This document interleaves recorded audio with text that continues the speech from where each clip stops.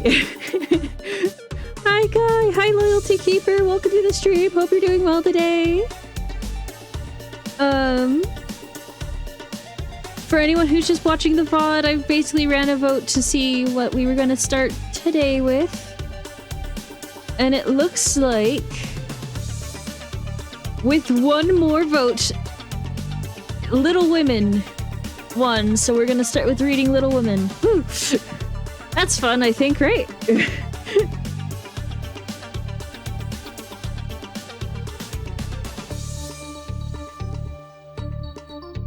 Let the Discord know.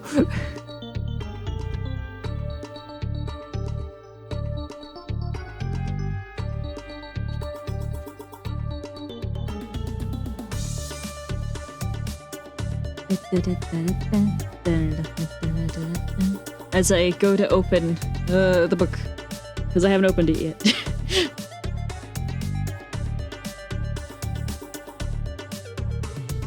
Alright, that's opening. Let me... Wait. What are you talking about? It's Ty, I didn't do nothing.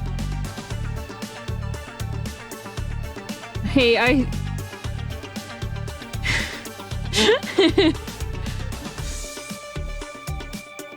Nah, you voted for both.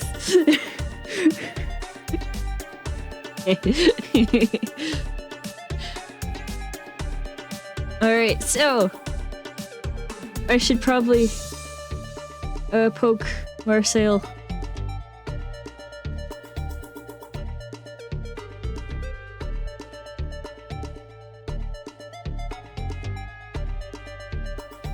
Because Marcel likes it when I read.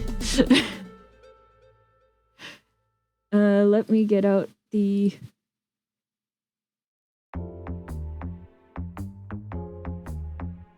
the music.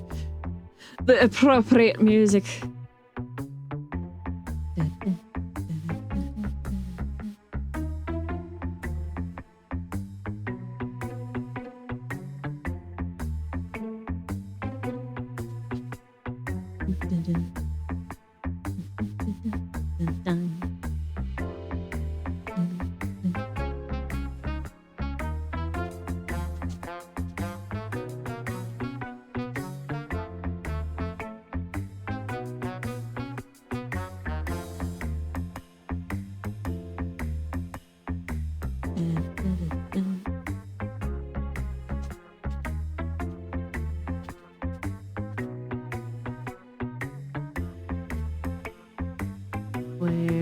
There it is. There's the Mario Galaxy music.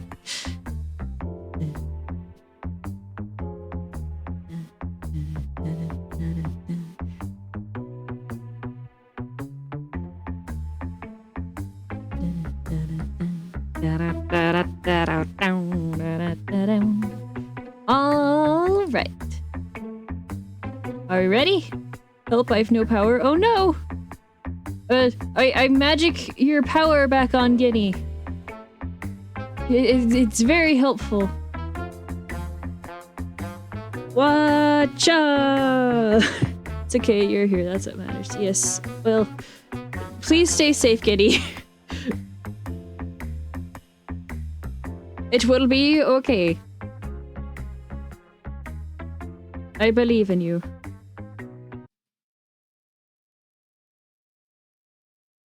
Just hang tight while you wait for the power to come back.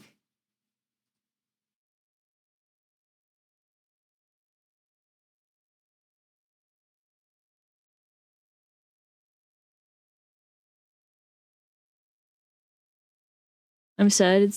I'm so sad it's gonna be off till 5 a.m. tomorrow. Oh, jeez. Well, best of luck, dude. Make sure to you save your batteries.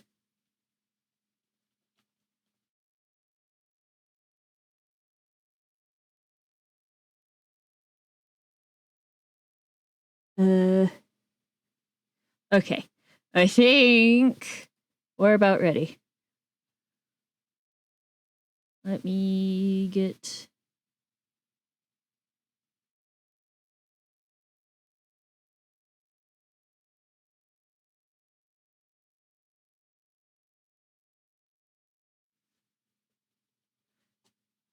Sorry, I'm very distracted today. Can you tell?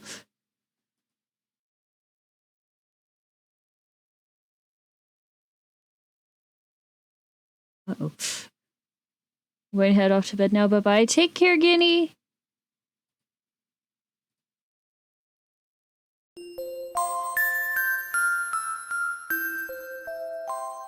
Huh? What did you say? I'm too distracted. I'm sorry.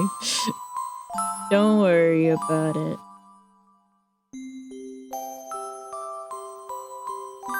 Don't you worry a bit.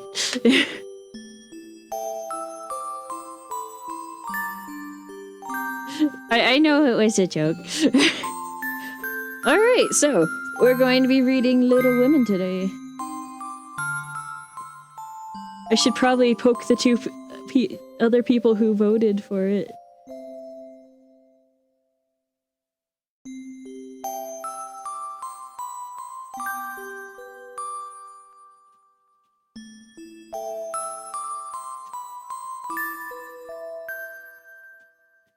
Get you all sleepy right before I start reading.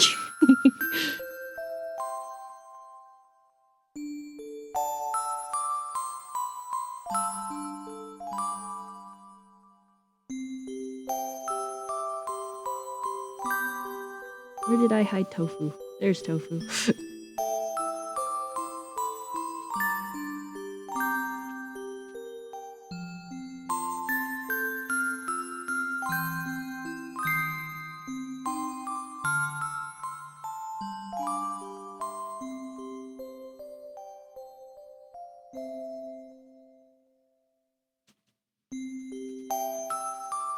Da, da, da. He's spooky. I'm sorry. Lanterns are very good during a power outage, I will say. Okay, I got it. You work on stream or what? Question: have you or Guy ever watched the movie Wolfwalkers? Yes, I have watched Wolfwalkers. It was very good. I enjoyed it quite a bit. Okay, it looks like the book is loaded. Woohoo!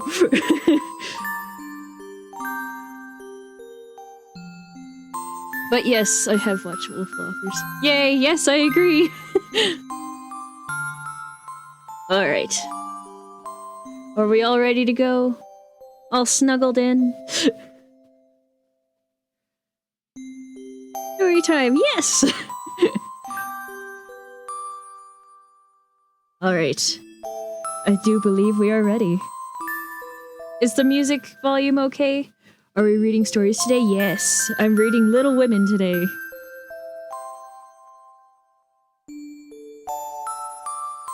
Little Women. Yes. It's a bit loud? Okay. Let me had an interview. Oh, fun. Oh, I see, yes. That better? We all sorted out?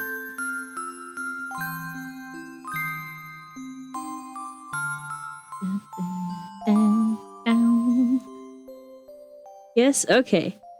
Groovy. Alright. Let us begin then. Little Women by Louisa May Alcott. The title is very pretty. Let me figure out if I can show it to you guys. The cover is...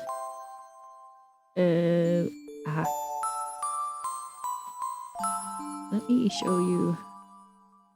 Yeah. It's very pretty.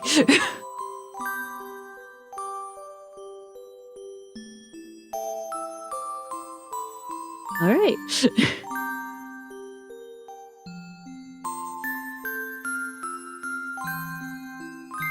Pretty like, aw. You're very sweet.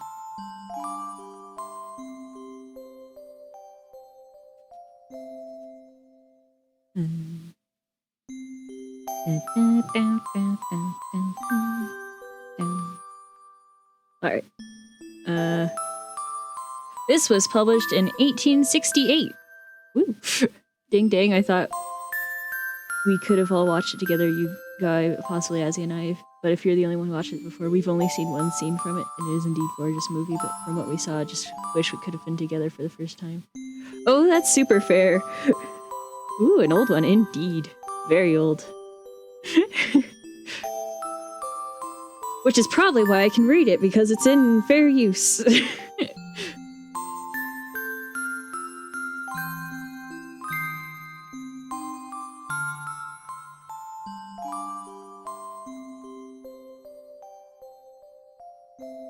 Alright. Oh, there's the little about the author section. About Alcott. Louisa May Alcott, born November 29th, 1832, and died March 6, 1888, was an American novelist. She was best known for the novel Little Women, which she wrote in 1868. This novel was loosely based on her childhood experiences with her three sisters. Apparently, she wrote other books such as An Old-Fashioned Girl, Little Men, Life at Plumfield with Joe's Boys and How They Turned Out, a sequel to Little Men, The Abba Ott's Ghost, or Maurice Theron's Temptation, Eight Cousins, and Flower Fables.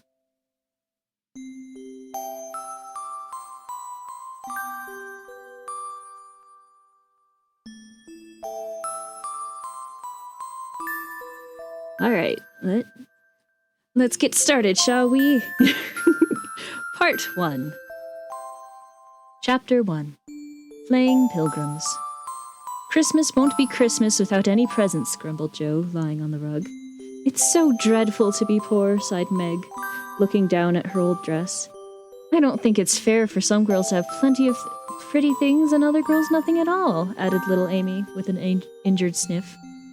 We've got father and mother and each other, said Beth, contentedly from her corner. The four young faces on which the firelight shone brightened at the cheerful words, but darkened again as Joe said sadly, We haven't got father, and shall not have him for a long time. She didn't say, perhaps never, but each silently added it, thinking of father far away where the fighting was. Nobody spoke for a minute. Then Meg said in an altered tone, You know the reason Mother proposed not having any presents this Christmas was because it is going to be a hard winter for everyone, and she thinks we ought not to spend money for pleasure when our men are suffering so in the army. We can't do much, but we can make our little sacrifices, and ought to do it gladly, but I'm afraid I don't. And Meg shook her head as she thought regretfully of all the pretty things she wanted. But I don't think the little we should spend and would do any good. We've each got $1, and the army wouldn't be much helped by our giving that. I agree not to expect anything from Mother or you, but I do want to buy Undine and Citran for myself. I've wanted it so long, said Joe, who was a bookworm. I planned to spend mine in new music, said Beth, with a little sigh, which no one heard but the hearth brush and kettle holder. Cintran, not Cintrine. And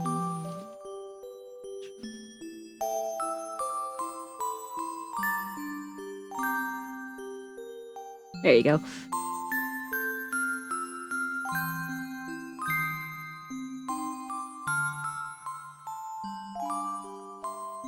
I planned, where was I? Kettle holder, yes.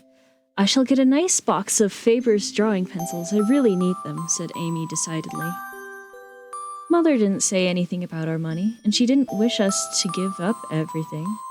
Let's each buy what we want and have a little fun. I'm sure we work hard enough to earn it, cried Jo, examining the heels of her shoes in a gentle, manly manner. I know I do, teaching those tiresome children nearly all day when I am longing to enjoy myself at home, began Meg in the complaining tone again. You don't have half such a hard time as I do, said Jo. How would you like to be shut up for hours with a nervous, fussy old lady who keeps you trotting and is never satisfied and worries you till you're ready to fly out the window or cry? It's not me to fret, but I do think washing dishes and keeping things tidy is the worst work in the world. It makes me cross, and my hands get so stiff I can't practice well at all. and Beth looked at her rough hands with a sigh that anyone could hear that time. I don't believe any of you suffer as I do, cried Amy.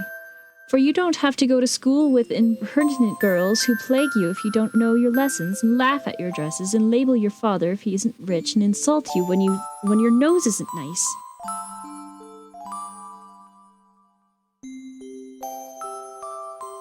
If you mean libel, I'd say so and not talk about labels. As if Papa was a pickle bottle, advised Joe, laughing. You know what I mean, and you don't need to be satirical about it. It's proper to use good words and improve your vocabulary, returned Amy with dignity. Don't peck at one another, children. Don't you wish we had the money Papa lost when we were little, Joe? Dear me, how happy and good we'd be if we had no worries, said Meg, who could remember better times. You said the other day you thought we were a deal happier than the King children, for they were fighting and fretting all the time in spite of their money. So did I, Beth. Well, I think we are, for though we do have to work, we make fun of ourselves and are pretty jolly set, as Joe would say. Joe does use such slang words, observed Amy, with a reproving look at the long figure stretched out on the rug. Joe immediately sat up, put her hands in her pockets, and began to whistle. Don't, Joe, it's so boyish. That's why I do it. I detest rude, unladylike girls. I have affected nimmy-primmy chits. Birds in their little nests agree, sang Beth, the peacemaker, with such a funny face that both sharp voices softened to a laugh, and the pecking ended for the time. Really, girls, you are both to be blamed, said Meg, beginning to lecture her in elder sisterly fashion. You are old enough to leave off boyish tricks and to behave better, Josephine. It didn't matter so much when you were a little girl, but now you are so tall and turn up your hair, you should remember that you are a young lady. I'm not, and if turning up my hair makes me one, I'll wear it in 2 tails till I'm 20, cried Joe, pulling off her net and shaking down a chestnut mane. I hate to think I've got to grow up and be Miss March and wear long gowns and look as prim as a China aster. I've bad enough to be a girl anyways when I like boys' games and work and manners. I can't get over my disappointment in not being a boy. And it's hard, and it's worse than ever now, for I'm dying to go and fight with Papa, and I can only stay home and knit like a poky old woman. And Joe shook the blue army sock till the needles rattled like castanets, and her ball bounded across the room. Poor Joe! It's too bad, but it can't be helped, so you must try to be contented with making your name boyish and playing brother to us girls, said Beth, stroking the rough head with a hand that all the dishwashing and dusting in the world could not make ungentle in its touch. As for you, Amy, continued Meg, you are altogether too particular and prim. Your airs are funny now, but you'll grow up an affected little goose if you don't take care. I like your nice manners and refined ways of speaking, when you don't try to be elegant, but your absurd words are as bad as Joe's slang. If Joe is a tomboy and Amy is a goose, what am I, please? Asked Beth, ready to share the lecture. You're a dear and nothing else, answered Meg warmly. And no one contradicted her, for the mouse was the pet of the family. As young readers like to know how people look, we will take this moment to give them a little sketch of the 4 sisters who sat knitting away in the twilight while the December snow fell quietly without, and fire crackled cheerfully within. It was a comfortable room, though the carpet was faded and the furniture very plain, for a good picture or two hung on the walls, books filled the recesses, chrysanthemums and Christmas roses bloomed in the windows, and a pleasant atmosphere of home peace pervaded it. Margaret, the eldest of the 4, was 16 and very pretty, being plump and fair with large eyes, plenty of soft brown hair, and a sweet mouth, and white hands, of which she was rather vain.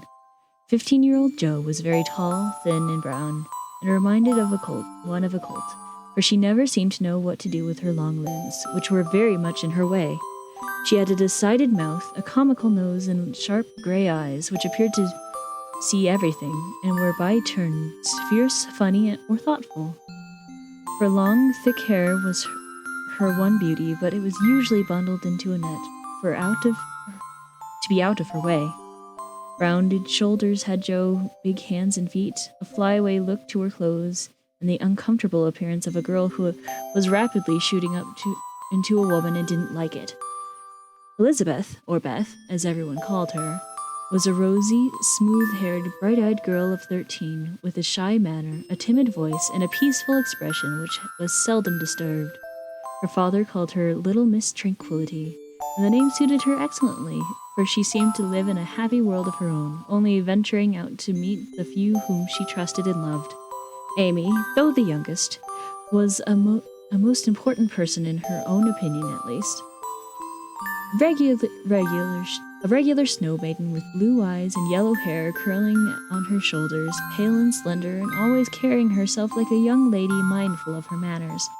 What the characters of the four sisters were, what we will leave to find out. The clock struck 6, and, having swept up the hearth, Beth put a pair of slippers down to warm. Somehow the sight of the old shoes had a good effect upon the girls, for Mother was coming, and everyone brightened to welcome her. Meg stopped lecturing and lightened the lamp. Amy got out of the easy chair without being asked, and Jo forgot how tired she was as she was sat up to hold the slippers nearer to the blaze. They are quite worn out. Marie must have a new pair. I thought I'd get her some with my dollar, said Beth. No, I shall, cried Amy. I'm the oldest, began Meg, but Jo cut in with the decided, I'm the man of the family now Papa's away, and I shall provide the slippers, for he told me to take special care of Mother while he was gone. I'll tell you what we'll do, said Beth. We'll each get her something for Christmas and not get anything for ourselves. That's like you, dear. What will we get? Exclaimed Jo. Everyone thought somberly for a minute. Then Meg announced, as if the idea was suggested by the sight of her own pretty hands. I shall give her a nice pair of gloves. Army shoes, best to be had, cried Jo. Some handkerchiefs, all hemmed, said Beth. I'll get a little bottle of cologne. She likes it and it won't cost much, so I'll have some left to buy my pencils, added Amy. How will we gift the things? Asked Meg. Put them on the table and bring her in and see her open the bundles. Don't you remember how we used to do our birthdays? Answered Jo. I used to be so frightened when it was my turn to sit in the chair with the crown on, and see you all come marching round to give the presents with a kiss. I liked the things and the kisses, but it was dreadful to have you sit looking at me while I opened the bundles, said Beth, who was toasting her face in the bread for tea at the same time. Let Momry think what we are getting things for ourselves, and then surprise her. We must go shopping tomorrow afternoon, Meg. There's so much to do about the play for Christmas night, said Jo, marching up and down with her hand behind her back and her nose in the air. I don't mean to act any more after this time. I'm getting too old for such things, observed Meg, who was as much a child as ever about dressing up frolics. You won't stop, I know. As long as you can trail around in a white gown with your hair down and wear gold paper jewelry, you are the best actress we've got, and there'll be an end to everything if you quit the boards, said Jo. We ought to rehearse tonight. Come here, Amy, and do the fainting scene, for you are as stiff as a poker in that. I can't help it. I never saw anyone faint, and I don't choose to make myself all black and blue, trembling flat as you do. If I can go down easily, I'll drop. If I can't, I shall fall into a chair and be graceful. I don't care if Hugo does come at me with a pistol, returned Amy, who was not gifted with dramatic power, but was chosen because she was small enough to be borne out shrieking by the villain of the piece. Do it this way. Clasp your hands so and stagger across the room, crying frantically, Rodrigo, save me, save me! And fly, and away went Jo with a melodramatic scream which was truly thrilling. Amy followed, but she poked her hands out stiffly before her and jerked herself along as if she went by machinery, and her ow was more suggestive of pins being run into her than fear and anguish. Jo gave a despairing groan, and Meg laughed outright, while Beth let her bread burn as she watched the fun with interest. It's no use. Do the best you can when the time comes, and if the audience laughs, don't blame me. Come on, Meg. Then things went smoothly. If Don Pedro defined the world in a speech of 2 pages without a single break, where Hagar, the witch, chanted an awful incantation over her kettle full of simmering toads with weird effect. Rodrigo rent his chains asunder manfully, and Hugo died in agonies of remorse and arsenic. With a wild ha ha! It's the best we've had yet, said Meg, as the dead villain sat up and rubbed his elbows. I don't see how you can write and act such splendid things, Joe. You're a regular Shakespeare, exclaimed Beth, who firmly believed that her sisters were gifted with wonderful genius in all things. Not quite, replied Joe modestly. I do think The Witch's Curse, an operatic tragedy, is rather a nice thing, but I'd like to try Macbeth. If we only had a trapdoor for Banquo. I always wanted to do the killing part. Is that a dagger that I see before me? Muttered Joe, rolling her eyes and clutching at the air as if she had seen a famous tradition do. No, it's the toasting fork with Mother's shoe on it instead of the bread. Beth stage struck, cried Meg, and the rehearsal ended in a general burst of laughter. Glad to find you so merry, my girls, said a cheerful voice at the door. An actor in the audience turned to welcome a tall, motherly lady with a "Can I help you?" look about her, which was truly delightful. She was not elegantly dressed, but a noble-looking woman, and the girls thought the gray cloak and unfashionable bonnet covered the most splendid mother in the world. Well, dearies, how have you got on today? There was so much to do getting the boxes ready for tomorrow that I didn't come home for dinner. Has anyone called, Beth? How is your cold, Meg? Joe, you look tired to death. Come and kiss me, baby. While making these maternal inquiries, Mrs. March got her wet things off, her warm slippers on, and sitted down in the easy chair.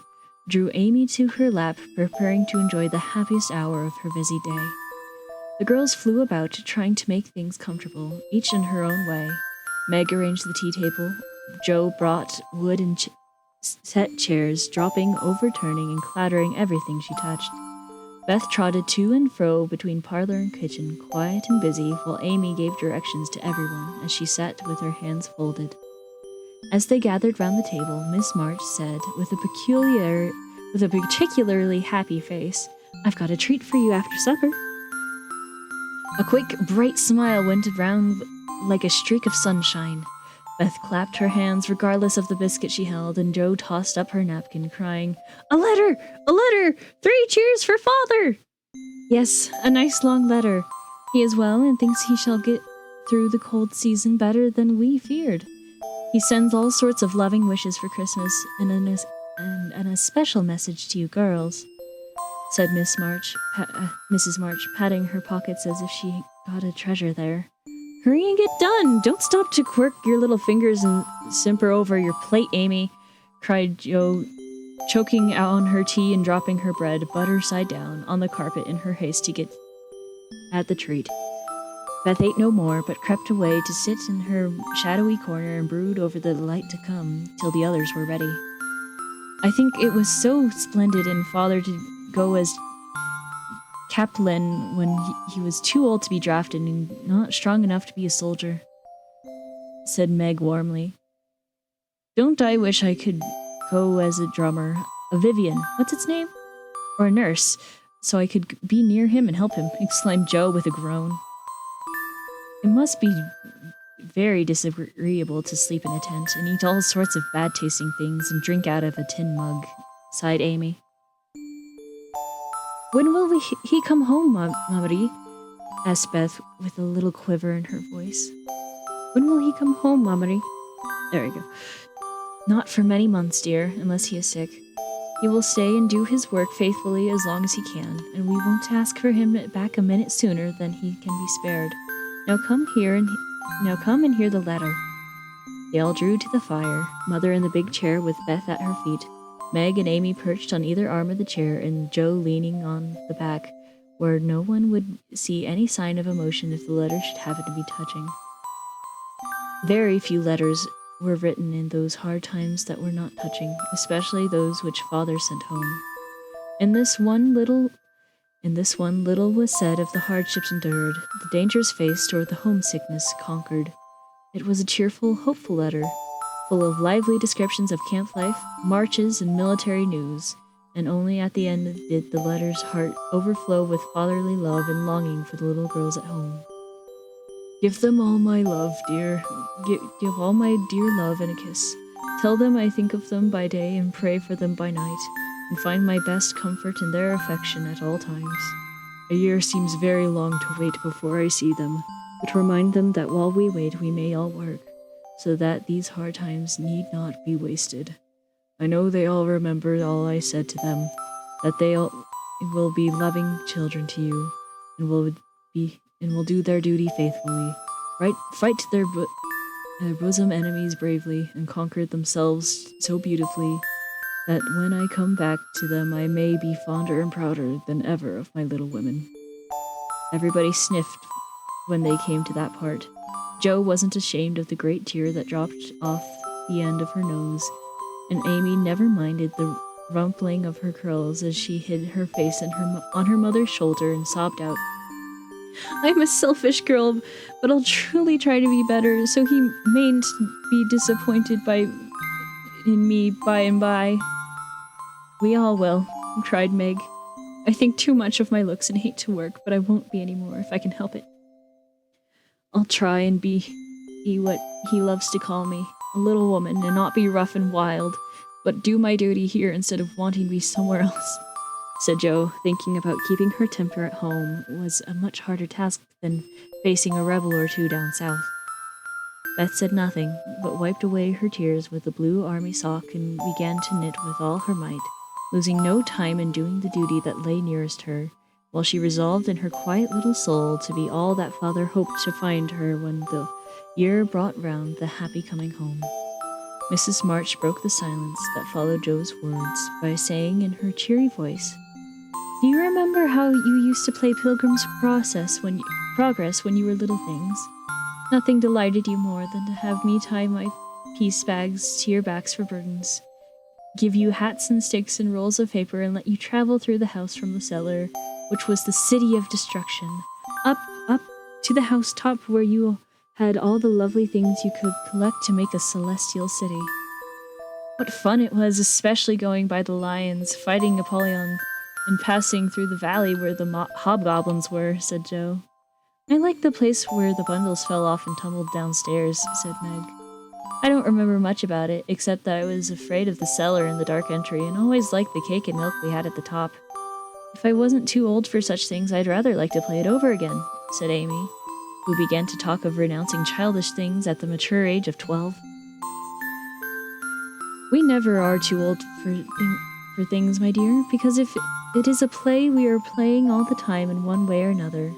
Our burdens are here, our road before us, and the longing for goodness and happiness is the guide that leads us through many troubles and mistakes to the peace which is a true celestial city. Now, my little pilgrims, suppose you begin again, not in play, but in earnest, and see how far on you can get before Father comes home. Really, Mother?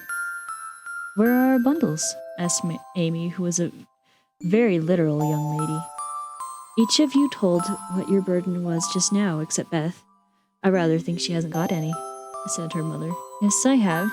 Mine is dishes and dusters and envying girls with nice pianos and being afraid of people. Beth's bundle was such a funny one that everyone wanted to laugh, but nobody did, for it would have hurt her feelings very much. Let us do it, said Meg thoughtfully. It is only another name for trying to be good, and the story may help us. For though we do want to be good, it is hard work and we forget and don't do our best. We were in the slough of despond tonight, and Mother came and pulled us out as help did in the book. We ought to have our role of directions like Christian. What shall we do about that? Asked Jo, delighted with the fancy which lent a little romance to the very dull task of doing her duty. "Look under your pillows Christmas morning and you shall find your guidebook," replied Mrs. March. They talked over the new plan while old Hannah cleared the table. Hannah. Then out came the 4 little work baskets and the needles flew as the girls made sheets for Aunt March. It was uninteresting sewing, but tonight no one grumbled. They adopted Joe's plan of dividing the long seams into 4 parts and calling the quarters Europe, Asia, Africa, and America, and in that way got on capitally, especially when they talked about the different countries they stitched their way through them. At 9 they stopped work and sang, as usual, before they went to bed. No one but Beth could get much music out of the old piano, but she had a way of softly touching the yellowed keys and making a pleasant accompaniment to the simple songs they sang. Meg had a voice like a flute, and she and her mother led the little choir. Amy chirped like a cricket, and Jo wandered through the airs at her own sweet will, always coming out at the wrong place with a croak or a quaver that spoiled the most pensive tune. They had always done this from the time they could lisp. Crinkle, crinkle, little tar. And it had become a household custom, for the mother was a born singer. The first sound of the morning was her voice as she went about the house singing like a lark, and the last sound at night was the same cheery sound, for the girls never grew too old for the familiar lullaby. Alright. That's the end of chapter 1. Sorry I stumbled through it so much.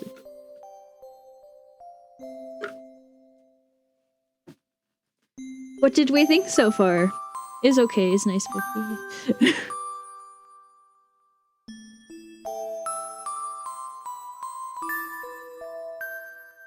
Now, as a short break between chapters, I have gotten a special request to read from our very own Hero Factor.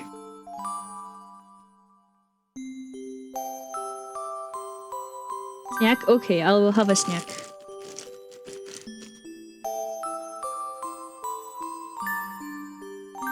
But I have gotten a request from our dear Hero Factor.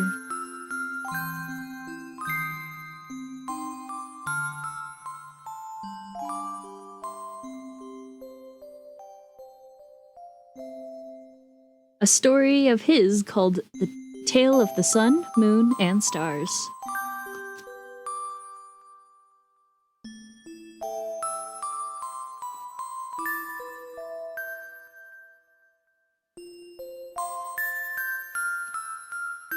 You can take requests. Yes, there's no reason I can't.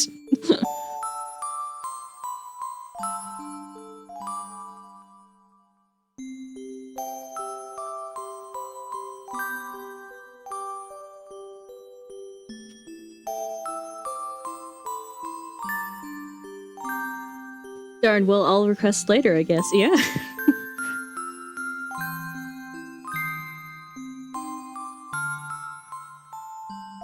I wonder if Hero Factor's here.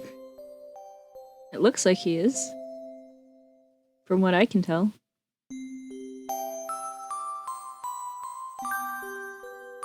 He best be, yes.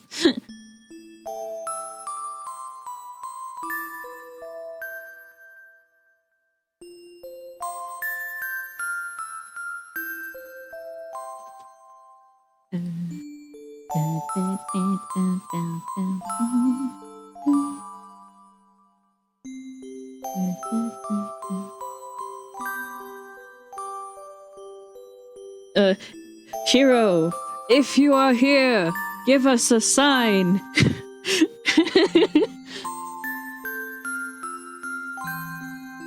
I'll nibble on my graham cracker while we wait.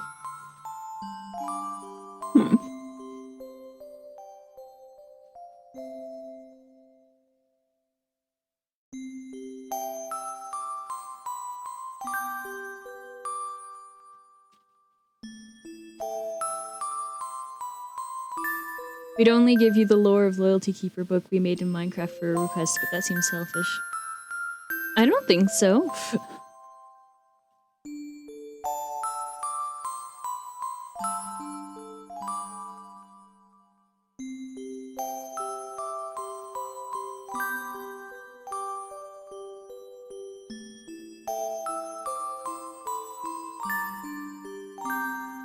I am back. Welcome back. We are going to be reading a request from Hero called Tale of the Sun, Moon, and Stars. Are we all ready? Where is Hero? Somewhere. Oh, it's my favorite. Yes. He said as much, so I wanted to make sure you were here for it. Which is here. Awesome. Alright. Let us begin. Tale of the Sun, Moon, and Stars. Back when the gods were still molding the earth, it was dark and cold. It was lightless and covered in ice. The world had been that way for a while, and Eos wanted to change that. Eos is the goddess of change. When they see something could be different, they change it. But their altar, Iris, is the god of chaos. So when something has to be changed, they don't hesitate to make adjustments. So in that very moment, Eos went into the sky and made the first phoenix. Sol Atlas, the sun spirit.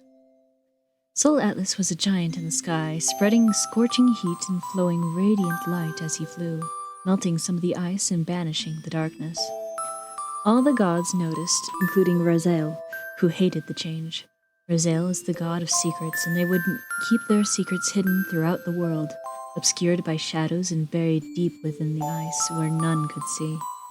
So now Raziel needed a new way to hide their secrets, or a way to protect them. They thought long and hard, then thought of a way to do both. Raziel went into the sky and created the first white tiger, Selena, the moon spirit. Selena was made to be the keeper of knowledge and the guardian of secrets. She cast a great shadow, keeping all of Raziel's secrets veiled in darkness, and would chase Sol Atlas out of the sky, keeping the light from touching them again. This brought Eos into a rage. Who dared someone undo her change? How dare someone undo her change? She sought justice, so she went to Kyoshi, the goddess of justice, and hoped she'd get rid of the new moon spirit. Then Raziel heard Eos wanted to get rid of their spirit and went to Kyoshi to demand they instead destroy Sol Atlas. The two gods yelled and bickered, demanding that Kyoshi make a decision. And while it was true Kyoshi was the goddess of justice, she was also the goddess of balance and nature. She would make a choice that would bring the most balance and protected nature. So Sol Atlas's light feeds her plants and keeps her animals warm, but his heat is so intense it would melt all the ice, causing the world to flood. Selena's shadow would give everything a break from the heat, but it would be too dark to see and too cold that it would kill all the plants and leave the animals to starve. But Kyoshi came up with a plan. Kyoshi came up with day and night. Sol Atlas and Selena will take turns in the sky. In the day, Sol Atlas will fly in the sky, spreading his warmth and light, and at night, Selena would chase him out of the sky, letting her shadow cool off the earth and hide all secrets. But at the end of the night, Sol Atlas would rise again to start a brand new day, and the cycle would repeat. The other two gods still refused, but they didn't want to compromise, which made Kyoshi frustrated. Then her frustration turned into rage. At that moment, she turned into an alter Imugi, an emerald dragon. Then she gave them an ultimatum. Either Eos and Raziel compromise, or Imugi will kill both spirits. And not only that, to prove that they can get along, they must make a new spirit together. Eos and Raziel decided to compromise because they wanted to keep their spirits. Together, they made new spirits that had aspects of both the other spirit. Something that would glow bright with light like Sol Atlas, and something that appears at night like Selena. So they made the star spirits, Castor the spirit of wishes and dreams, and Stella the spirit of sleep and dreams. The four are known as the elder spirits, and together they make up the sky. The end.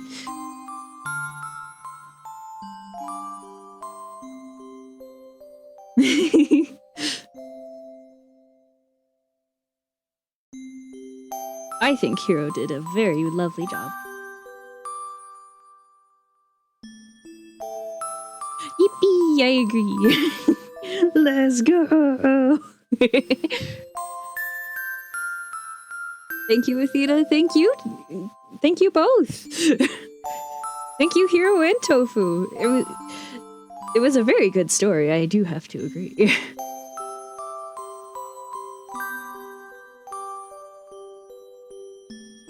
You did a very good job. Aww. Thank you. Thank you. Also, hi, Anime Fanatic. I hope you're doing well today.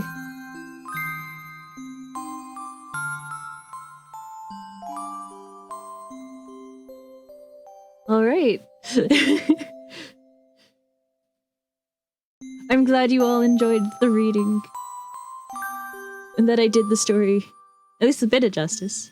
It's based off of a setting I want to run a D&D campaign in. Ah, very fun. I hope I did it at least a little justice.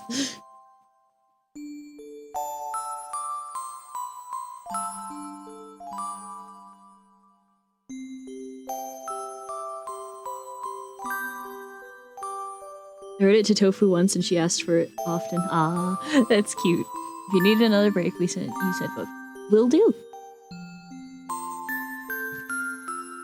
Alright. So, onward to chapter 2 of Merry Christmas. 10 out of 10 would listen to again. Aw, it good, yes. I agree, Tofu, it good. Chapter 2, let's go! Joe was the first to wake in the grey dawn of Christmas morning. No stockings hung at the fireplace, and for a moment she felt as much disappointed as she did long ago, when her little sock fell down because it was crammed so full of goodies. Then she remembered her mother's promise and, slipping her hand under her pillow, drew out a little crimson-covered book. She knew it very well, for it was that beautiful old story of the best life ever lived, and Joe felt that it was a true guidebook for any pilgrim going on a long journey.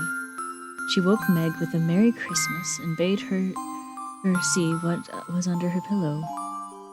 A green-covered book appeared, with the same picture inside and a few words written by their mother, which made their one present very precious in their eyes. Presently, Beth and Amy woke to rummaging and found their little books also, one dove-colored and the other blue, and all sat looking at and talking about them, while the east grew rosy with the coming day. In spite of her small vanities, Margaret had a sweet and pious nature, which unconsciously influenced her sister, especially Jo, who loved her very tenderly and obeyed her because her advice was so gently given. "Girls," said Meg seriously, looking from the tumbled head beside her to the two little night-capped ones in the room beyond. "Mother wants us to read and love and mind these books, and we must begin at once. We used to be faithful about it, but since Father went away and all this war trouble unsettled us, we have neglected many things. You can do as you please, but I shall keep my book on the table here and read a little every morning as soon as I wake, for I know it will do me good and help me through the day." Then she opened her new book and began to read. Jo put her arm around her and, leaning cheek to cheek, read also, with the quiet expression so seldom seen in her restless face. "How good Meg is! Come, Amy, let's do as they do. I'll help you with the hard words, and they'll explain things if we don't understand," whispered Beth, very much impressed by the pretty books and her sister's example. "I'm glad mine is blue," said Amy, and then the room was very still while the pages were softly turned, and the winter sunshine crept in to touch the bright heads and serious faces with the Christmas greeting. "Where is Mother?" asked Meg, as she and Jo ran down to thank her for their gifts half an hour later. "Goodness only knows. Some poor creature came a-begging, and your ma went straight off to see what she needed. There never was such a woman for giving away victuals and drink, clothes and firing," replied Hannah, who had lived with the family since Meg was born and had considered all of them more as a friend than a servant. "She will be back soon, I think, so fry your cakes and have everything ready," said Meg, looking over the presents, which were collected in a basket and kept under the sofa, ready to be produced at the proper time. "Why, where is Amy's bottle of cologne?" she added, as the little flask did not appear. "She took it out a minute ago and went off Off with it to put a ribbon on, or some other notion, replied Joan, dancing about the room to take the first stiffness out of the off of the new army slippers. How nice my handkerchiefs look, don't they? Hannah washed and ironed them for me, and I marked them all myself, said Beth, looking proudly at the somewhat uneven letters which had cost her such labor. Bless the child, she's gone and put mother on them instead of M. March. How funny, cried Jo, taking one up. Isn't that right? I thought it was better to do so, because Meg's initials are MM, and I didn't want anyone to use these but Marmee, said Beth, looking troubled. That's all right, dear, and a very pretty idea. Quite sensible, too, for no one can ever mistake now. It will please her very much, I know, said Meg, with a frown for Jo and a smile for Beth. There's Mother. Hide the basket, quick! Cried Jo as the door slammed and steps sounded in the hall. Amy came in hastily and looked rather abashed when she saw her sisters all waiting for her. Where have you been, and what are you hiding behind you? Asked Meg, surprised to see her, but by her hood and cloak that lazy Amy had been out so early. Don't laugh at me, Jo. I didn't mean anyone should know till the time came. I only meant to change the little bottle for a big one, and I gave all my money to get it. I'm truly trying not to be selfish anymore. As she spoke, Amy showed the handsome flask which replaced the cheap one, and looked so earnest and humble in her little effort to forget herself that Meg hugged her on the spot, and Jo pronounced her with a trump, while Beth ran out to the window and picked her finest rose to ornament the stately bottle. You see, I felt ashamed of my present after reading and talking about being good this morning, so I ran around the corner and changed it last minute. The minute I was up, and I'm so glad, for mine is the handsomest now. Another bang of the street door sent the basket under the sofa, and the girls to the table, eager for breakfast. Merry Christmas, Marmee! Many of them! Thank you for our books. We read them and mean to every day. They all cried in chorus. Merry Christmas, little daughters. I'm glad you began at once and hope you will keep on, but I want you to say one word before we sit down. Not far away from here lies a poor woman with a little newborn baby. 6 children are huddled in one bed to keep from freezing, for they have no fire. There is nothing to eat over there, and the oldest boy came to tell me they were suffering hunger and cold. My girls, will you give them your breakfast as a Christmas present? They were all unusually hungry, having waited nearly an hour, and for a minute no one spoke. Only a minute. For Joey exclaimed impetulantly, I'm so glad you came before we began. May I go and help carry the things to the poor little children? Asked Beth eagerly. I shall take the cream and the muffins, added Amy, heroically giving up the article she most liked. Meg was already covering the buckwheats and piling the bread into one big plate. I thought you'd do it, said Miss March, smiling as if satisfied. You shall all go and help me, and when we come back we will have bread and milk for breakfast and make it up at dinner time. They were soon ready, and the procession set out. Fortunately, it was early, and they went through back streets so few people saw them, and no one laughed at the queer party. A poor, braised, miserable room it was, with broken windows, no fire, ragged bedcloths, a sick mother, wailing baby, and a group of pale, hungry children cuddled under one old quilt, trying to keep warm. How the big eyes stared and the blue lips smiled as the girls went in. Oh, mein Gott! It is good angels come to us, said the poor woman, crying for joy. Funny angels in hoods and mittens, said Jo, and set them to laughing. In a few minutes it really did seem as if kind spirits had been at work there. Hannah, who had carried wood, made a fire and stopped up the broken panes with old hats and her own cloaks. Miss March gave the mother tea and gruel and comforted her with promises of help while she dressed the little baby as tenderly as if it was her own. The girls meantime spread the table, set the children around the fire, and fed them like so many hungry birds, laughing, talking, and trying to understand the funny broken English. Das ist gut! Bei Engelkinder! Cried the poor things as they ate and warmed their purple hands on the comfortable blaze. The girls had never been called angels children before and thought it very agreeable, especially Jo, who had been considered a Sancho ever since she was born. That was a very happy breakfast, though they didn't think any of it. And when they went out away, leaving comfort behind, I think there were not in all the city 4 merrier people than the hungry little girls who gave away their breakfast and contented themselves with bread and milk on Christmas morning. That's loving our neighbor better than ourselves, and I like it, said Meg as they set out their presents while their mother was upstairs collecting clothes for the poor Hummels. Not a very splendid show, but there was a great deal of love done up in the few little bundles and the tall vase of red roses, white chrysanthemums, and trailing vines which stood in the middle. Gave quite an elegant air to the table. "She's coming! Strike up, Beth! Open the door, Amy! 3 cheers for Mommy!" cried Jo, prancing about while Meg went to conduct Mother to the seat of honor. Beth played her happiest march. Amy threw open the door, and Meg enacted escort with great dignity. Miss March was both surprised and touched, and smiled with her eyes full as she examined her presents and read the little notes which accompanied them. The slippers went on at once. A new handkerchief was slipped into her pocket, well scented with Amy's cologne. The rose was fastened in her bosom, and the nice gloves were pronounced a perfect fit. There was a good deal of laughing and kissing and explaining in the simple, loving fashion which makes these home festivals so pleasant at the time, so sweet to remember long afterwards, and then all fell to work. The morning charities and ceremonies took so much time that the rest of the day was devoted to preparations for the evening festivities.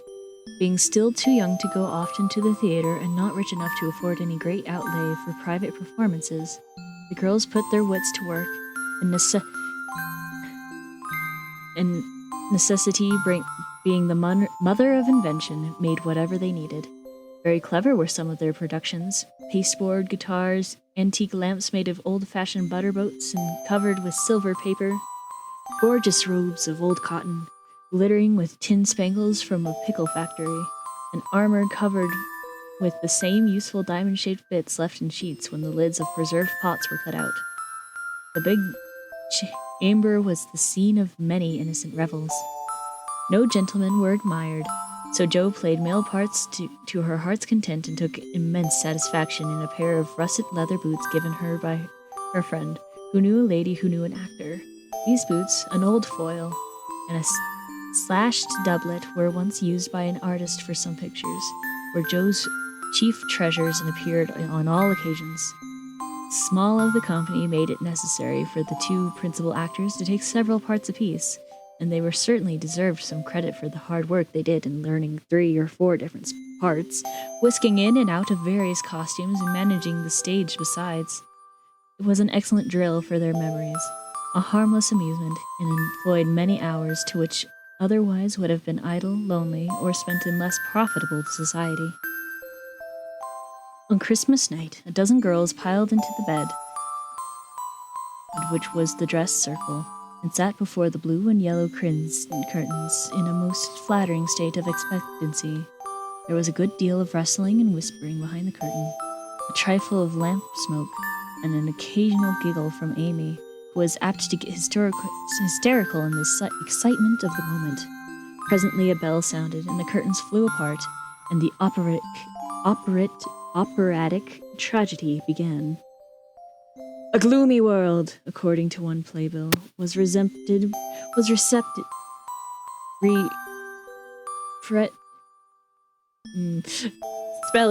pronouncing words is hard. Represented by a few shrubs in a pot, green blaze on the floor, and a cave in the distance. This cave was made with clothes, a horse for a roof, burrows for walls, and in it was a small furnace in full blast, with a black pot in it and an old witch bending over it.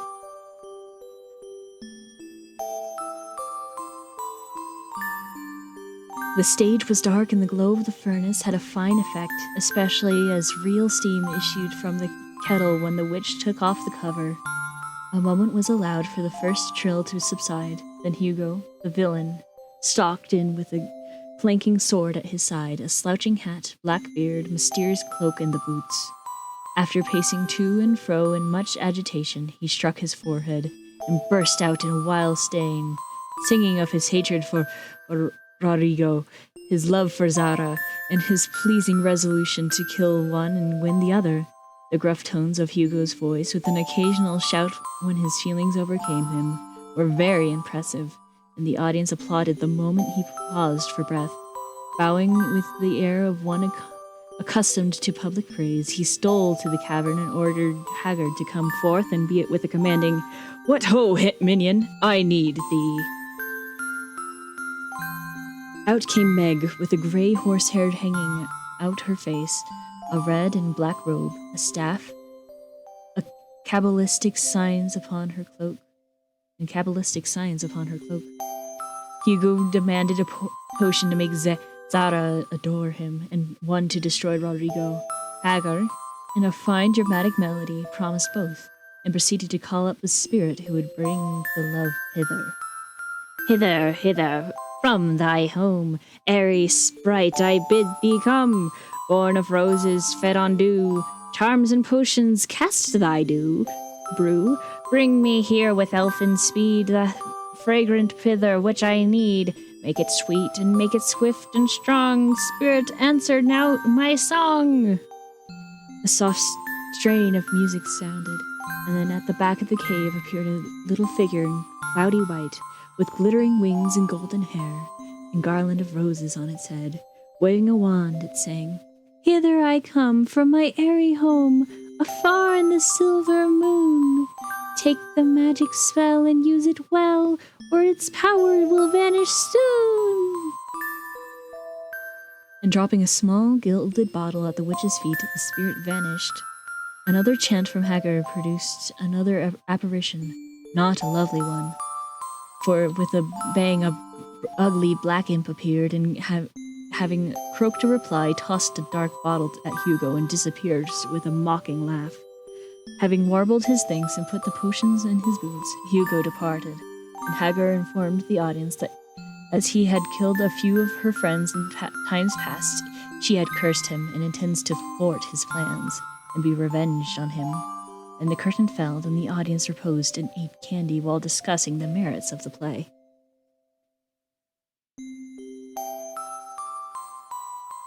Hi, Goat. Hi, Death. Welcome to the stream. Hope you're doing well today.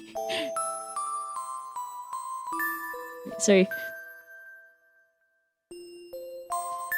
A good deal of hammering went on before the curtain rose again, but when it became evident what a masterpiece of stage carpentry had been got up, no one murmured at the delay. It was truly superb. The tower rose to the ceiling. Halfway up appeared a window with a lamp burning in it, and besides the white curtain appeared Zara in a lovely blue and silver dress, waiting for Rodrigo. He came in gorgeous array, with plumped cap, red cloak, and chestnut lovelocks, a guitar and the boots, of course. Kneeling at the foot of the tower, he sang a serenade in melting tones. Zara replied, and after a musical dialogue, consented to fly. Then came the grand effect of the play. Rodrigo produced a rope ladder with 5 steps to it and stepped up on one each. Threw up one end and invited Zara to descend. Timidly, she crept from her lattice, put her hand on Rodrigo's shoulder, and was about to leap gracefully down when, alas, alas for Zara! She forgot her train. It caught in the window, and the tower tottered, leaning forward, fell with a crash, and buried the unhappy lovers in the ruins. A universal shriek arose as the russet roofs waved wildly from the wreck, and the golden head emerged, exclaiming, I told you! I told you!" With wonderful presence of mind, Don Pedro, the cruel sire, rushed in, dragged out his daughter with a hasty aside. "Don't laugh! Act as if it was all right!" And, ordering Rodrigo up, banished him from the kingdom with wrath and scorn. Though decidedly shaken by the fall from the tower upon him, Rodrigo defied the old gentleman and refused to stir. This dauntless example fired Zara. She also defied her sire, and he ordered them both to the deepest dungeons of the castle. A stout little retainer came in with chains and led them away, looking very much frightened and evidently forgetting the speech he ought to have made. Act third was the castle hall, where Haggard appeared, having come to free the lovers and finish Hugo. She fears him coming and hides, sees him put the potions into 2 cups of wine, and bids the timid little servant, "Bear them to the captives in their cells, and tell them that I come anon." The servant takes Hugo aside to tell him something, and Haggard changes the cups for 2 others, which are harmless. Ferdinando, the minion, carries them away, and Haggard puts back the cup which holds the poison meant for Rodrigo. Hugo, getting thirsty after a long warble, drinks it, loses his wits, and after a good deal of clutching and stammering, falls flat and dies. While Haggard informs him what she has done in a song of exquisite power and melody. What are you reading? I'm reading Little Women. It's very good so far.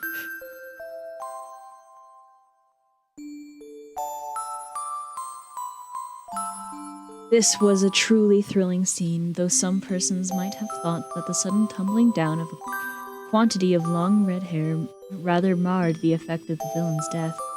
He was called before the curtains, and with great propriety appeared, leading Haggard, whose singing was considered more wonderful than all the rest of the performance put together. Act 4 displayed the despairing Rodrigo on the point of stabbing himself because he had been told that Zara had deserted him. Just as the dagger is at his heart, a lovely song is sung under his window, informing him that Zara is true but in danger, and he can save her if he will. A key is thrown in, which unlocks the door, and in a spasm of rapture he tears off his chains and rushes away to find and rescue his lady love. Act 5 opened with a stormy scene between Zara and Don Pedro. He wishes her to go into a convent, but she won't hear of it, and after a touching appeal is about to faint when Rodrigo dashes in and demands her hand. Don Pedro refuses because he is not rich. They shout and gesticulate tremendously, but cannot agree, and Rodrigo is about to bear away the exhausted Zara when the timid servant enters with a letter and a bag from Haggard, who has mysteriously disappeared. The latter informs the party that she bequeaths untold wealth to the young pair and an awful doom to Don Pedro if he doesn't make them happy. The bag is opened, and several quarts of tin money shower down upon the stage till it is quite glorified with all the glitter. This entirely softens the stern sire. He consents without a murmur. All join in with a joyful chorus, and the curtain falls upon the lovers kneeling to receive Don Pedro's blessings in attitudes of the most romantic grace. To tumultuous applause followed, but received an unexpected check, for the clot bed on which the dress circle was built suddenly shut up and extinguished the enthusiastic audience. Rodrigo and Don Pedro flew to the rescue, and all were taken but out unhurt, though many were speechless with laughter. The excitement had hardly subsided when Hannah appeared with Mrs. March's compliments, and would the ladies walk down to supper. This was a surprise even to the actors, and when they saw the table, they looked at one another in rapturous amazement.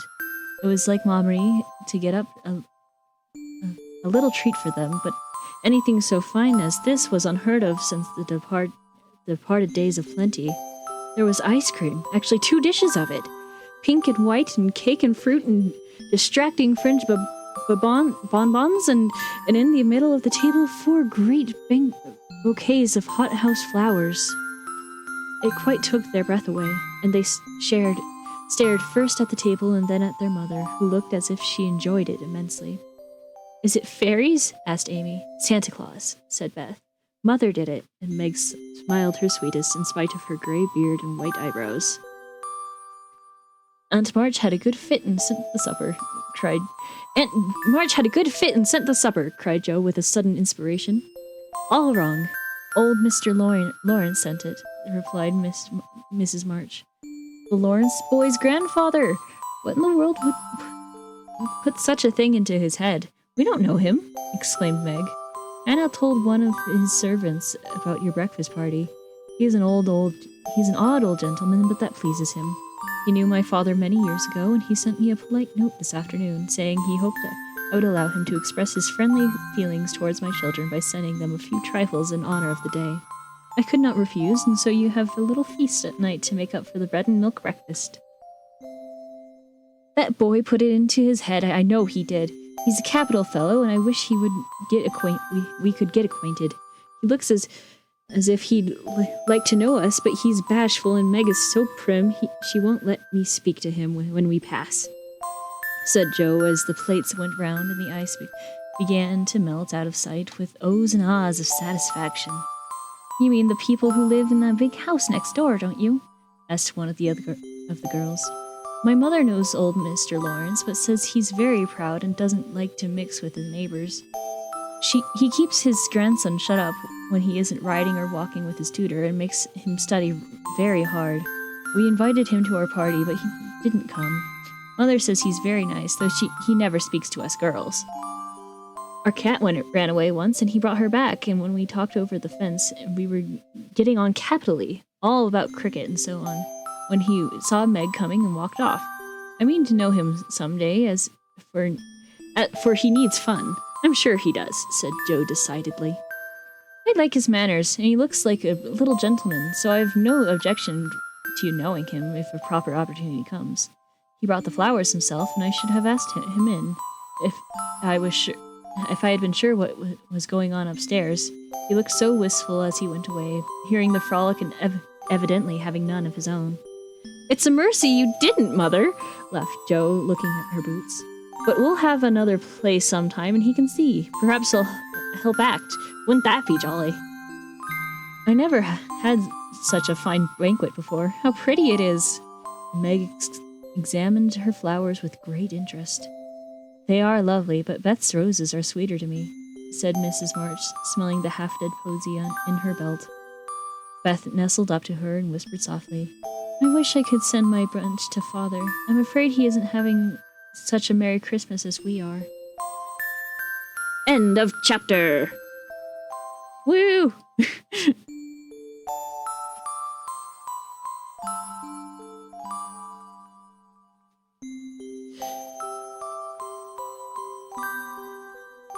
What are we thinking so far?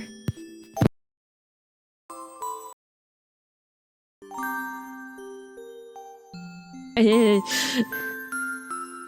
wonder what war this is based off of. I know this was around Civil War times, so I'm going to say probably that one. American Civil War specifically. Uh-oh, is audio okay? Yeah, I just bonked the cord for the mic and then it disconnected a couple times. It should be okay now though. I think. I hope. What? How are we enjoying the story so far?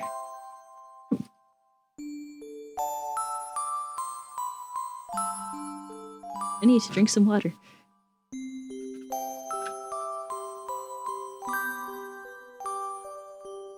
Makes me eepy, but story is good. Yay!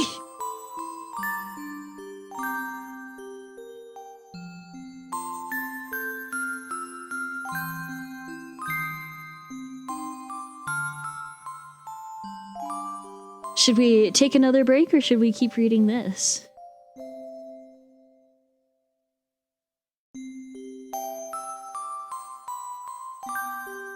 What are we thinking, chat? Up to you. Thanks.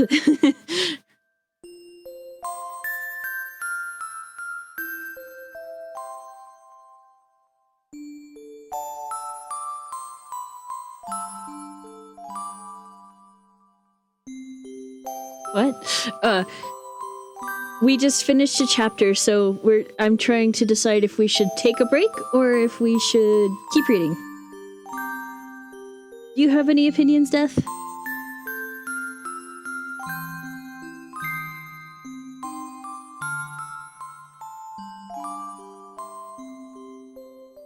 I don't know, I just got here. That's fair. Let's keep reading, I think. Also, I can't remember if I actually said it. I'm reading Little Women which is a story by what's her name again? I forgot. Louisa May Alcott. It's a very old book.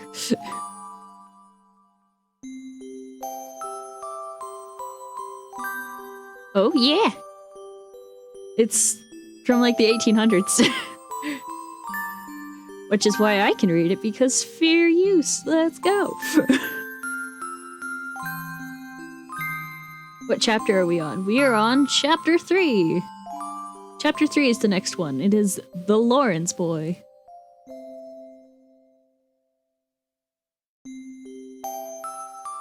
We're very early in. What did I miss? You missed the three sisters getting introduced. Meg, Jo, Beth, and Amy. You missed that their father is away at war. And he sent them, I am excited to see what little women they've become. And they're all like crying, and then they decide, I'm gonna be the best person I can be individually, essentially. And then the next chapter was Christmas, where they gave food to... They gave their breakfast to a family that was struggling. And then they got all ready, and then they performed a play that Jo had written. I think Jo wrote it. And now they're talking about... Then they talked about the Lawrence boy, who... His grandfather sent them their dinner, which was like super fancy stuff. With like ice cream and all that. Which is especially fancy, considering this is like Civil War era, American Civil War era. So like, they didn't really have a lot of ways to get all that stuff. But yeah, that's basically what we're up to.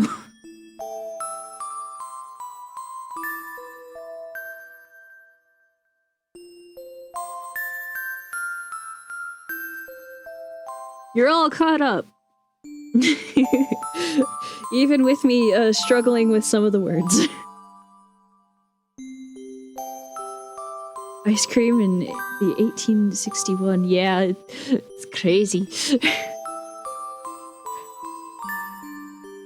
It was pink and white, apparently, so it probably was not cucumber-flavored ice cream. But I do know they had that back then.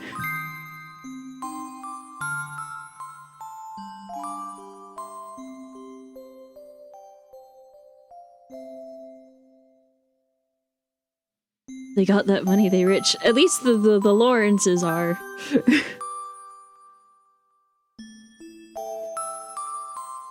The Marches, that our story is following, are really not, but they're also better off than some other folks, so... As in, they have food and fireplace. And the servant, her name is Hannah. Fair, yeah. Alright. Let's carry onward to chapter 3! The Lawrence Boy. Jo! Jo, where are you? Cried Meg at the foot of the Grey Garant stairs. They have more than just bread or no food at all. Yes. Here! Answered a husky voice from above, and running up, Meg found her sister eating apples and crying over the air of Redcliffe, wrapped up in a comforter on an old three-legged sofa by the sunny window. This was Jo's favorite refuge, and here she loved to retire with half a dozen russets and a nice book to enjoy the quiet and the society of a pet rat who lived nearby and didn't mind her a particle. As Meg appeared, Scrabble whisked into his hole. Jo shook the tears off her face and waited to hear the news.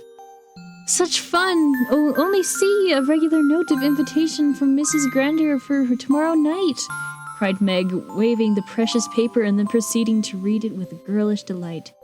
Mrs. Grandier would be happy to see Miss March and Miss Josephine a little dance on New Year's Eve. Mom Ray is willing we should go. How now what shall we wear? What's the use of asking that when you know all we wear are poplins because we haven't got anything else, answered Jo with her mouth full. If only I had silk, sighed Meg.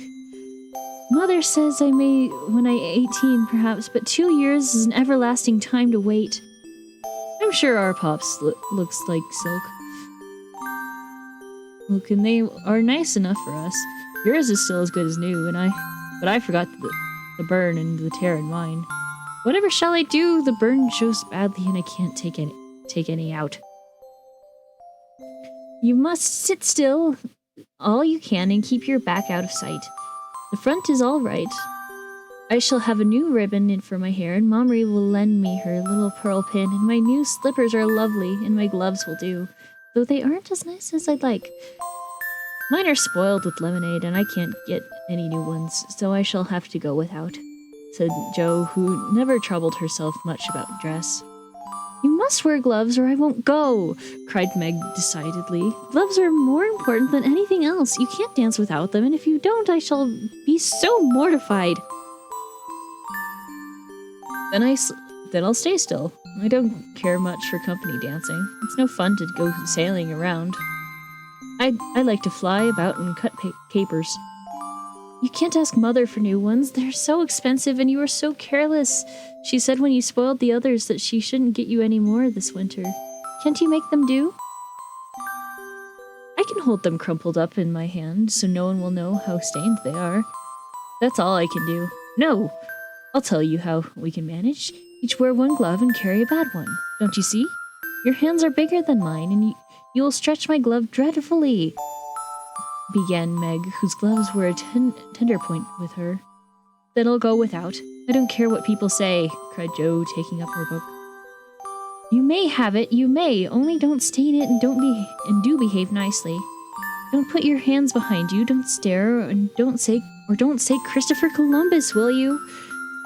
Don't worry about me, I'll be prim as I can and not get into any scrapes if I can help it. Now go and answer your note and let me finish this splendid story.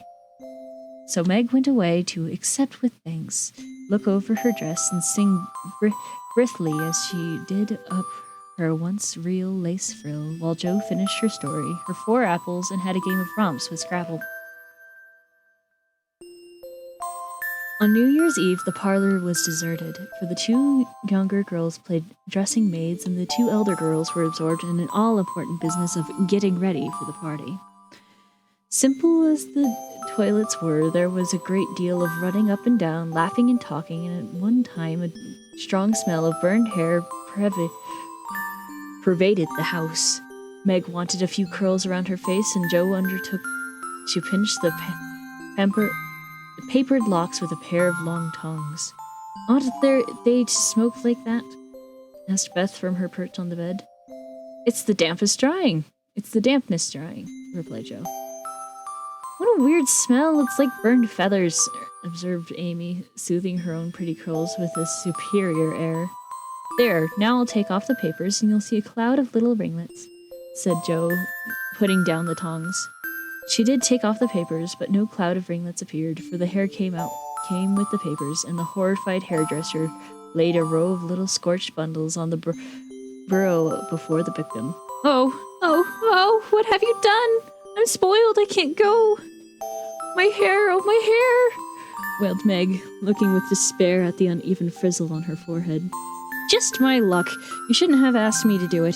I always spoil everything. I'm so sorry, but the tongs were too hot and I've made a mess, groaned poor Jo, regarding the little black pancakes with tears of regret. Isn't spoiled. Just frizzle it and then tie your ribbon so the ends come on your forehead a bit and it will look like the latest fashion. I've seen many girls do so, said Amy consolingly. Serves me right for trying to be fine. I wish I'd let my hair alone, cried Meg, petulantly. So do I. It was so smooth and pretty, but it will soon grow out again, said Beth, coming to kiss and comfort the shorn sheep.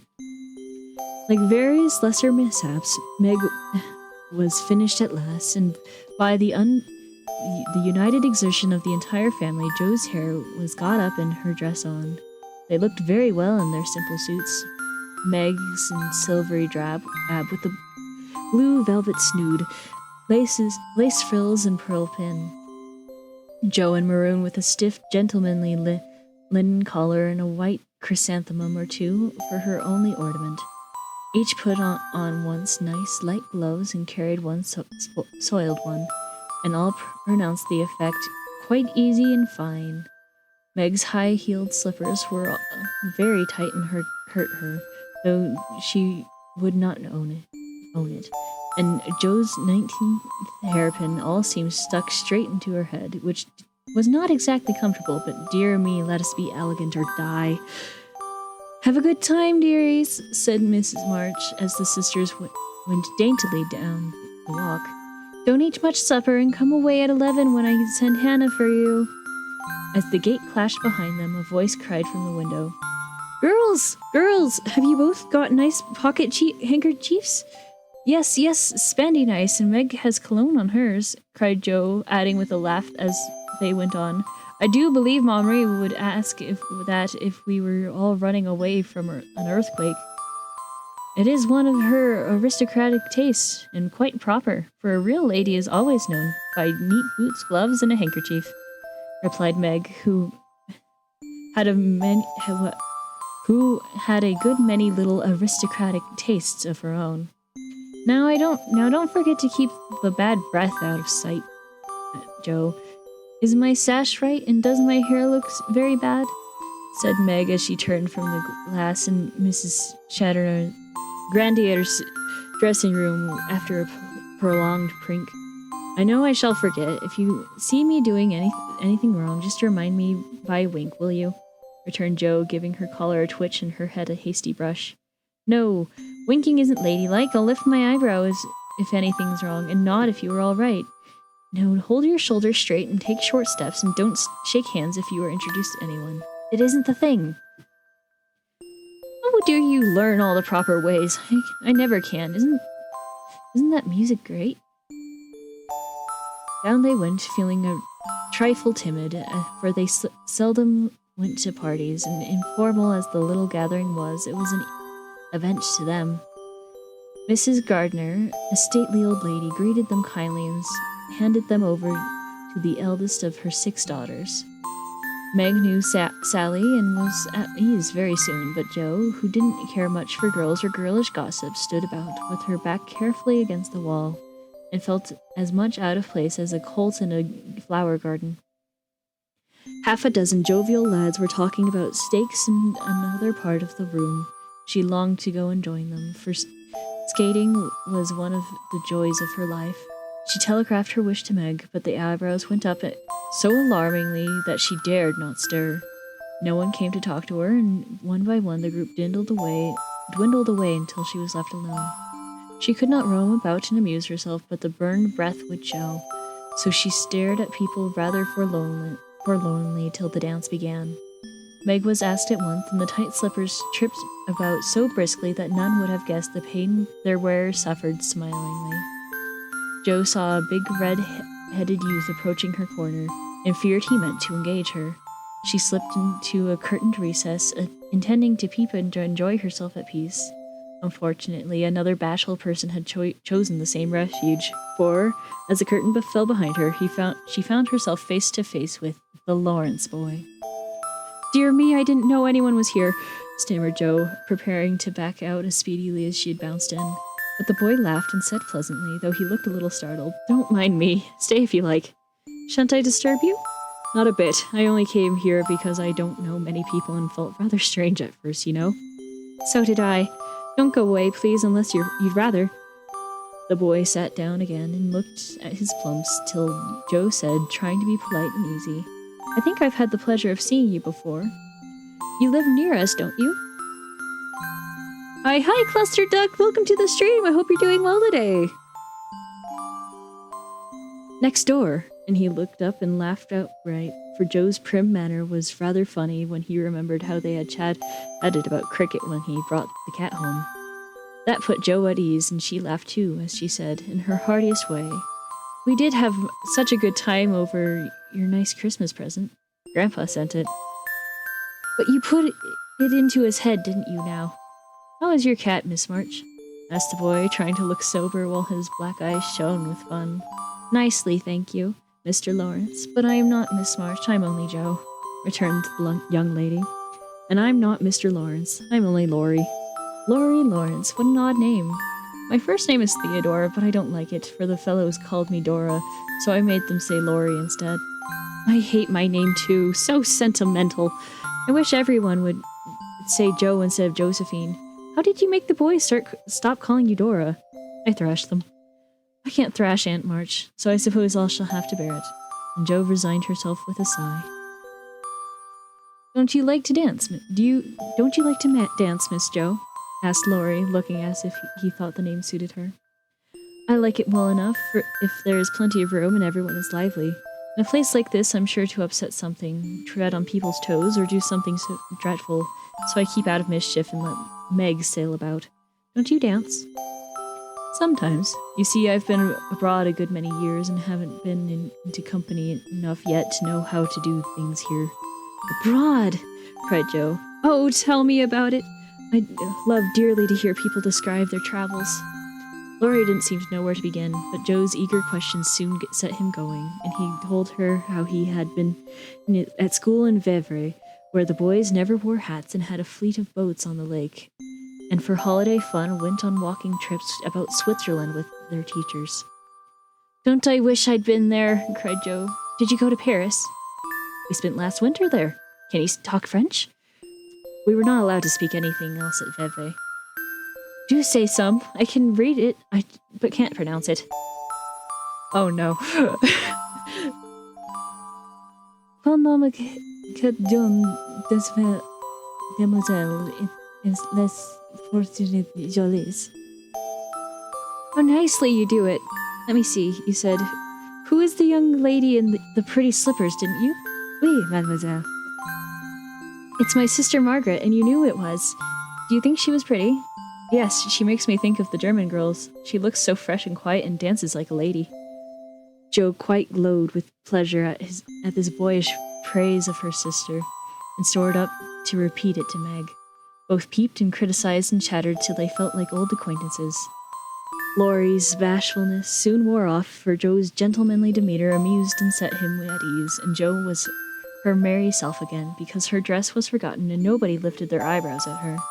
She liked the Lawrence boy better than ever and took several good looks at him, so that she might describe him to the girls, for they had no brothers, very few male cousins, and boys were almost unknown creatures to them. Curly black hair, brown skin, big black eyes, handsome nose, fine teeth, small hands and feet, taller than I am, very polite for a boy, and altogether jolly. Wonder how old he is. It was on the tip of Joe's tongue to ask, but she checked herself in time and, with unusual tact, tried to find out in a roundabout way. "I suppose you are going to college soon? I see you pegging away at your books. No, I mean studying hard." And Joe brushed at the dreadful pegging which had escaped her. Laurie smiled, but didn't seem shocked, and answered with a shrug. "Not for a year or two. I won't go before 17 anyways." "Aren't you but 15? Asked Joe, looking at the tall lad, whom she had imagined 17 already. 16, next month." "How I wish I was going to college. You don't look as if you like it." "I hate it. Nothing but grinding or skylarking. And I don't like the way fellows do either in this country." "What do you like?" "To live in Italy, to enjoy myself in my own way." Joe wanted very much to ask what his own way was, but his black brows looked rather threatening as he knit them, so he changed the subject by saying, as her foot kept time, "That's a splendid polka. Why don't you go and try it? If you will come too," he answered with a gallant little bow. "I can't, for I told Meg I wouldn't because—" Then Joe stopped and looked undecided whether to tell or to laugh. "Because what?" "You won't tell." "Never." "Well, I have a bad trick of standing before the fire, and so I burned my frocks and scorched this one, and though it's nicely mended, it shows, and Meg told me to keep still so no one would see it.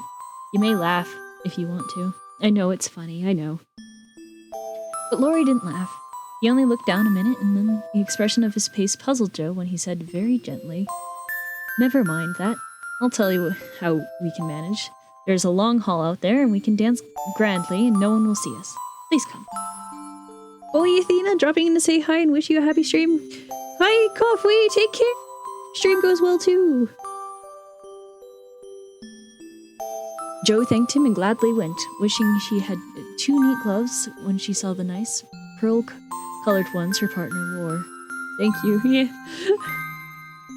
The hall was empty, and they had a grand polka, for Laurie danced well and taught her the German step, which delighted Joe, being full of swing and spring. When the music stopped, they sat down on the stairs to let out their breath, and Laurie was in the midst of an account of a students' festival at Hildburg when Meg appeared in search of her sister. She beckoned, and Joe reluctantly followed her into a side room, where she found her on a sofa, holding her foot and looking pale. "I've sprained my ankle. That stupid high-heel turn Ernie gave me a sad wrench. It aches me so I can hardly stand, and I don't know how I'm ever going to get home," she said, rocking to and fro in pain. "I knew you'd hurt your feet with those silly shoes. I'm sorry, but I don't see what you can do except get a carriage or stay here all night," answered Joe, softly rubbing the poor ankle as she spoke. "I can't have a carriage without it costing ever so much. I dare say I can't get one at all, for most people come in on their own. It's a long way to the stable, and no one to send. I'll go." "No, indeed, it's past 9 and dark as Egypt. I can't stop here, for the house is full. Sally has some girls staying with her. I'll rest till Hannah comes, and then I'll do the best I can." "I'll ask Laurie. He will go," said Joe, looking relieved at the idea occurred to her. "Mercy, no! Don't ask or tell anyone. Get me my rubbers and put these slippers with our things.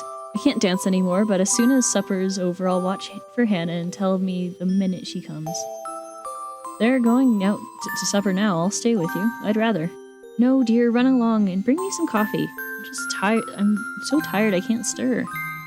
So Meg reclined with rubbers well hidden, and Joe went blundering away to the dining room, where she found, after going to a china closet and opening the door of a room where old Mr. Granger was talking a little private refreshment. Making a dart to the table, she secured the coffee, which she immediately spilled, therefore making the front of her dress as bad as the back. "Oh dear, what a blunderbuss I am!" exclaimed Joe, finishing Meg's glove by scrubbing her gown with it. "Can I help you?"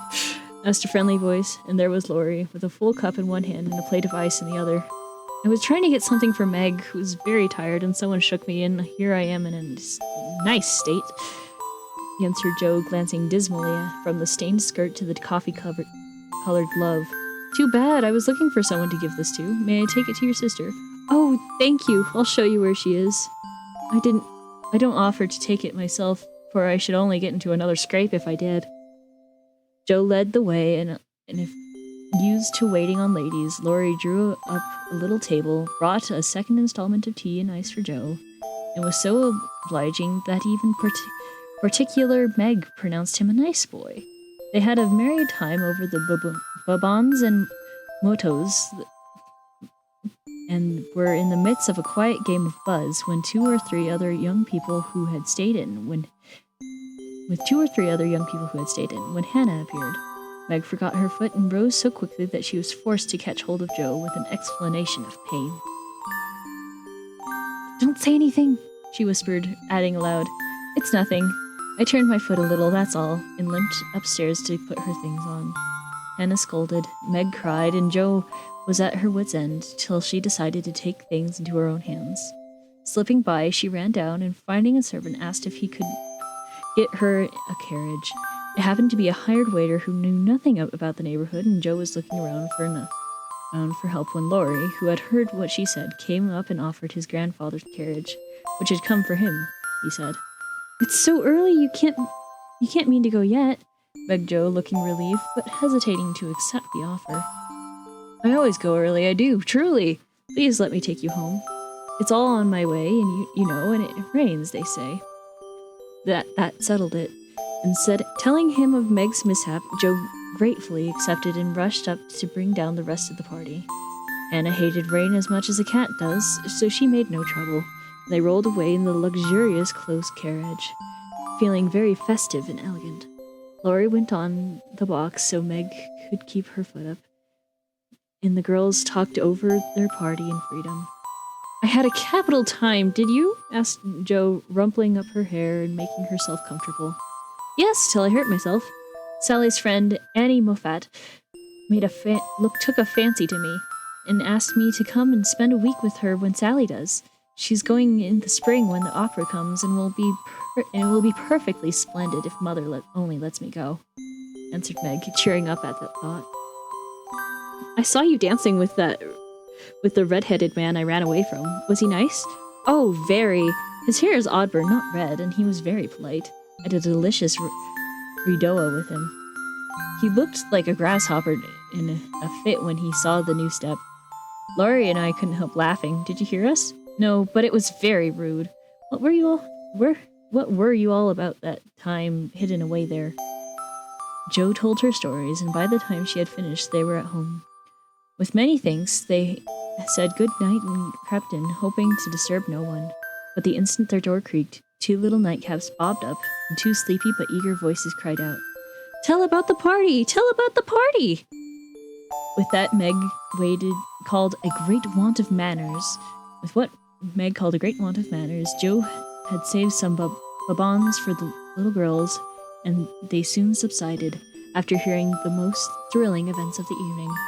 I declare it really seems like being a fine young lady to come home from a party in a carriage and to sit in my dressing gown with a maid to wait on me, said Meg as Jo bound up her foot with arnica and brushed her hair. I don't believe fine young ladies enjoy themselves a bit more than we do, in spite of our burned hair, old gowns, and 1 glove apiece, and tight slippers that strain our ankles while we were silly enough to wear them. And I think Jo was quite right. End of chapter! We are almost 2 hours in the stream. How is everyone doing?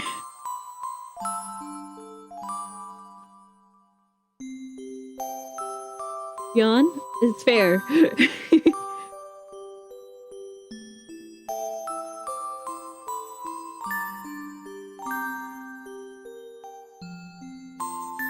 Sleepy got a good reading voice. Aw, I'm glad you like it.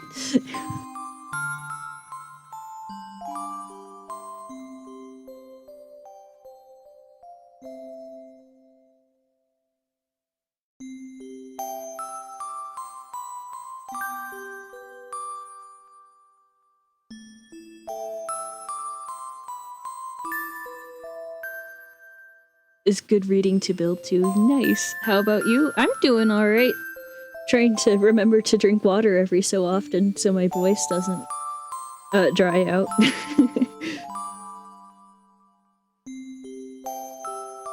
Though if Anime Fanatic and Pony are still here, I could totally start working on the beans right now if we want.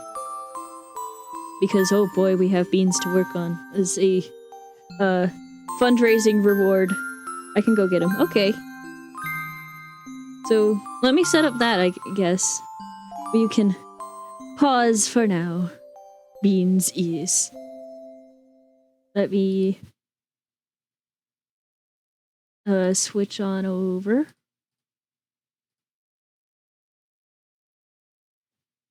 And yeah. I will be back in a moment.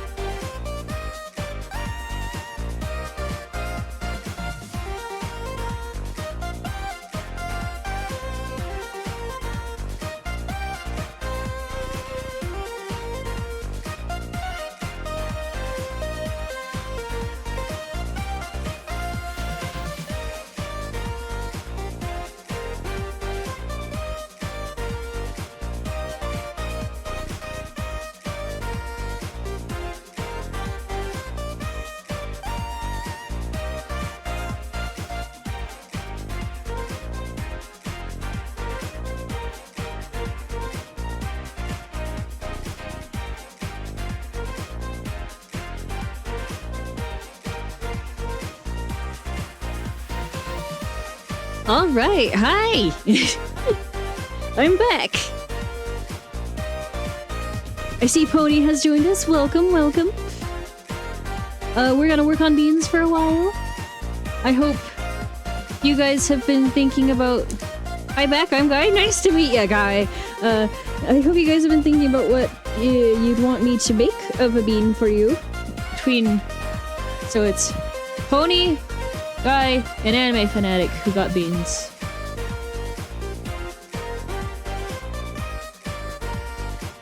Oh jeez, I forgot to... Window. Bean, yes. We're making beans.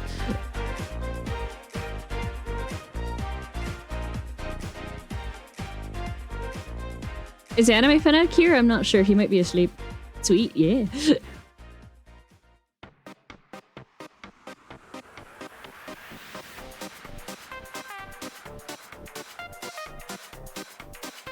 Or at Coffee Stream, that is also an option.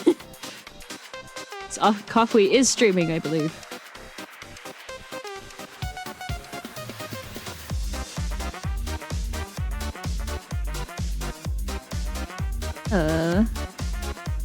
Yes, good music. If you guys would be willing to send me references for whatever you want the beans are, I would really appreciate that. Full body if... No, I don't think body... Coffee is. Wait, hold on. His Discord thing pinged me, so I assumed he was.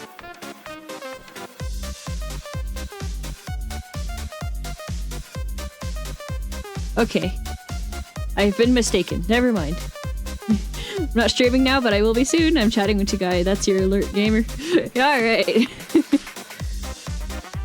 That's the alert saying you're live. No, it's not. It's the let me check.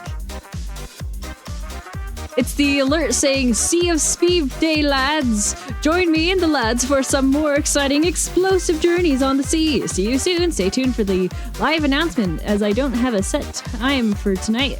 We should be live within the next couple hours. There you go. That's what it said. Thank you, Pony! Oh, that's my announcement. Yeah! Dork. Ella's not here yet. That's fair. Alright. We think he's still asleep. Yeah, that's fair. Alright, it looks like... I'm gonna do Ponies first because he sent me his thing first. Let me save this reference image so I don't have to page through. Yes. Alright. Cool. Did you just call me a dork? Yes. One could say dork.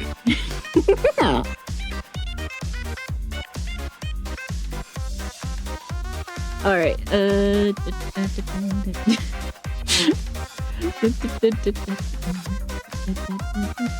Alright. Reference image is up. You can't see it because I'm basically covering it, but But now you guys get to see what the process for making beans is. See, I always try to keep the eyes on the same spot every time, so I might just trace.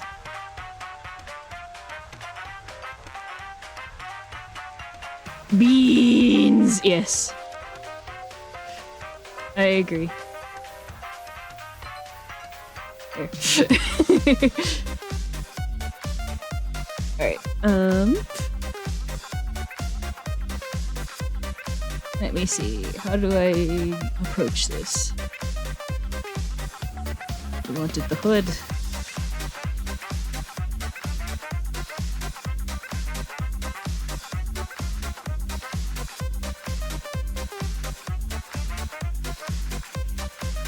There we go.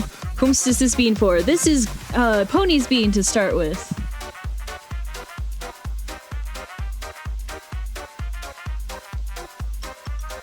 Yes! The beans, for one of my reward tiers, it was a bean for each of the top 3 donors. So I'm getting a bean for Pony, Pony, Anime Fanatic, and Guy. They're the top 3. Hi, I was asleep. What did I miss? We're going to work on beans. So I read the first 3 chapters of Little Women. Anime Fanatic, if you would like, could you send me a reference image for whatever you want to bean for over Discord? I'd really appreciate that. Full body would be appreciated. One hit pony bean confirmed. Yes, beans. But the top 3 donors at the time of reaching that reward were Anime Fanatic, Pony, and Guy. So each of them are getting a bean. Would you like a funky beat? Sure. Alright, got a little board here.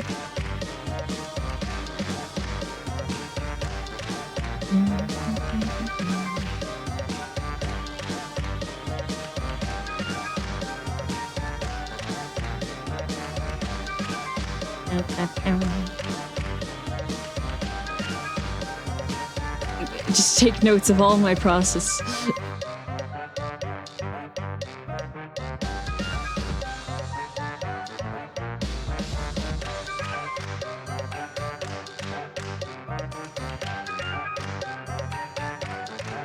What a funky little pony we have here.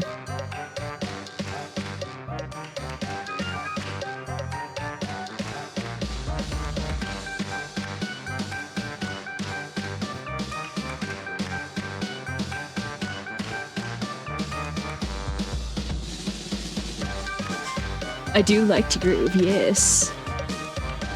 Grooving is fun. Pony, since you're here, would you like a tail for it? Or anything else, or is it just gonna be... little hot dog thing?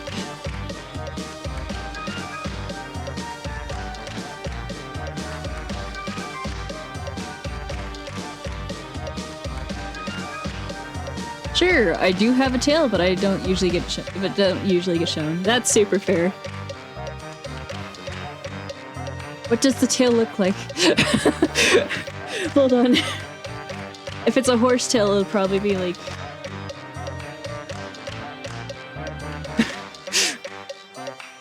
but it might not be that.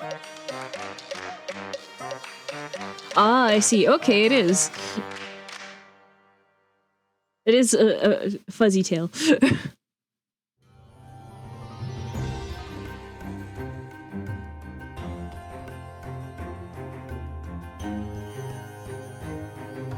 There he is, with his tail. Beautiful. You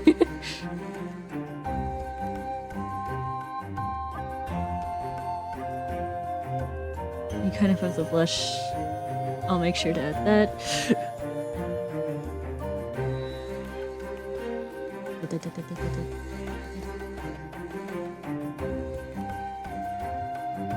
Alright. Groovy. I think that step's done. What do you think? What do you think, Pony? Is that good for now, or should I...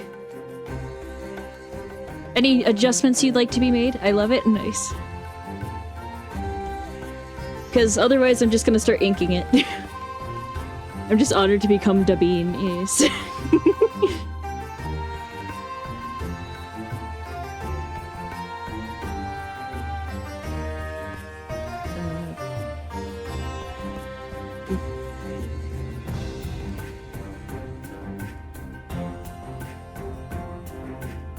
Let me turn down opacity a little bit.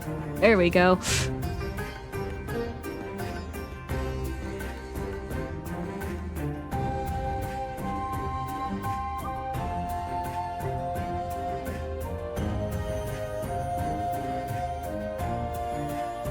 Slowly but surely.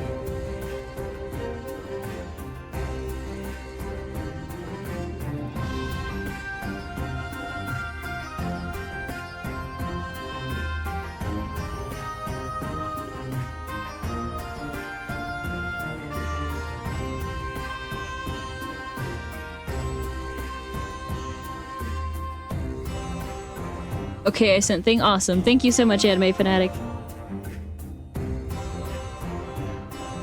Groovy ooby ooby.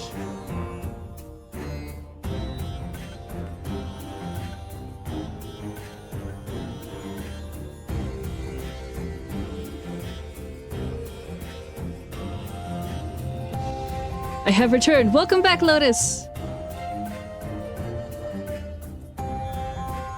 I go back to sleep now. Okay, take care, Anime Fanatic. Sleep well.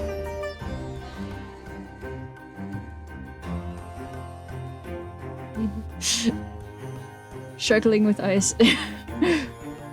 It's fine though. Shabingus, indeed.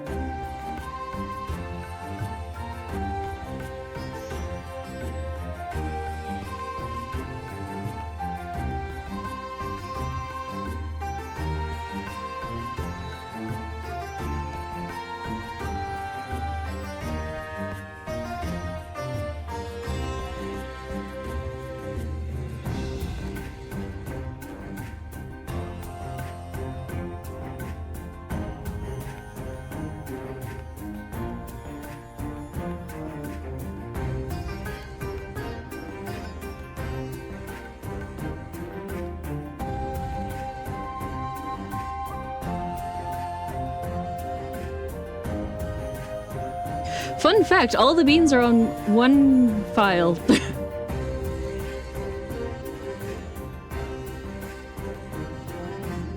That's a fun fact for you, so I can be like, up, up, up, up, up, up, up, up.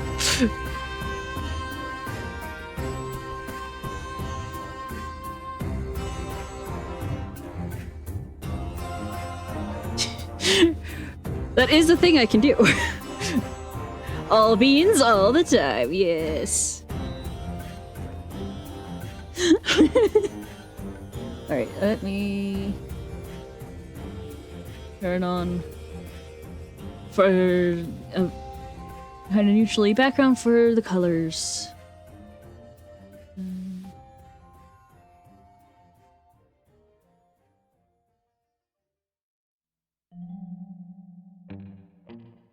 What we doing now? We're making beans! One of my rewards was making beans for the top 3 donors at the time of getting that reward, so I'm making beans for Pony, Anime Fanatic, and Guy. Woo!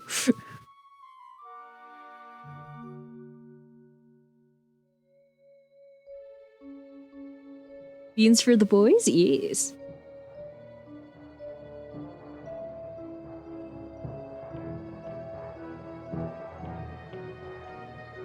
You can see how messy I am.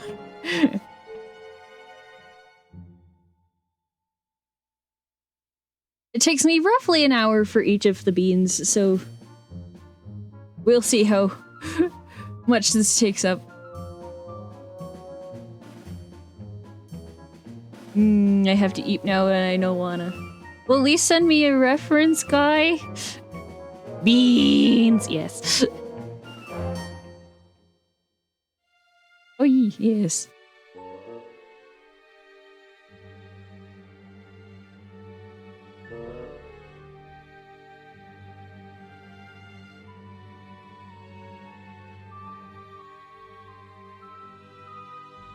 I know it looks like I'm going really fast right now, but it will get slower, I promise. Oh, wait, did I remember to? I did, okay. I was like, wait a second.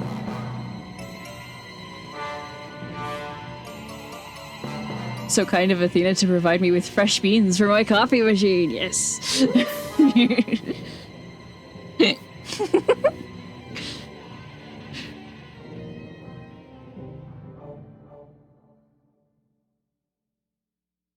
No, consume these beans. But Guy, I know you have a thing for consuming certain beans in this.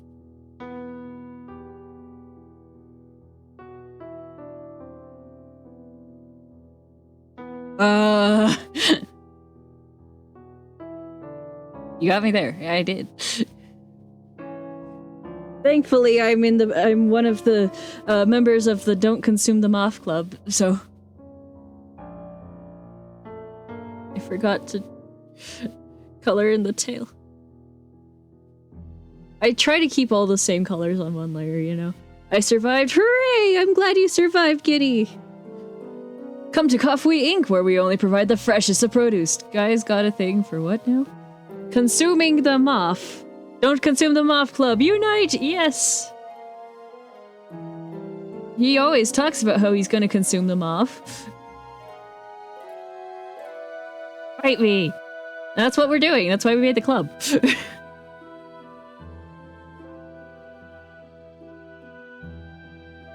My power's back. I'm so excited. Heck yeah! I saw him eat them off in person. It was PTSD inducing. Oh my gosh.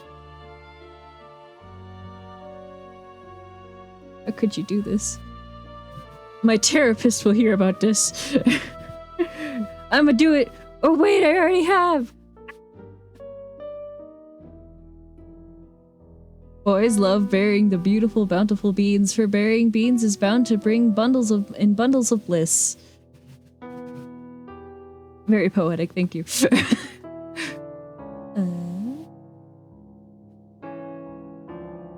Oh, I just noticed the little blushies next to the eyes. That's cute. Oop, I'll consume a moth. Oop, I spelled bad. No worries, Guinea. I mean, there are some worries.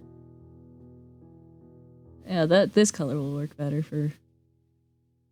I have two of the background shades just ready to go, can you tell? Okay, thank you. I appreciate that.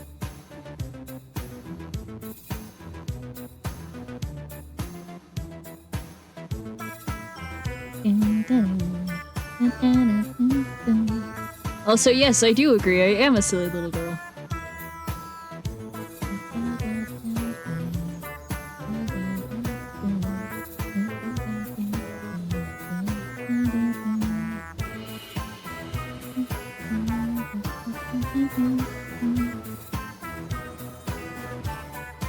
B, indeed. I agree.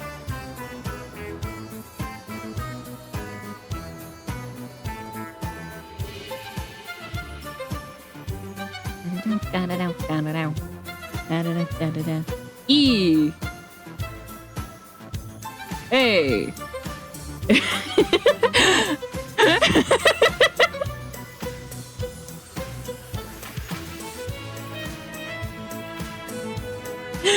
I said it right as he sent the message. N.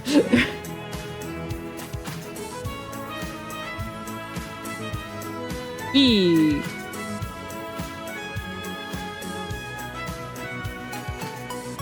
E.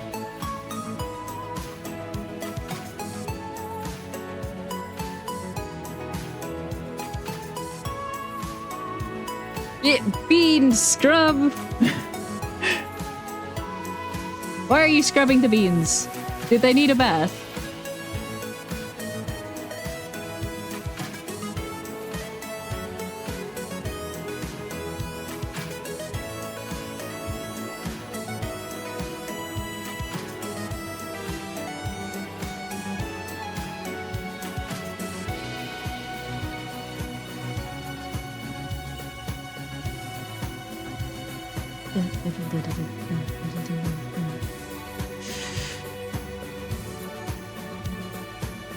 Okay, that's a hole. I was like, is my screen dirty or is that actually there? Because sometimes that happens.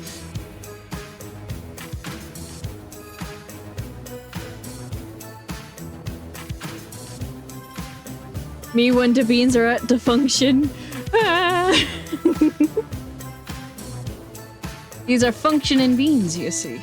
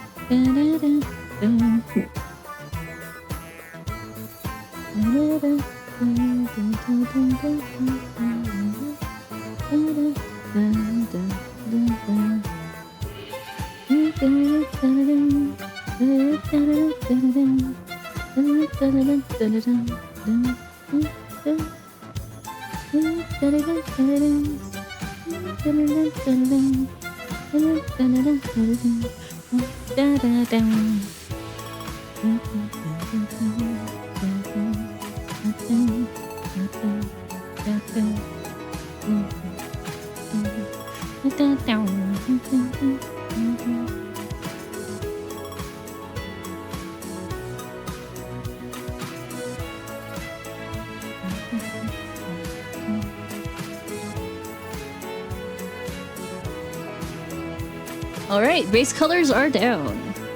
Woohoo!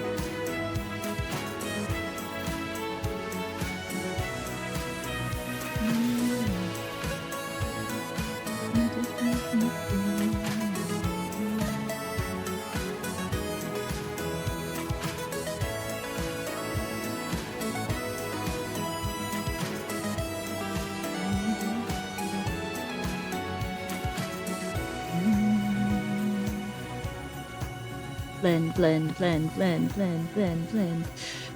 Now we're doing the part that makes it take an hour rather than just a few moments. Including finding all the little holes I find.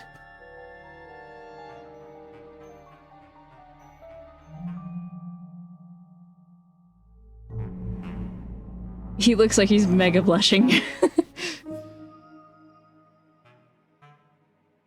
We love coloring, yes. Coloring is fun. Lol.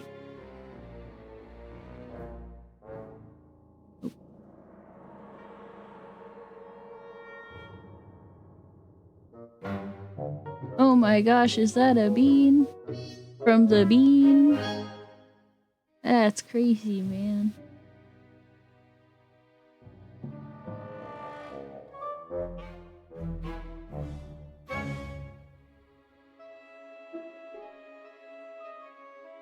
Can't you just color select the see-through bits and find it that way? That's what we do in GIMP.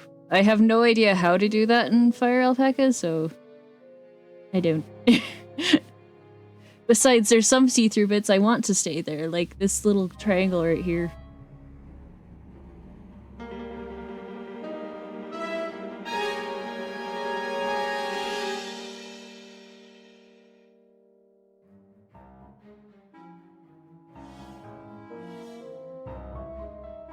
It's always the shading that makes me take forever in making sure I didn't completely miss things. Sure, but then you'd know where they are.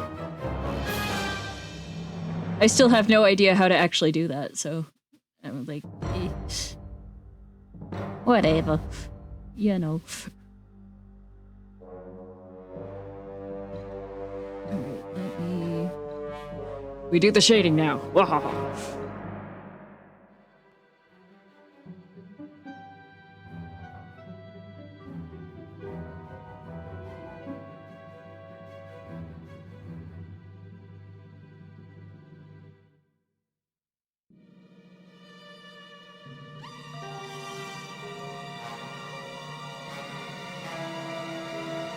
And some shading for the blush.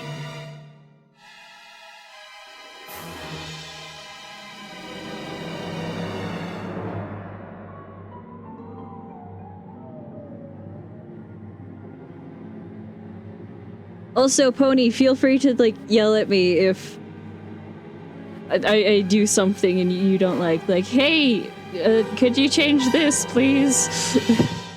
And I'd be like, sure. Let me fix that up. Me, yell, me, never. I love everything you do. Aww.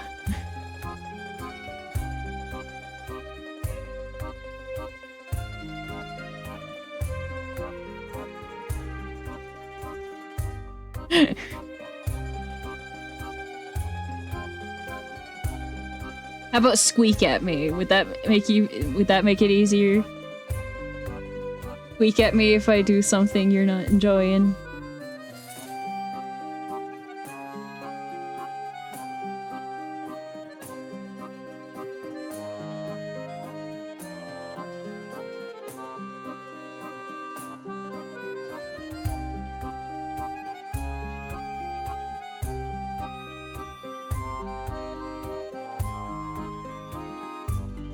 Easier, yes, but I highly doubt you'll do anything that requires that. Aw.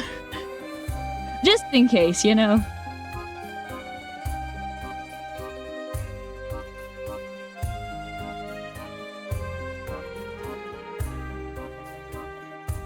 Alright.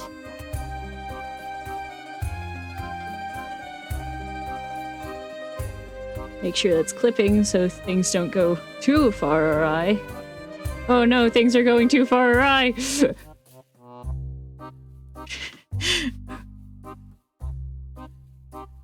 Big. Yes. Complaining at someone who's making you art is a disgrace to your soul. None of us could do that. Well, I want it to make sure it doesn't, like, look bad. Or I do something wrong, you know? Like, oh, actually, my eyes are more this color or something, you know?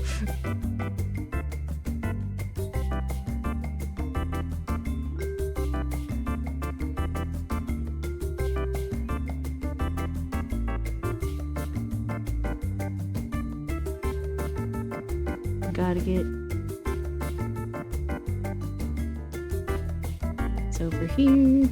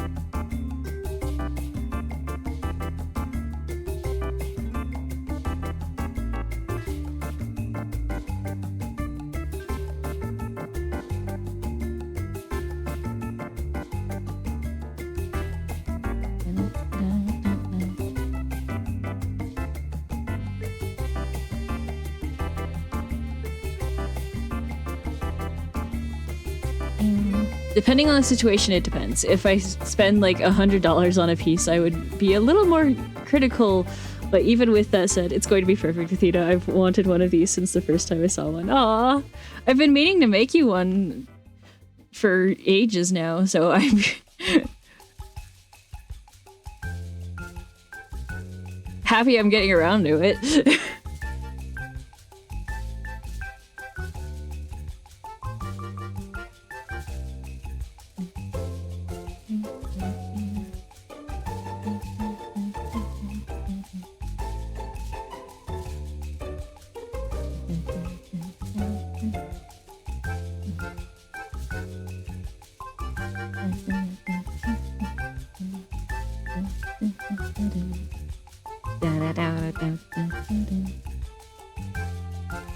To be a bean is a life goal of many a person. To have a bean is a life. Aww. I don't know if they're that good. You're all very sweet, though.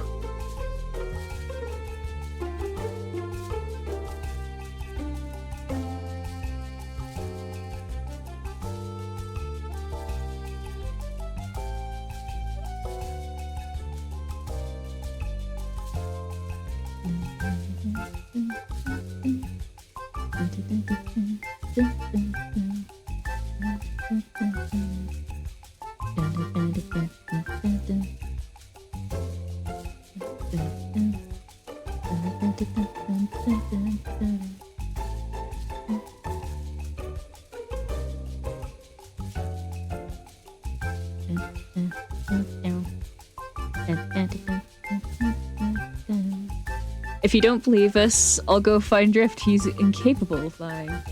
That's okay. I'm just like... I'm not sure this is life goal material, you see.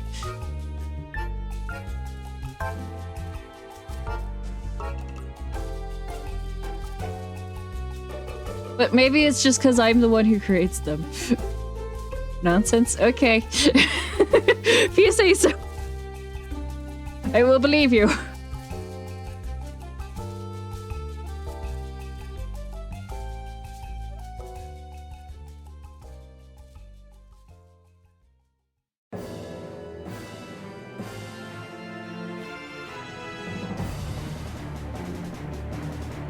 Alright, so far so good. Ponies might be the shortest bean to make yet, honestly, with the time we're making.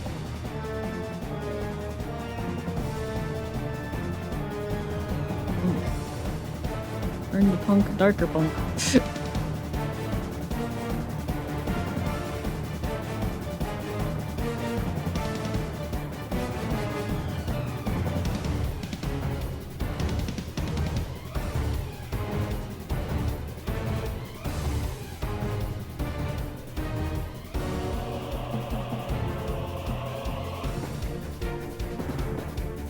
I love the music, but it almost reminds me of like a countdown or on the clock music. That's super fair.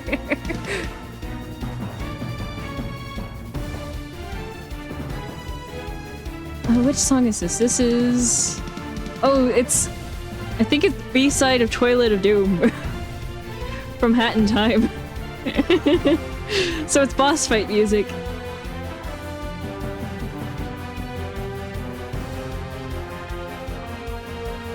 Toilet of Doom vibing, yes. That would do it, yes.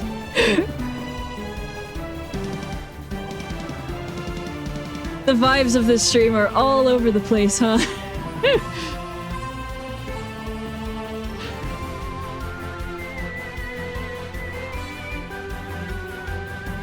We had the calm quiet with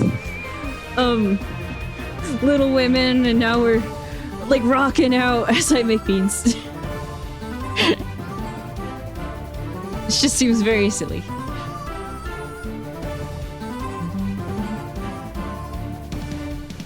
But hey, that's what makes it fun, right?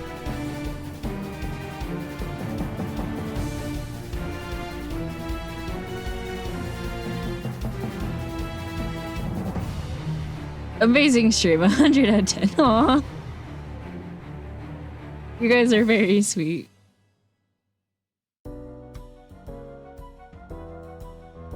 There's a lot of Hat in Time music on my playlist. Even better streamer. Aww.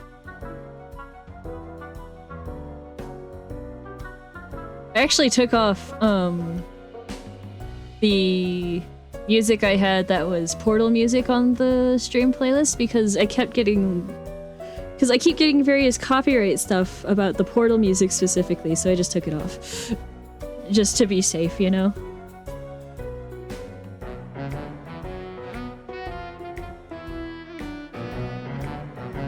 We is making good time with this bean. Maybe it's just because it's a simpler one. Likely, even. Because... there's no harm in being a simple bean. My bean itself is very simple compared to some of the other ones I've done.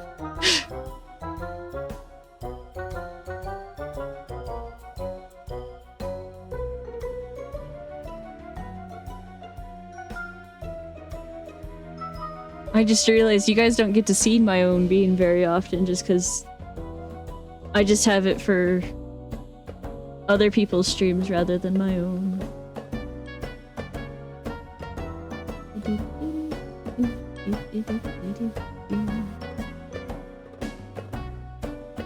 Well, unless you guys watch other people's streams, which you probably do. Because you're all cool like that.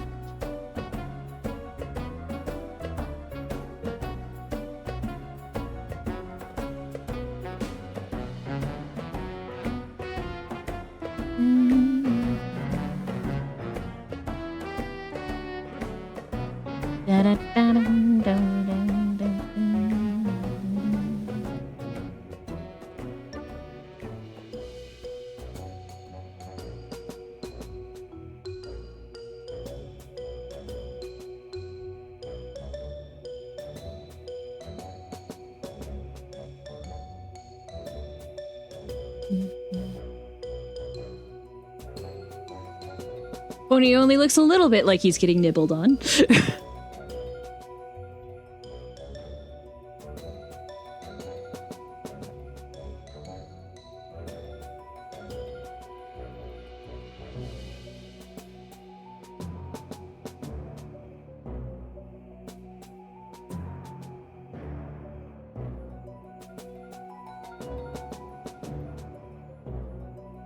I mean, nibbles are cute.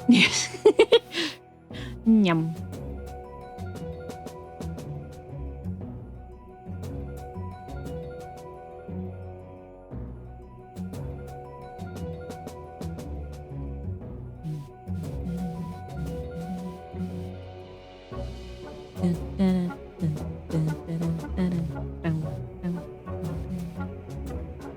That's considered consuming. Let's go.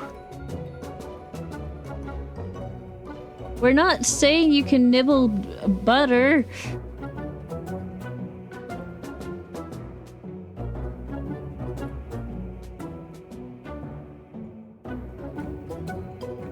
I'm more commenting that Pony's hoodie looks like it's eating him.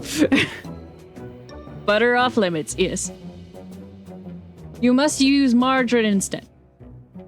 So there.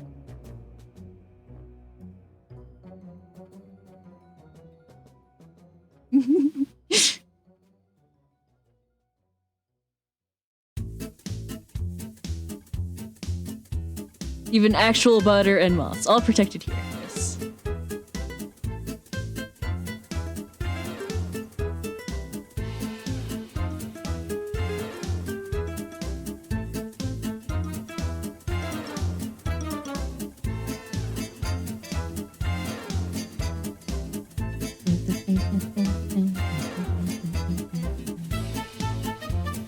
Not on my watch, I am the master of watches. Time, huh? Thanks for the tip. Goes back in time and prevents you from ever consuming moth. And cures Coffway's PTSD from watching you consume the moth.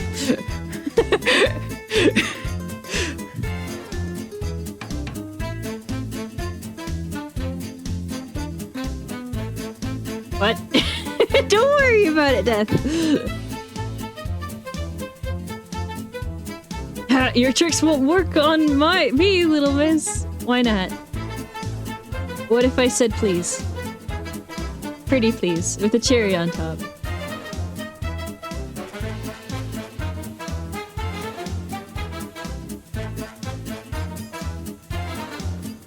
No. With a cupcake on top of the cherry. It looks really weird, this please does. See, she just said please, and I can't even say no to that. It's so too cute. Who ate a moth? Guy ate a moth. The moth. He consumed them.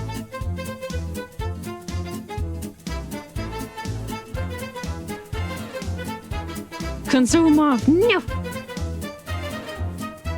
Hiya.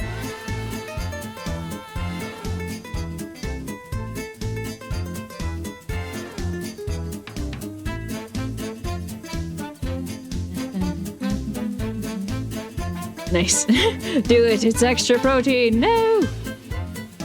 It's probably not even that much protein.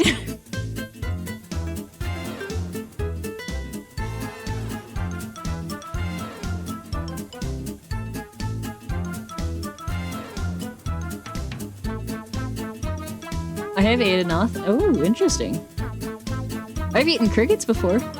I had a thought and I want opinion. What's your opinion, Pony? What's your thought, Pony? I can speak. What kind of block should I use for pillars? A wood, an actual pillar block, a metal, a gem, a stone? I don't know what else is going into this build, so I'm going to say blackstone because blackstone is great. I get an emote combo I like and I wonder if you think I should get one myself. Oh? Oh my gosh, yes, that would look amazing. Stone. I just know I can consume them off whenever because Athena doesn't really command much, so I won't worry much. Hey!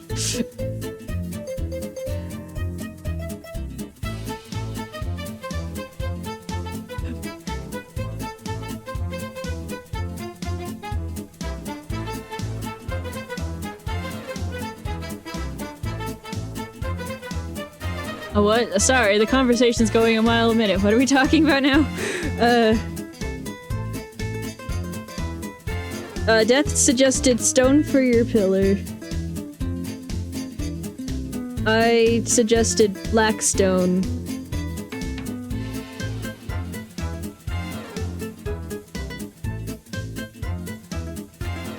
I bet you like a cat, yes. Blackstone, yes! Like, you find it in another... I don't know what pony meat tastes like. Hey, I need some help, but... Oh no! Run away, pony! Quickly!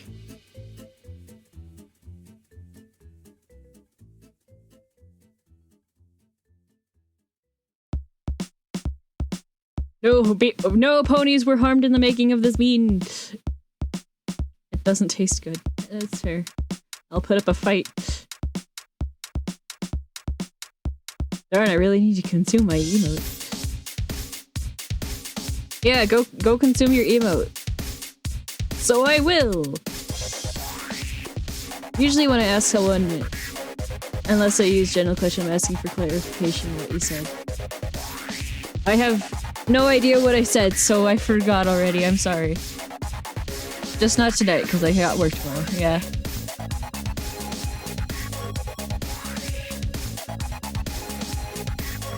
This reminds me of an old hockey soundtrack. Nice.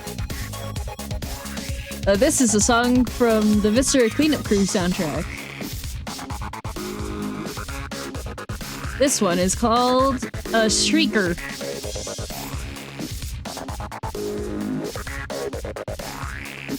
Jump, jump!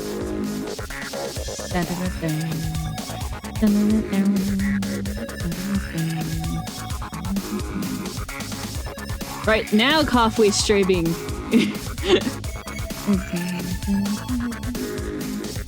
Friend! I am friend, yes! Hello! I am here to friend. And also draw a horse. He's a very small horse. A pony, one might say.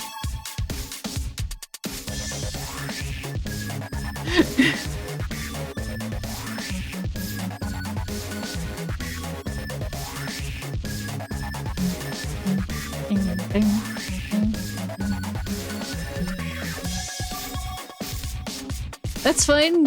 Gilded blackstone, chiseled polished blackstone, or polished blackstone bricks. I like the polished blackstone bricks.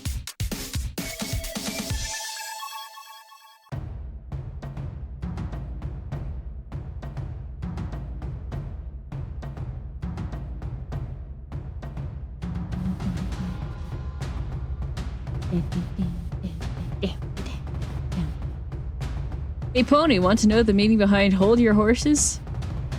Okay, now I just want to draw, like, guy holding pony like he's a hot dog or something.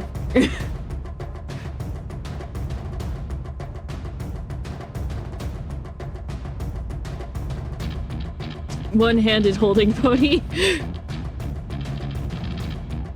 do it.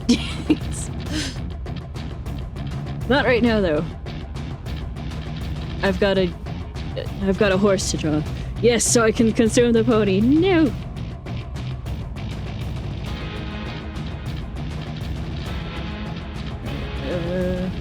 Almost done on this part. Ooh.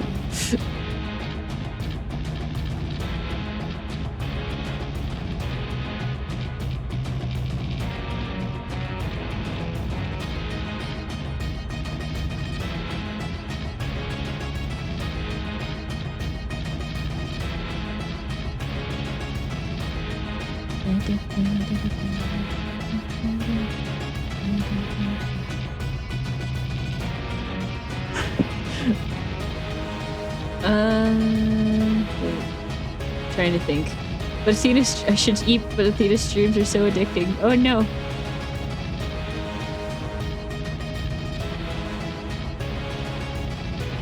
That's quite the conundrum you have there, sir. Stop getting addicted to my streams. Thumbs up emoji. No.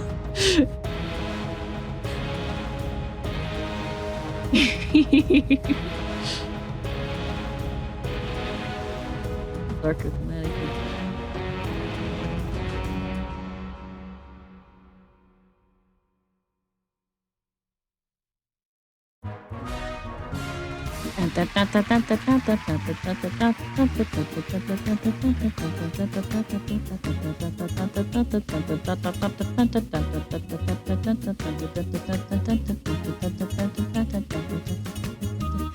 Oh my gosh, we got a pony from the Hat in Time Roulette. Who would have thunk?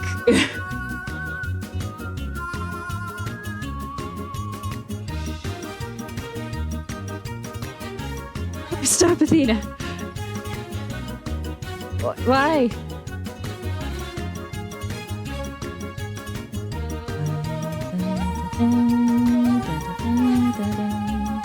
No more gambling for you, but we got a horse! He's a very small horse. It's bad for your pockets. It's okay, it makes room for the horse in my pocket to live in my pocket. He's a pocket horse now. Hold your horses! That's where that's where he goes, in the pocket. That's how I'm holding him.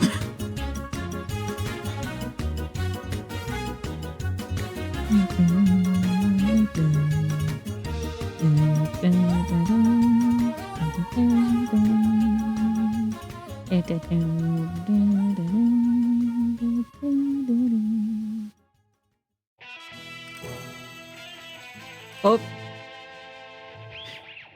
Oh dear. Well, now, we're fighting a matador. Don't worry about it. No more gambling, okay? Unless you're... Never mind. Okay. I'm kind of glad that most of these blocks are in the block pits that will hopefully be transferred to the server. Yeah.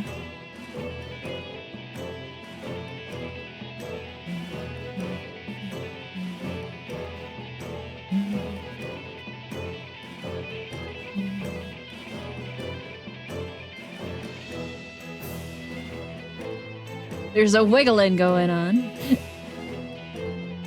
Oh, I should make a dancing emote, but I don't know what it should be. Any ideas, chat? My only thought right now is caramel dancing. Snack. Okay, I have snack.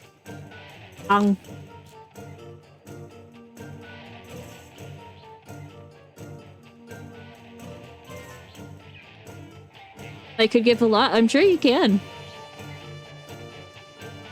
The sprinkler.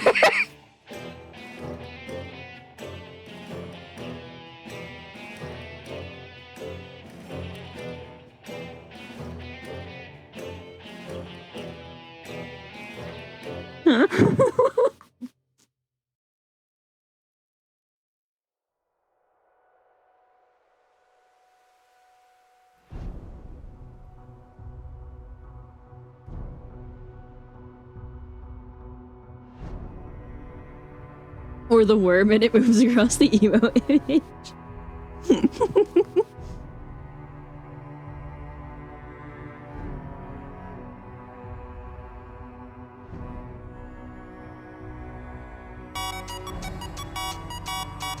Oh, thank you for the raid!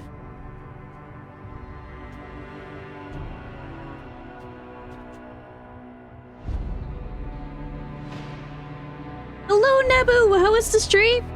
Ooh, looks like Oberdin. How's the art going? So far, so good, I think. Darn it, Athena, what? What'd I do? I was supposed to do that for you. Oh. Sorry, I'm too fast. Quick on the draw. Wait, how was it? How was the return of Oberdin? Was it fun? I think I've heard of Oberdin. Isn't it a puzzle game?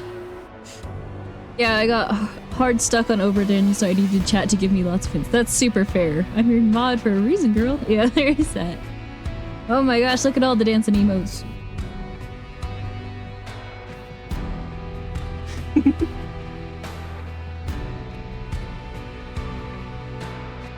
Question. Blue cyan, light blue, or blue, light blue, blue cyan. Making my ocean wall.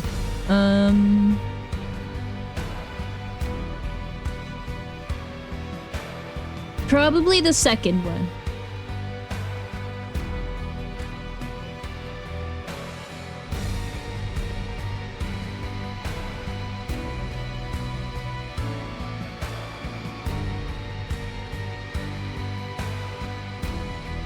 Okay, okay.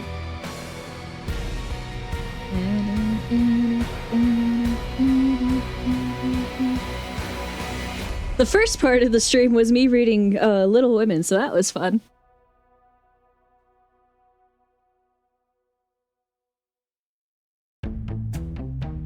Whoop. We're being sneaky now with our horse.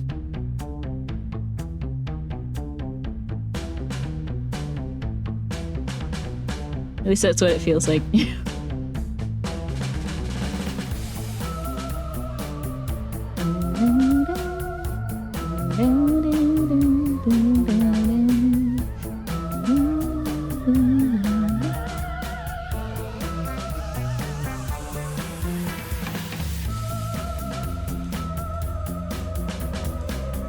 All these dancing emotes are good references, as I try to think of one for my own.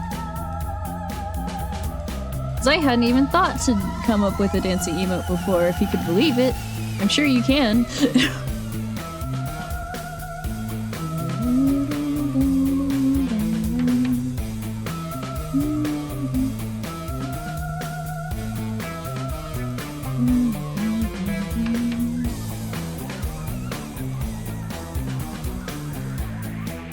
This one would be cute.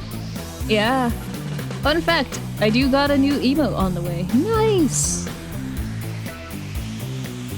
Very exciting news.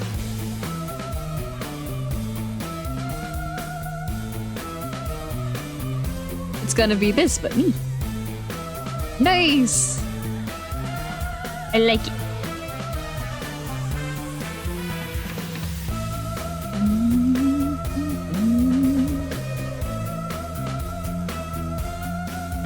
Okay, spin!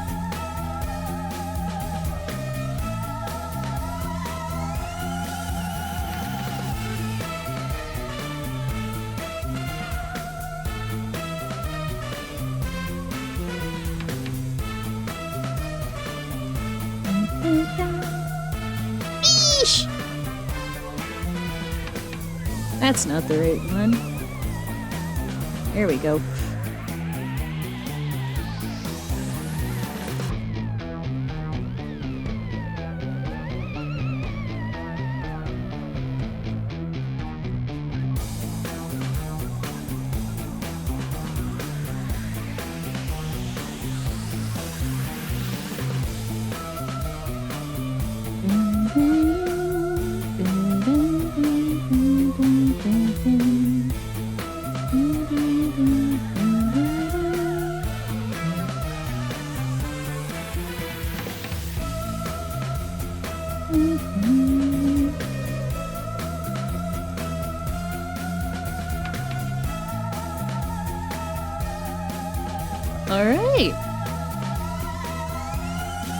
Looks just about done, I think.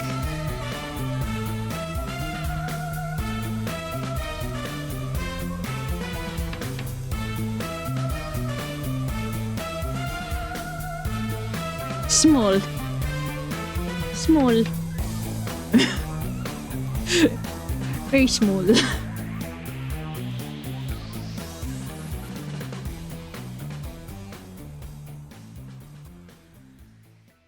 I can. Hey, wanna watch me make a horse spin?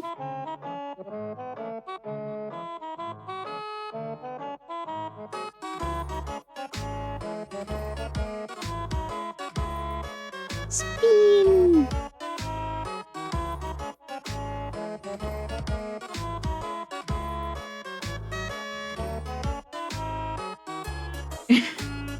Athena, yes?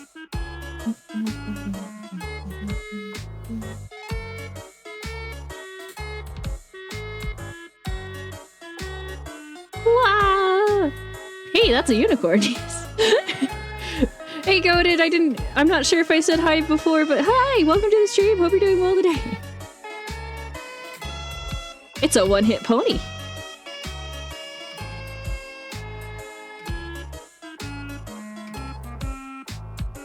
Well, a unicorn onesie anyways. Anyways, hello, hello! But hooray! We have created a pony!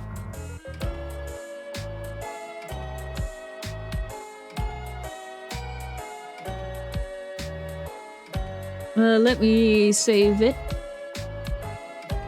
Poof! I have finally been freed! I still have one frame to design and I've got 2/3 of them with stats. Nice! I love it, thank you, you're welcome! Save as... This is a pony. I made it myself.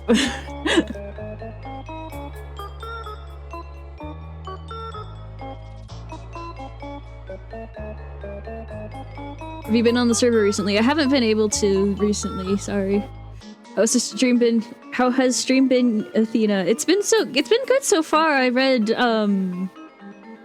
Little Women for about 2 hours, so that's fun. And is your house next to a river? It is next to a river.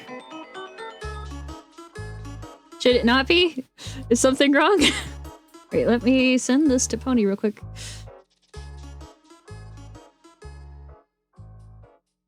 Bap. Alright.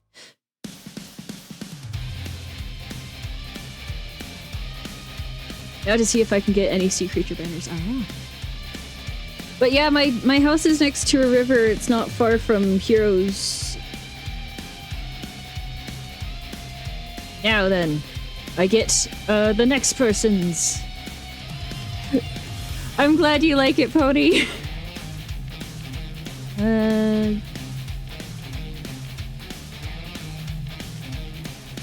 Let's do Anime Fanatics next.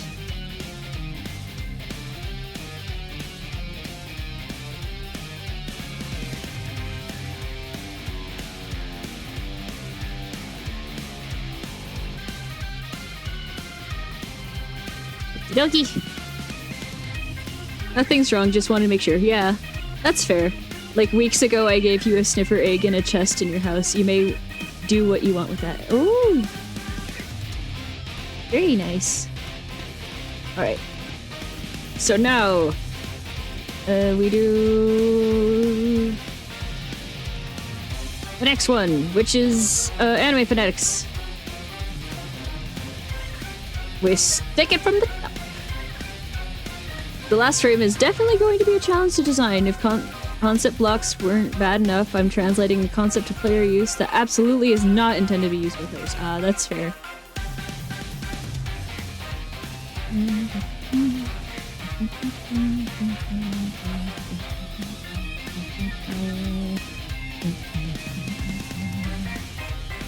Let me get the eyes on.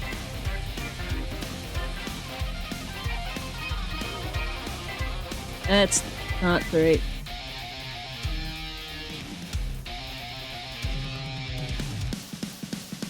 Always remember to use the correct brush.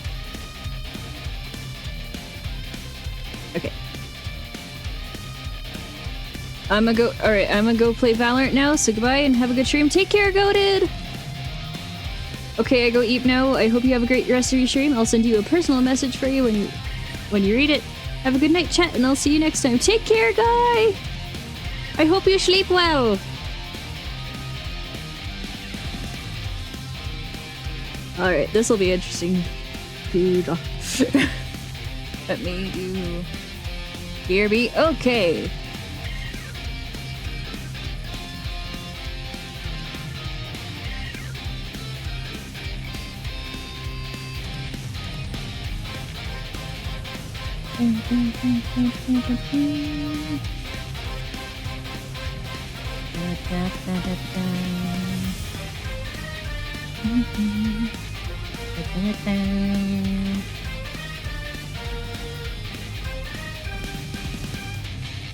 Also, congrats on 11 viewers. Oh, nice! Hello, everyone! I hope you're enjoying the stream!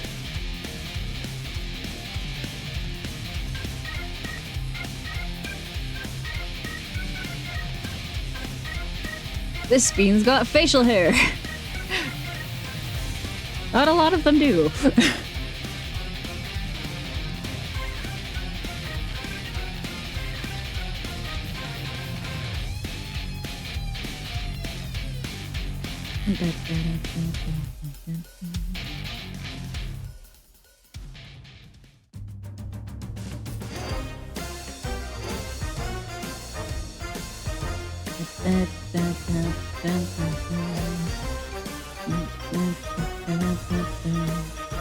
As in, I don't think any of the beans have facial hair up until this point, actually.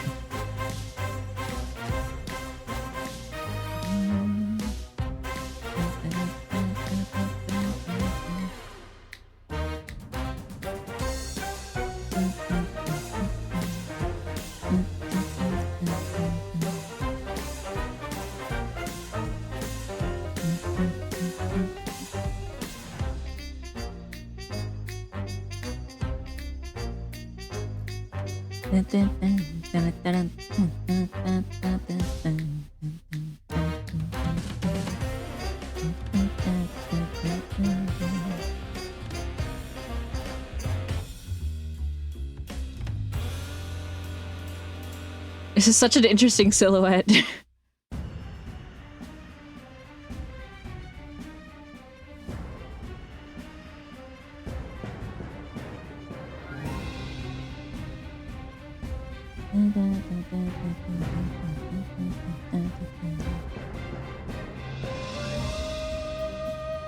I'm gonna say it's boots, because I don't have a lower half of the body. And he went back to sleep, which is super fair. He's allowed.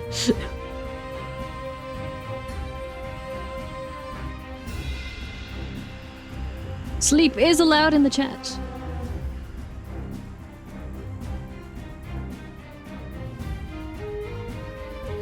Which is good, because I think half the people who watch me fall asleep during my streams.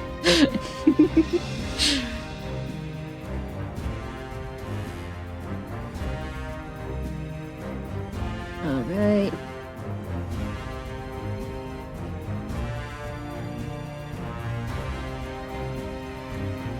You get turned into a bean, what do you do? Oh. Yay, beans!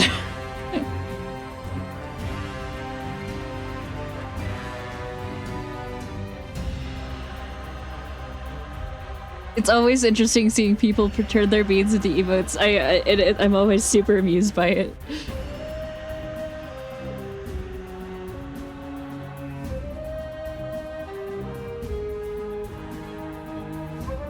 All right. And a move. All right. Now. Let the bean be a bean.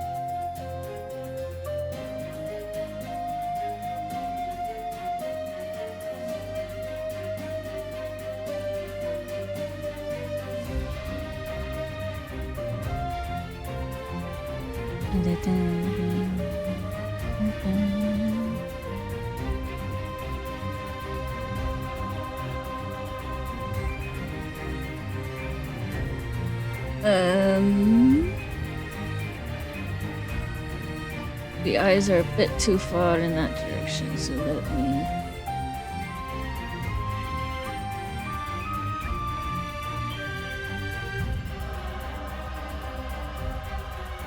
Sunset, which direction? One of them.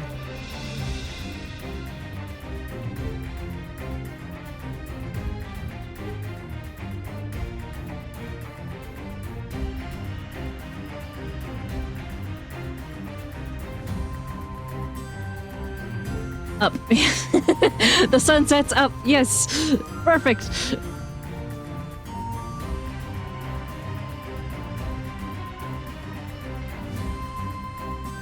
East, west. Sun rises in the east and sets in the west. Yes.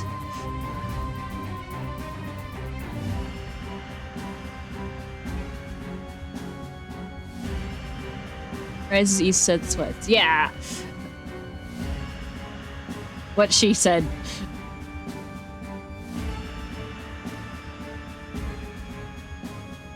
Good, I made a good choice. Yes.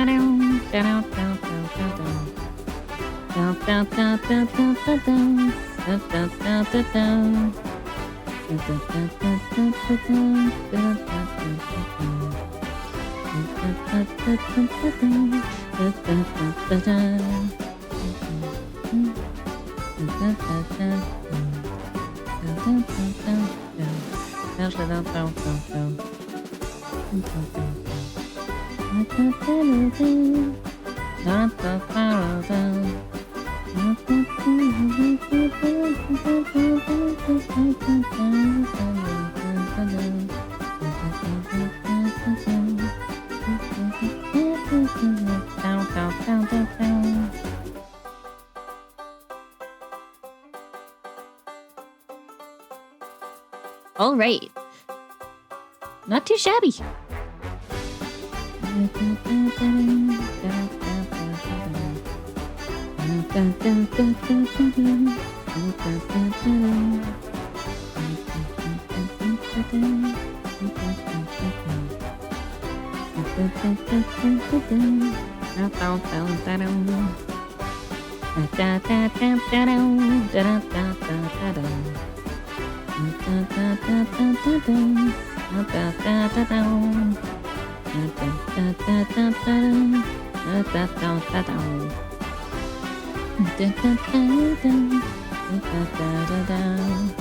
Ooh, yes.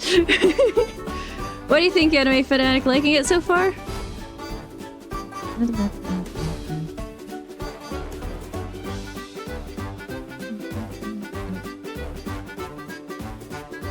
Too late for what I'm doing.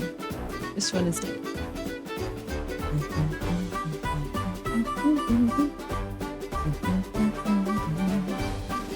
Yes, awesome. I'm glad.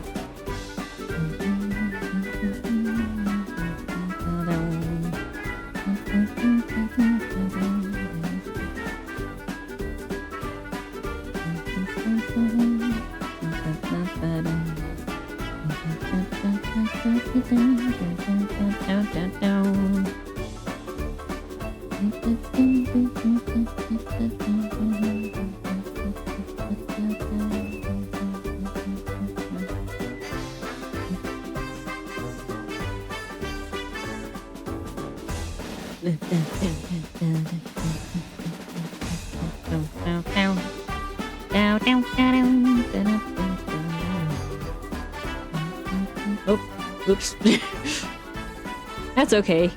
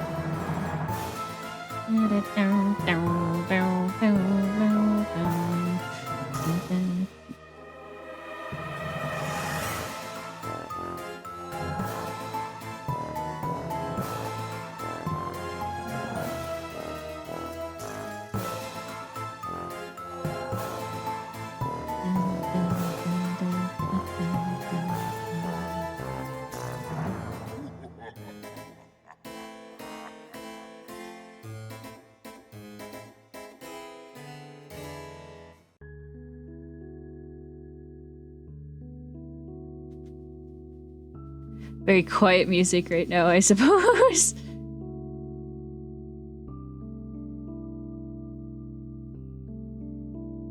Okay, I'm back because an idea came into my head. Oh.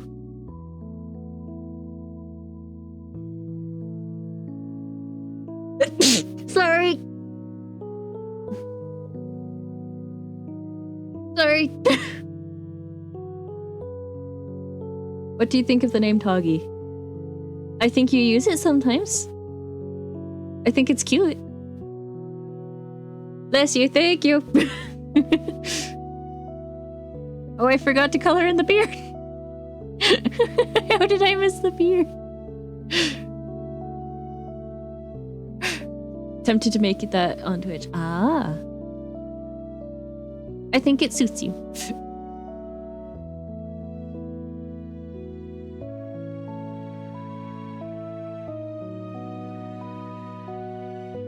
Okay, hold on. Okay. I forgot the beard.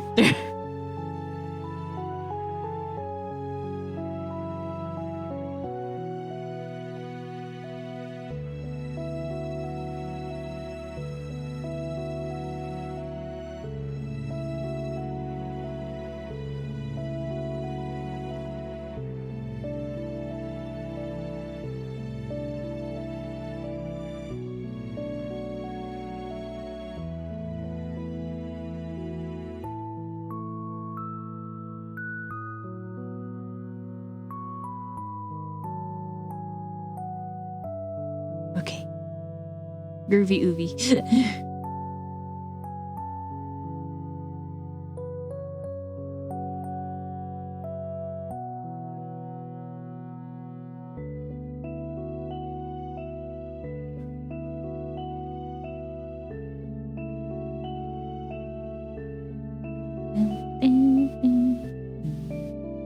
That sneeze just really snuck up on me. I know, I'm all embarrassed about it.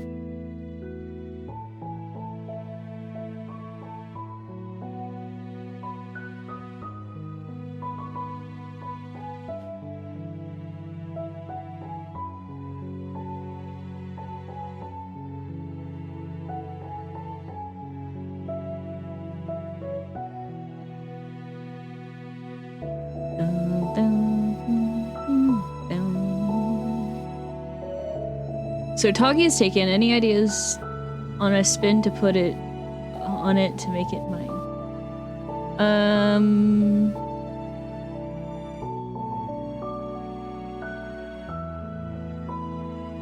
Toggy the weather dragon?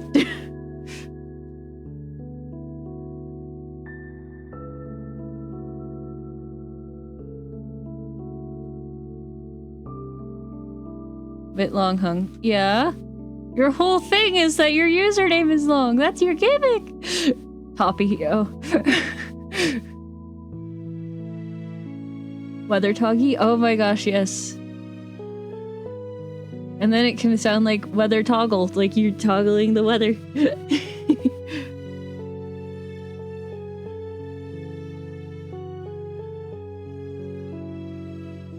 Oh my gosh.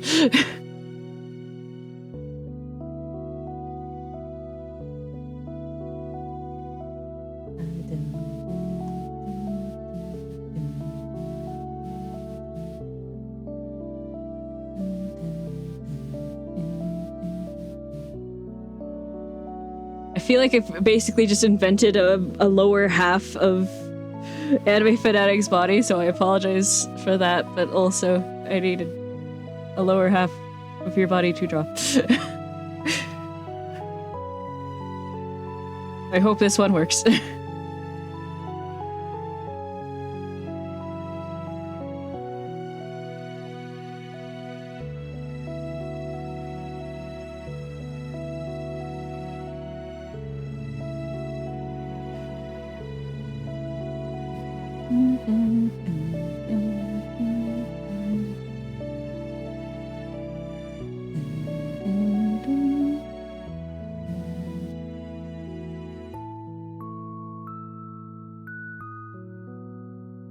No complaints. Okay.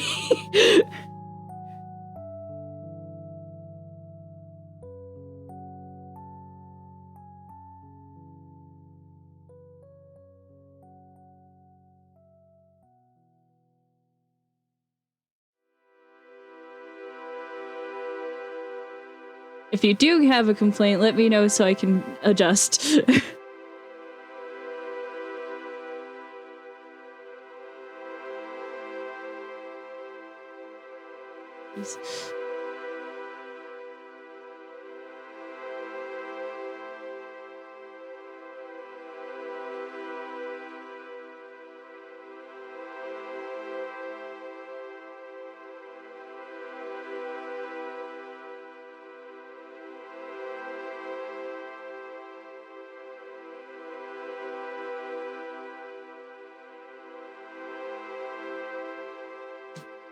Okay.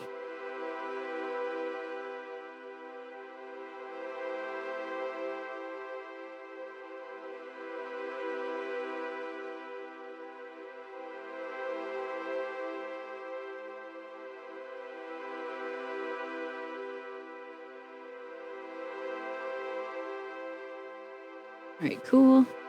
Now, the eyes.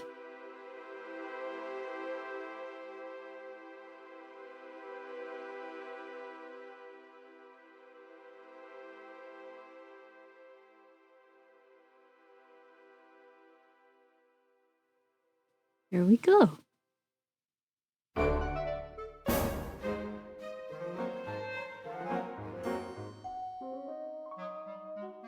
Looking pretty good, if I had to say so myself. I say so myself.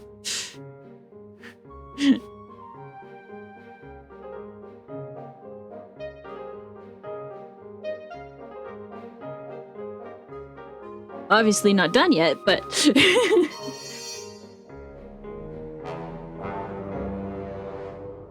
Oh, jeez. Oh, jeez.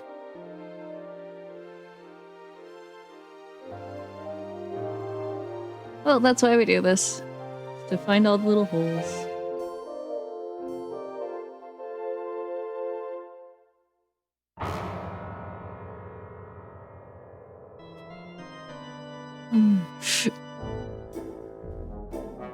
And then... the critic is jerk.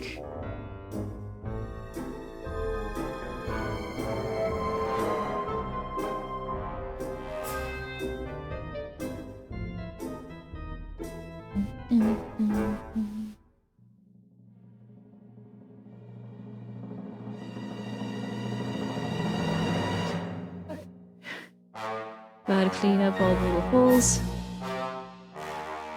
Hello, miss! Wait. Look at you!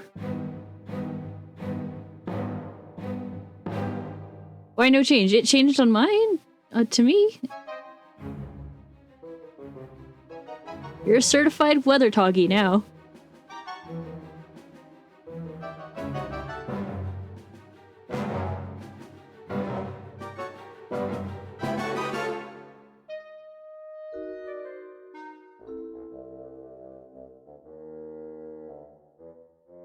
Look at what I sent.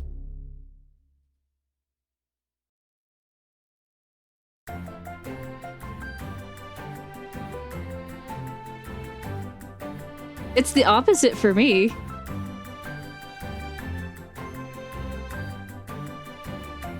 Interesting. Oh, oops.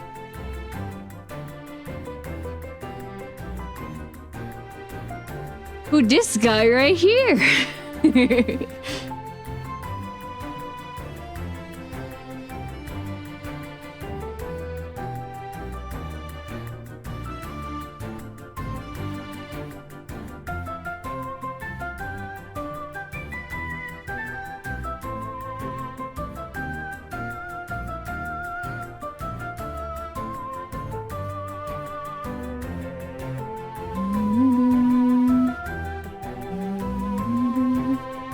BRB gonna say hi to Coffee. Okay. Hopefully he recognizes you. Alright, cool. Now that the holes has been filled, let's get to shading.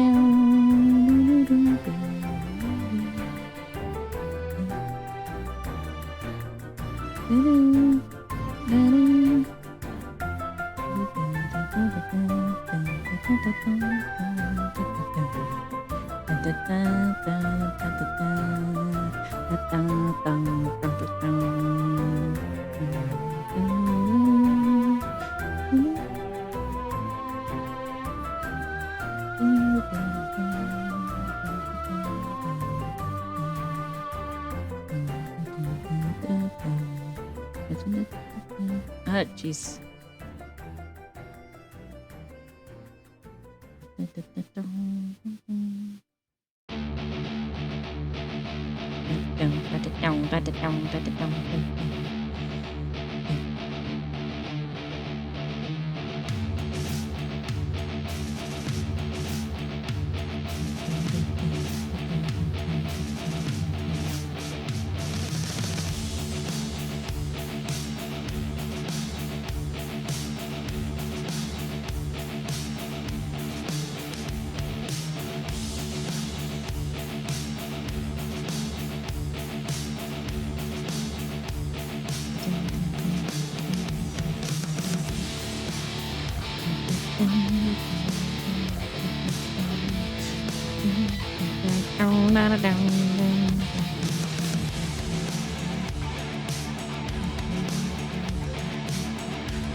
Back and it's broken on my side, just not on the streamer side. Gotcha.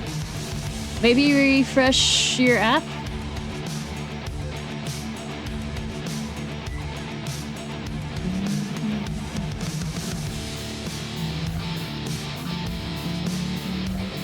I'll try that. You smart. Aw.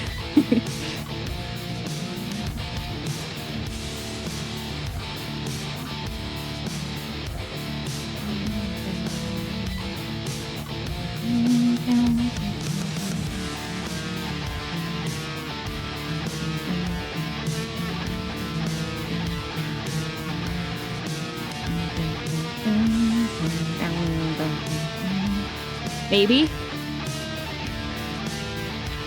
There we go. Yay!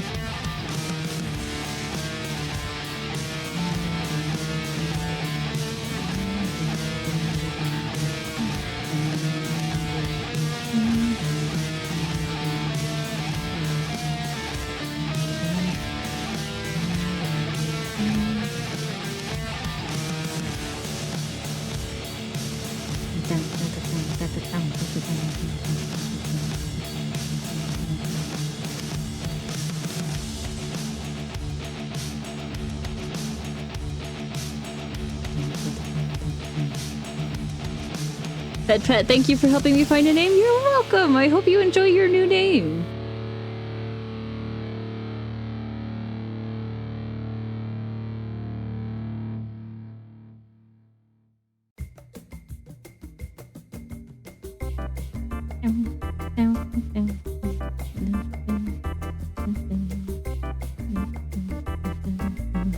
Hopefully, I will have it for the next 6 months at least. Yes.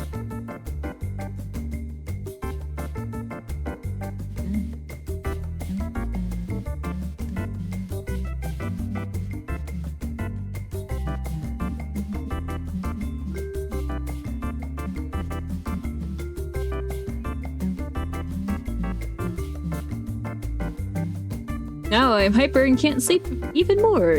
Yay! Ah well. At least I got the stream, yeah!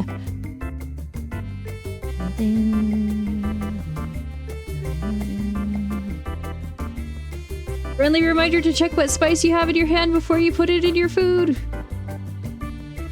Oh geez. There's a story there. Are you gonna stop after this one or wait? I'll probably finish all of the beans today. That's the plan, at least. Okay, yeah. Though I can wait until you're awake if you'd you're, like, supposed to be awake if you'd rather me do that.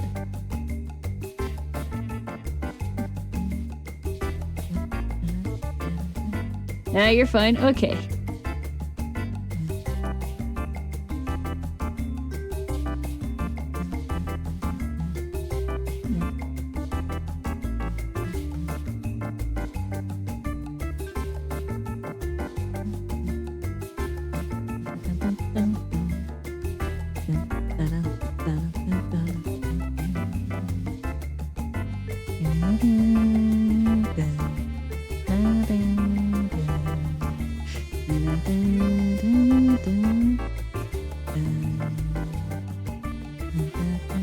Sorry, I forgot what. I'm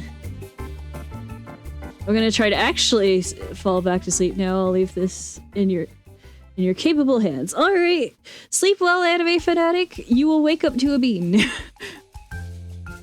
I picked up a thing of spice thinking it was cinnamon. Sand stopped me before I did. Thank you, Pariah, but it was curry. Oh no, I almost put curry in my oatmeal. Oh jeez. That would have been interesting flavor. A very interesting flavor indeed.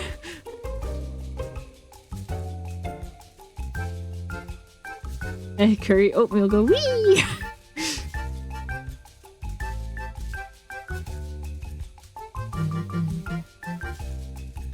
Especially for our first time having oatmeal, yeah. No curry oatmeal for your first try of oatmeal. Maybe later though.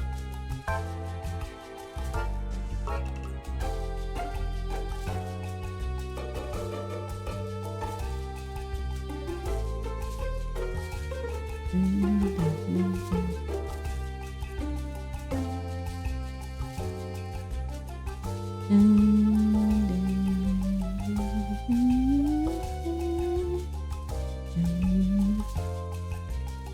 think this is the first time I've actually, like, recorded slash streamed in any way, shape, or form me making beans. Me making the beans. So this will be very interesting for people who, you know, are just interested in watching the process.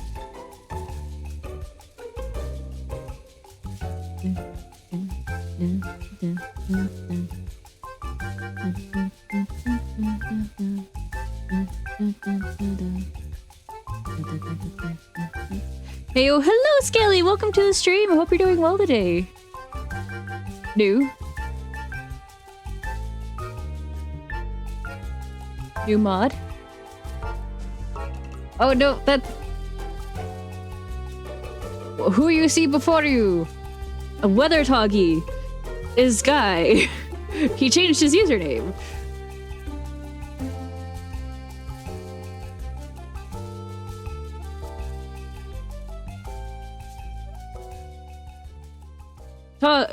Toggy stands for that one guy.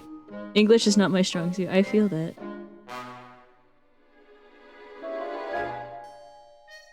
I should have said to heck with the instructions and use milk. It does indeed need more cinnamon though. For an apple and cinnamon oatmeal, it lacks the taste of apple and cinnamon. Yeah, that's what packaged oatmeal is like though.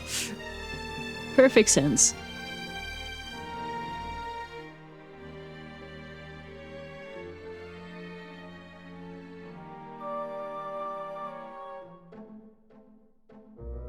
I spooked Elliot, did you?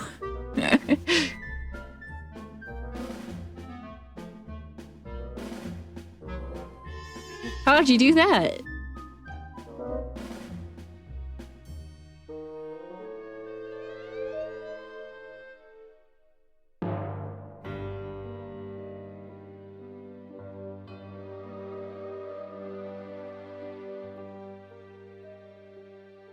I like eating edible squishy cardboard. Ah. Yeah. Anyway, hello chat and Athena. Hello Skelly! I hope you're doing well today.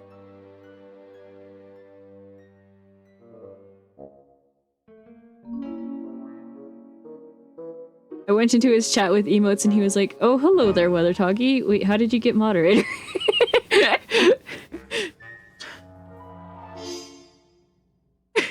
He did a magic...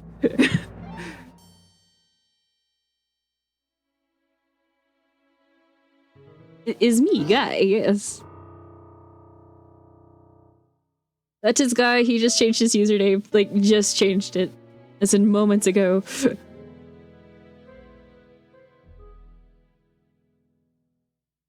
Yes.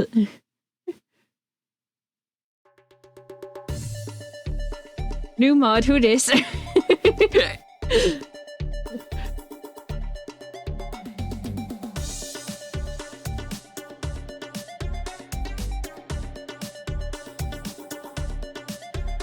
I want to now prank someone like that. You better not also change your Minecraft user too, Guy. But it was fun, I'm glad.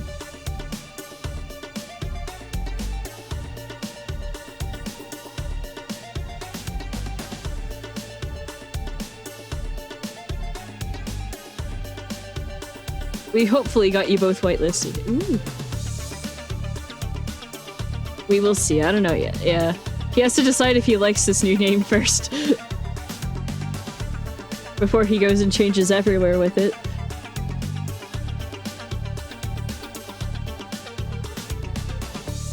Okay, so it's this part. Going down.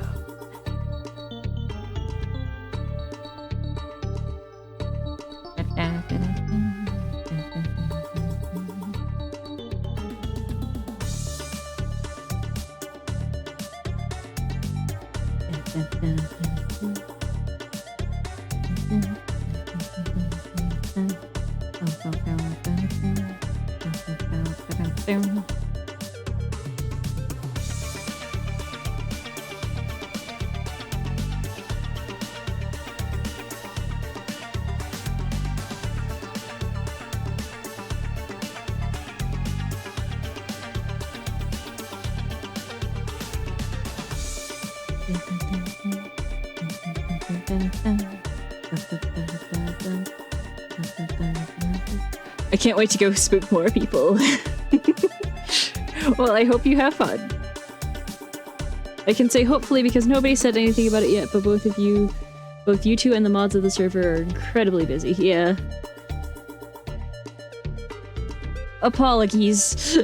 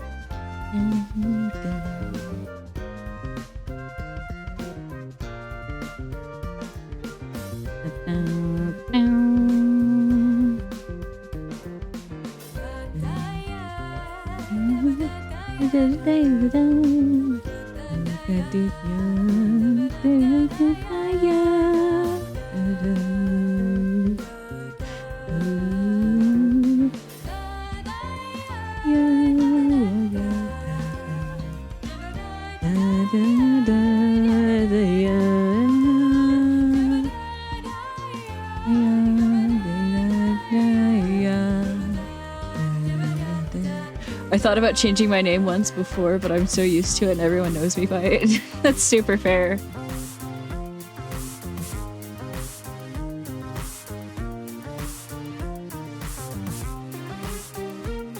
I don't think I'd want to change my username at this point, partially because, like, I like my username, and also because, I answer to Athena in my dreams, so, like, plus lore. It sure is, but it means I can support people with this last, and it will be worth it. It's just meant to be. Yes.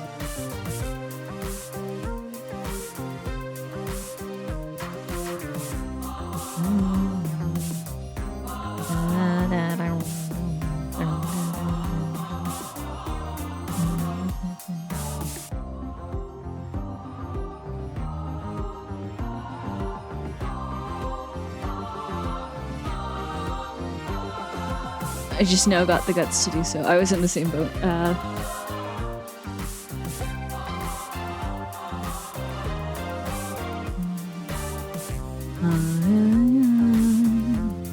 I'm gonna have this stuck in my head for a while. Woo! Fair, we wish you luck in whatever your endeavor is, yes. As someone going through my own endeavor, I wish you the best of luck. Endeavors aren't fun, man. Woo, lava cake, yes.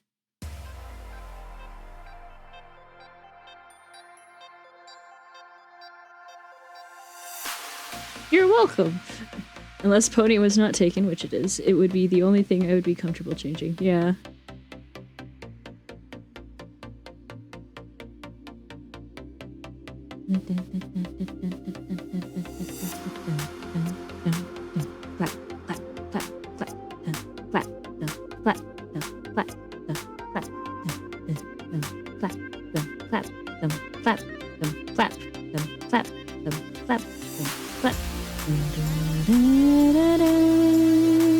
One hit tortilla chip.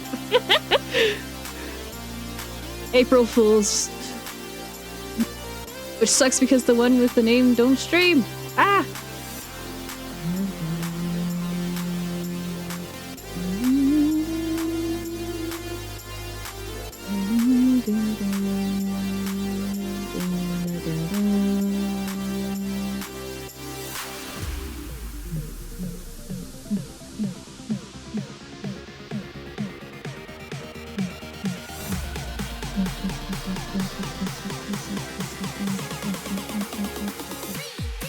I feel that just so big, get so big you could take it.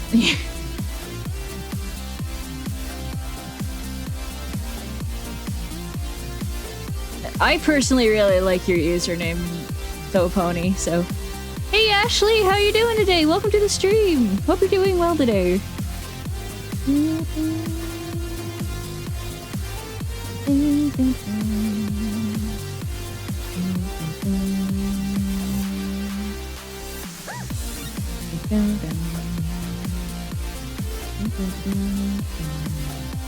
How are you? I'm doing okay. How are you?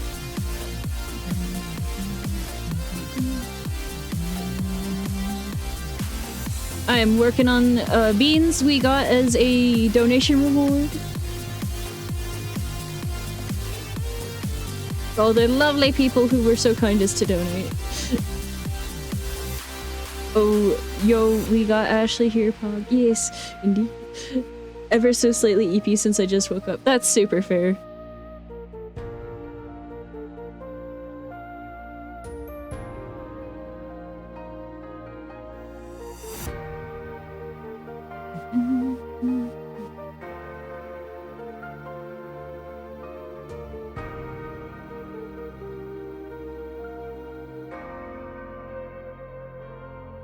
One day I still need a bean. Yes, I will make you a bean one day, I promise.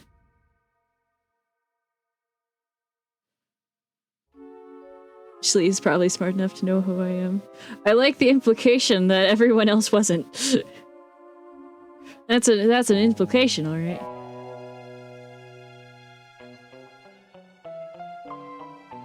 It's the weather creature, yes.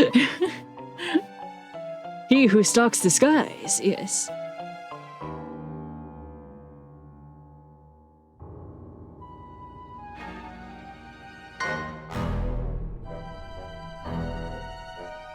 Ashley is smart, yes.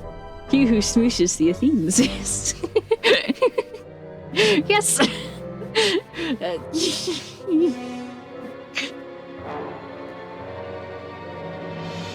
Hold up.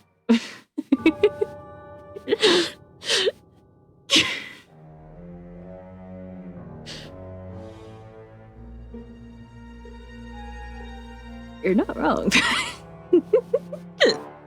I'm like all embarrassed now. Athena got sit in a tree.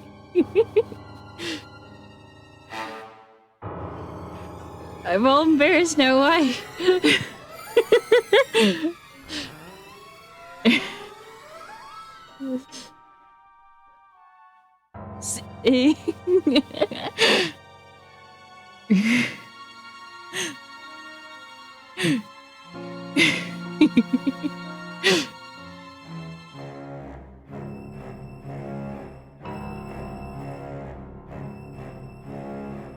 You should do cuties. Aww.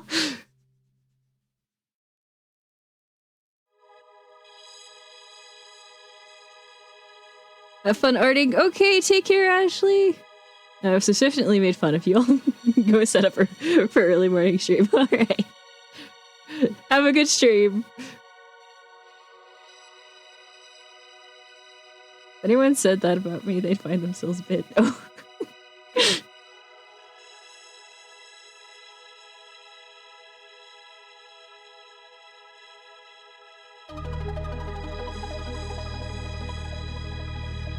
He stole the emote from again! Who's again? Why are we stealing emotes from them? Ah!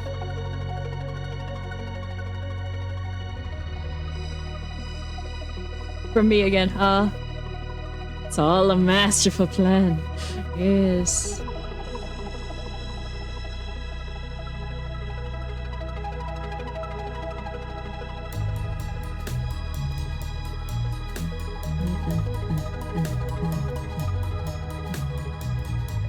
I need Angie.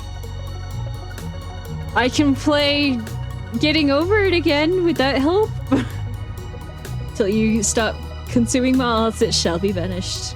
Wahahaha. Wah.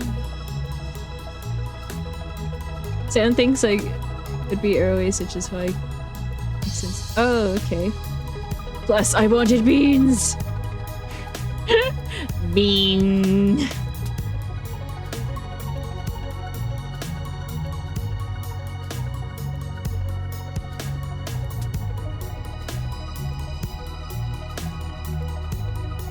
Yes, look at them. Oh, you're right. I get pony a bean now. Yes. After I finish shading everything. Well, coloring in lines, I guess, is more accurate to what I'm doing right now. You can't even see the difference, but it's happening.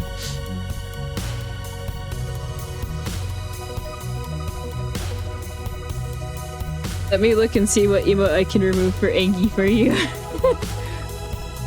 I only have one bean emote. That's super fair, Skelly. I know Kafui has a bean emote, I think. Last I checked, he had a bean emote. How about that? Snom is friend. Yes, Snom is friend. Yeah, he does. Okay.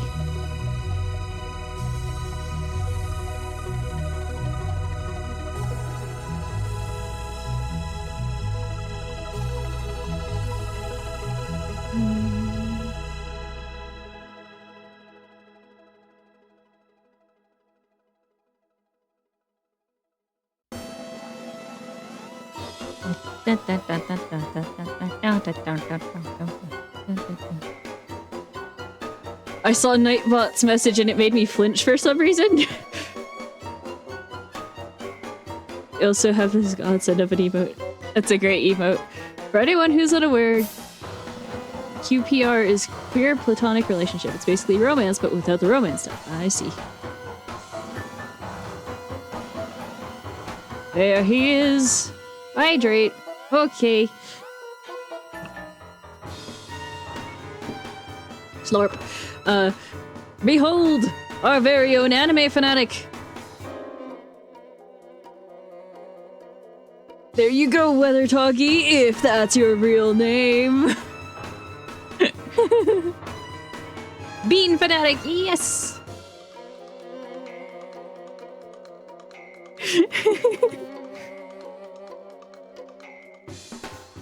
Let me save.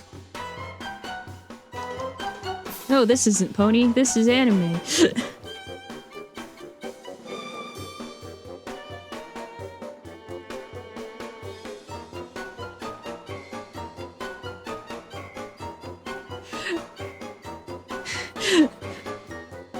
Probably, I'd have to check later. Mobile doesn't like to update me.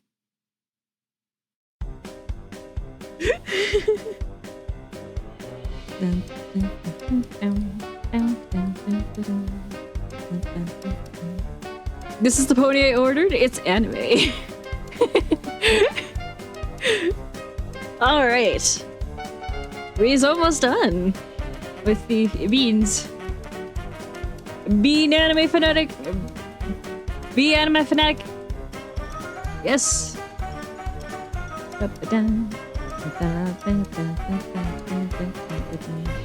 Oh yeah, I have to send it to him. Hold on. I nearly forgot.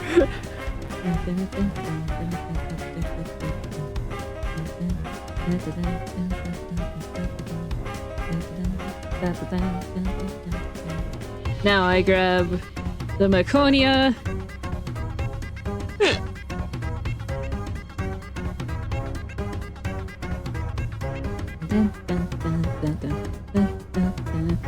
Be anime fanatic.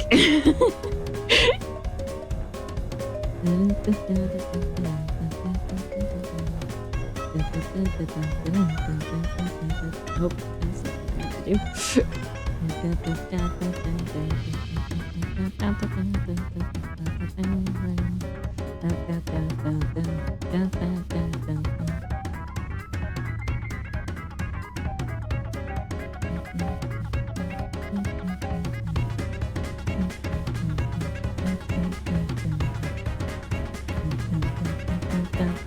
Wait, Athena, could you say her name again?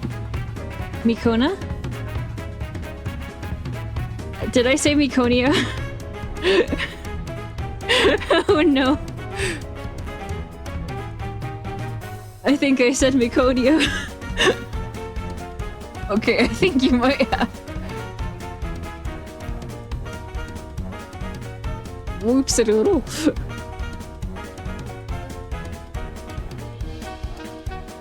When Mikono becomes a part of an army. What can I say? I'm a brain cell, that's what I work in.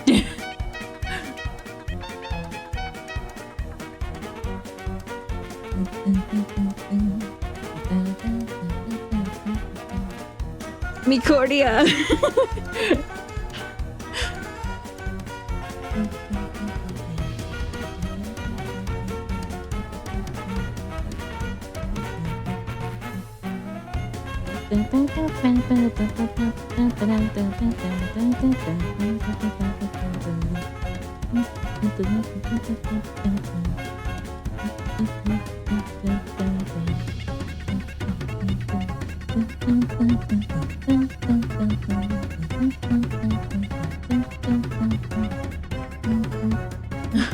Big ears, yes.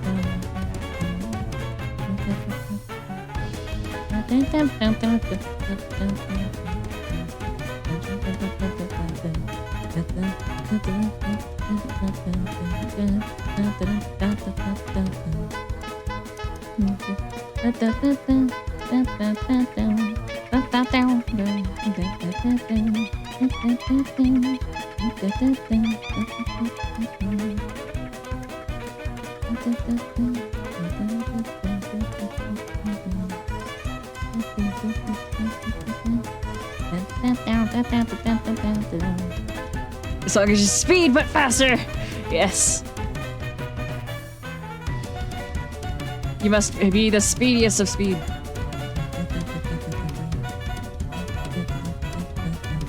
Like as fast as a speeding locomotive.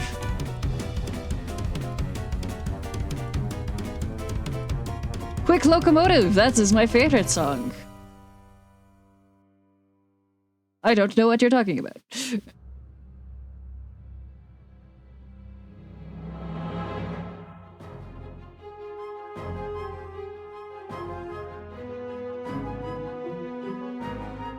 It is a great song from Time Hat.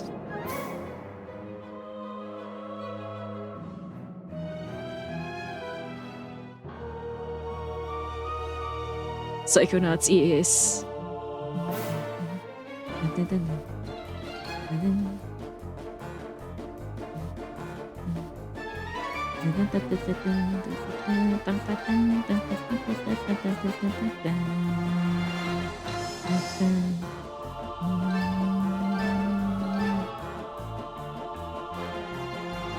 You mean a scarf in space? Ah, you're correct.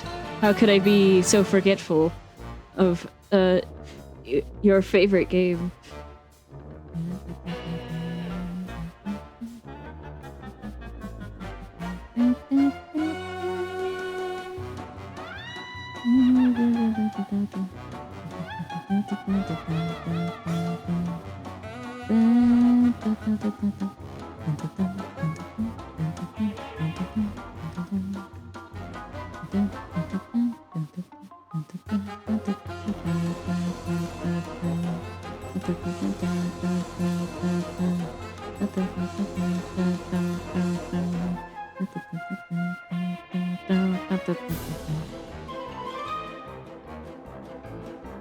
I thought it was a shoe in the space-time continuum. Ah, yes.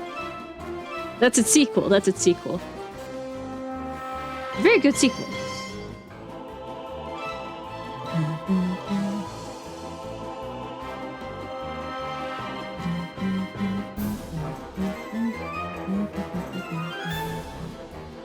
The Holy Trilogy there, yeah.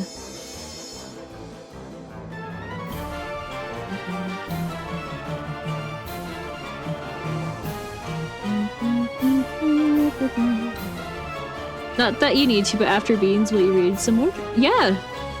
I'm down to read more.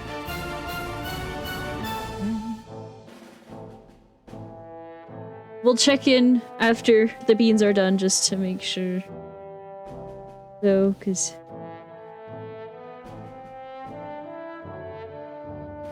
We're almost 4 hours into the stream. That's crazy. Oh no, what have I done? No one's even said it yet, but I know. I can hear you typing it. A hat in time, a scarf in space, a shoe in the space-time continuum. Oh no, what have you done? I agree. What have I done?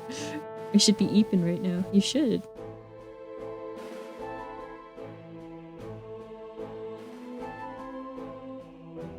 But we're not done. There's a shirt in the quantum realm. Oh, you're correct. No, guy, please. What? You know what?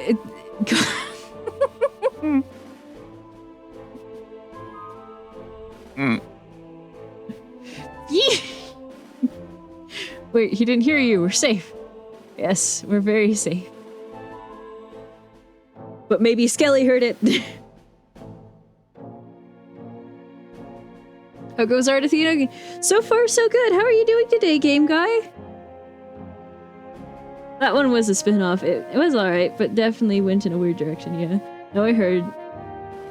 Just no brain function cause EP. Yeah, that's fair.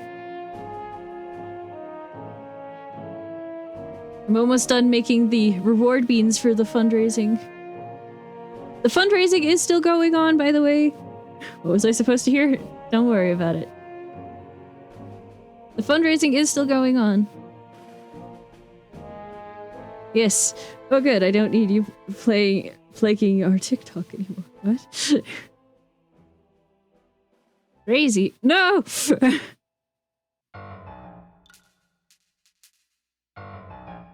Bamboozlement! I was crazy, no! He's gone mad! They put me in a room. Oh no. What kind of room, Skelly? Our TikTok! It's broken!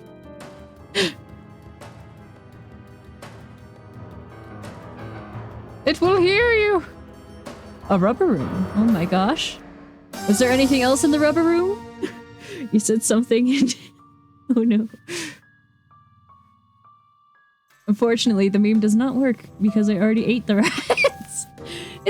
I'm okay. Spent the last 2 hours trying to get footage in a fighting game training mode for the opponent to attack me. Just found how the record/play function worked. Thank you for asking. Well, I'm glad you figured it out, I think. I'm glad you got that working, at least. God makes Athena laugh. Oh no. The chat's figuring out all my weaknesses. Indeed. Yes.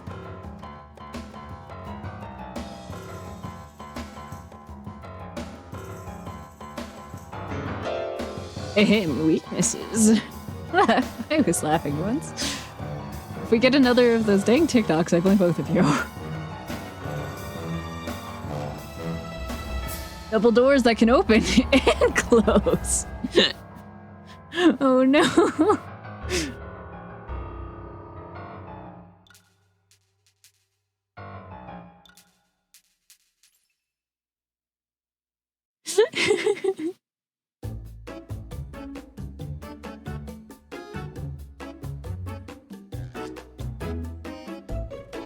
Double doors oiled with fresh oil for God. What art program is this? I use Fire Alpaca, which is a free art program. Very good. I like it a lot.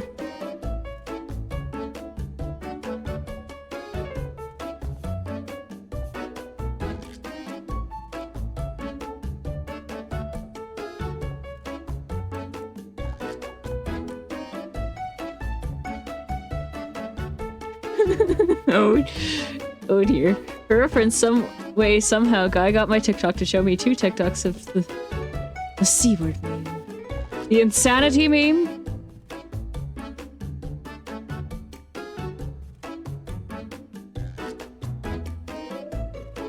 Yes.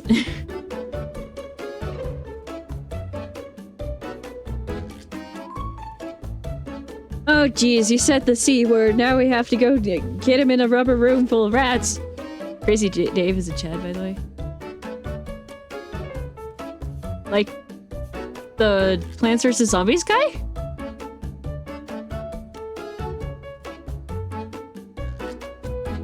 Yeah, okay. I was like, hold on, are we talking about a different Crazy Dave? I don't know how many there are.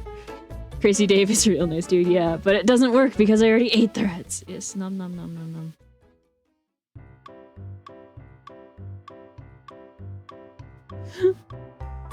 Crazy Dave gave me rats. He likes bacon. He does like bacon. Yes.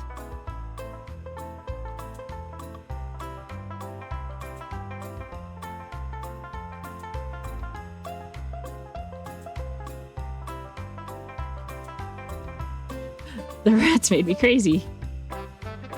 So you started fighting zombies with your sunflowers? I can see why that would make you crazy.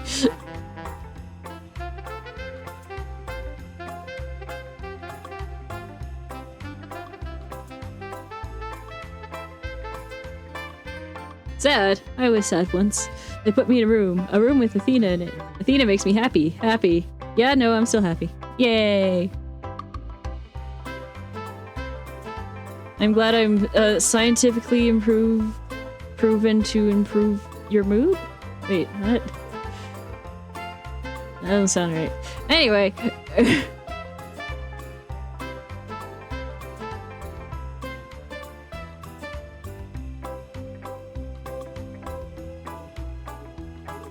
The first TikTok was a FNAF version of the meme, which made me conflicted because it was a good TikTok, but I didn't want the meme plaguing our TikTok. Yeah, that's fair. Oh, jeez. My chair is falling apart.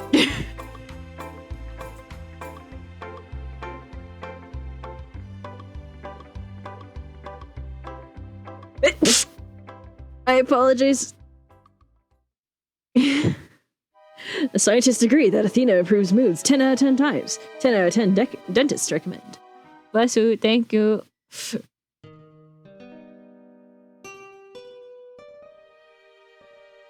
Falling apart? I was falling apart once.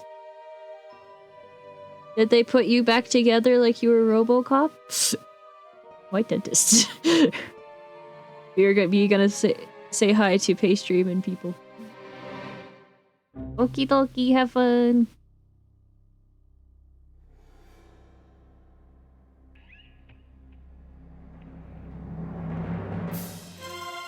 It's Colgate. I can't believe Colgate reviewed my mood standards.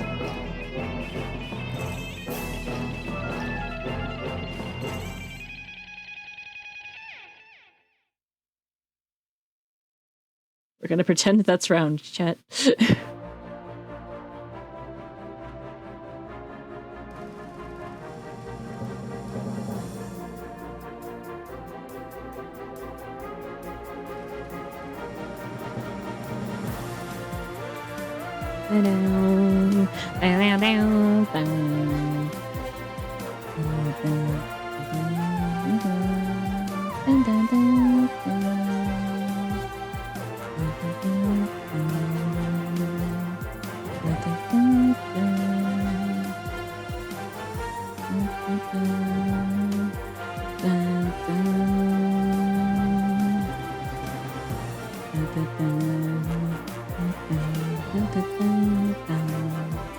All right.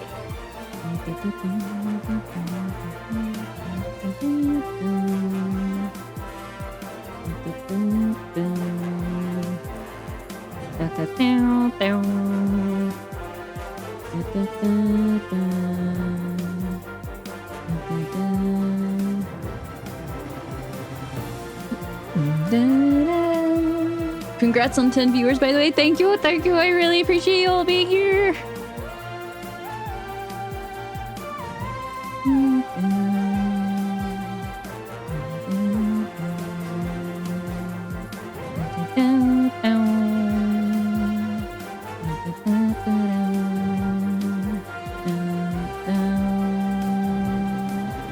Also, congrats on being one of the. Aww, you're very sweet.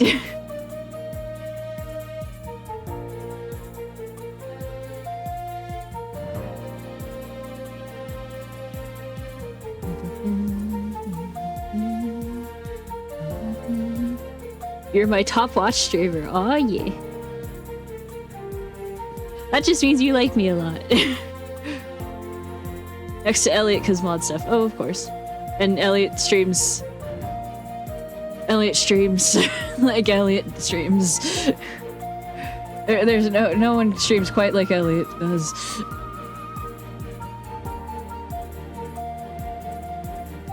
Let's be honest with ourselves.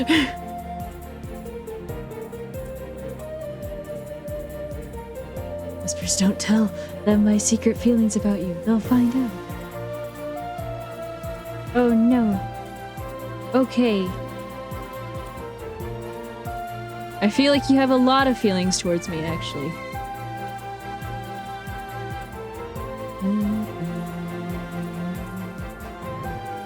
Find out about what? Don't worry about it. Knocking.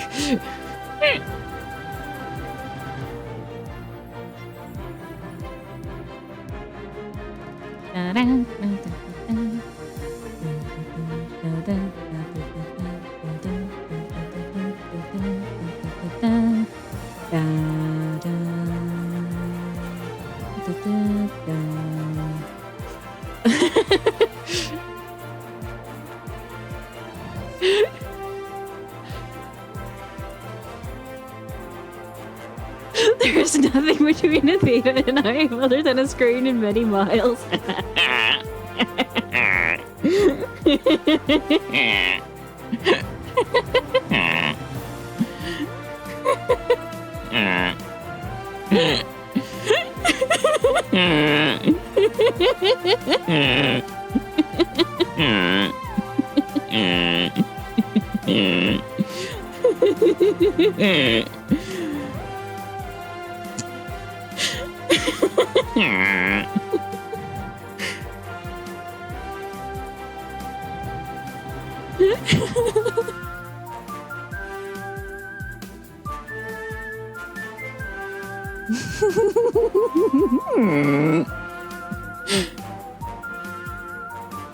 I have no idea what you guys are spelling anymore.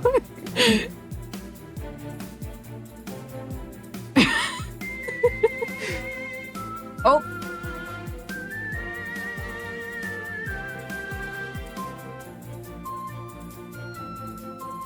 Oh dear.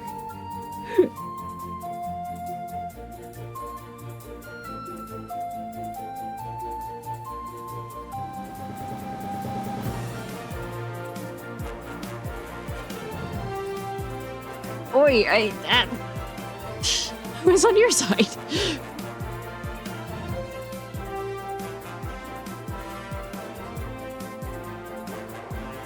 Okay. I was spelling out sitting, I see.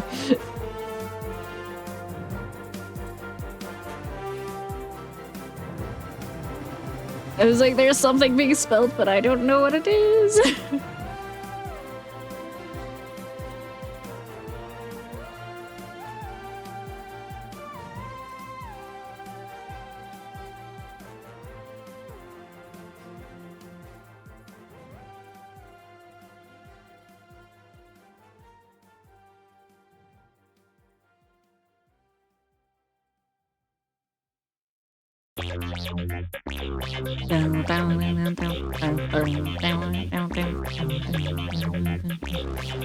It got odd because of the conflicts, but no one can see it now, not until the VOD goes live.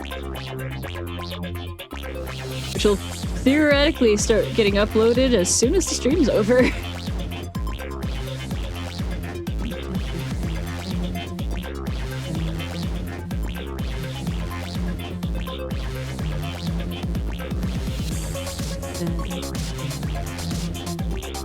Wait, Athena, we can talk about this. What are we talking about, huh?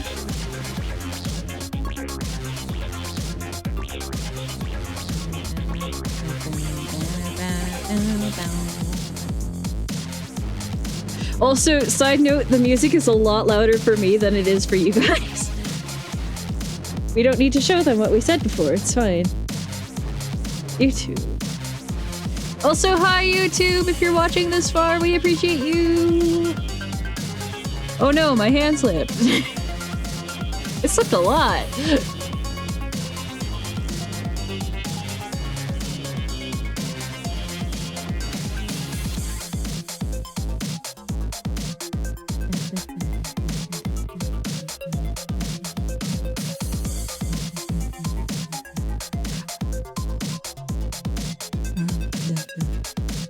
Hi YouTube and most likely future me when I go to listen to Athena reading. Yes. Potato fact. All right. Potato fact number 25. Potato fact number 25 is there are hundreds of varieties of potatoes. There you go. Potato pact. You cannot form a pact with the potatoes at this moment in time. Please try again later. If you continue running into this issue, please call a manager. Why? Athena pact. Thought we already had a pact. I mean, 11 viewers, let's go! Hello, everybody! Sorry, guy, no potato warlock yet. Hi, Tofu! Hi, Tofu! Hope you're doing well today, so far.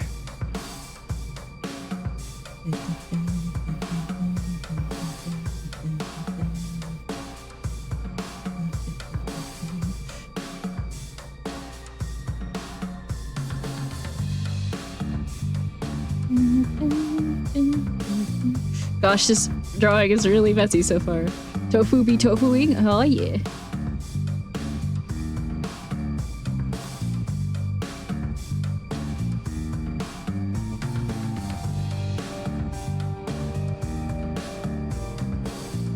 I agree. Don't mind me, but side note, I scared Elliot earlier. You really did. It was great. Ow. Well, you see, he changed his name.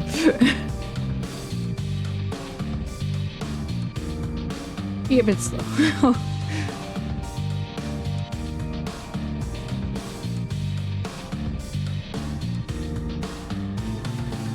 Look at the Maconia.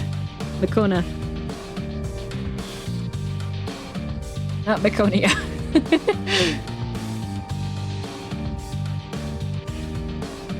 I'm actively dating, but Athena's been helping with that. Oh, I'm glad I'm helping! I hope the cascading ends soon. My cornea! Athena, what do you use to draw? Software and hardware. I use, the program Fire Alpaca, and I use, my drawing tablet is a Viec A30 pen tablet. Woo! Let me to put that in the chat for you.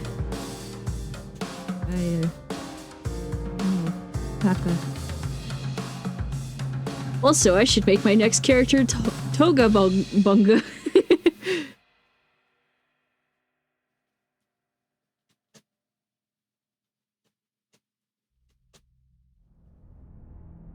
Thank you, you're welcome. Fire Alpaca is free. It's very nice. I like it a lot.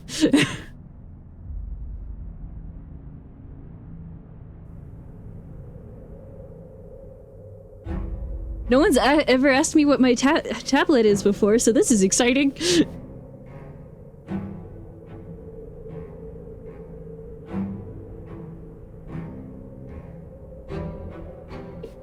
Yes! Jeez, this is gonna be a lot of cleanup. I didn't have to ask, but it's fine. Yeah, my tablet has been acting up, so I'm curious. That's super fair. This one, it's USB... It's USB plug-in, so and it has a left and right-handed mode, so it's very nice. Mine's just old, so it has a bit of a dead spot right now. Also, don't forget the stars. Now she notices. Don't don't worry, Athena. Detail work is the best part. Yes. Oh, I'm not forgetting the stars, by the way. I'm just trying to get all the flat colors down before I get too ahead of myself. If USA is so good, why is there a USB?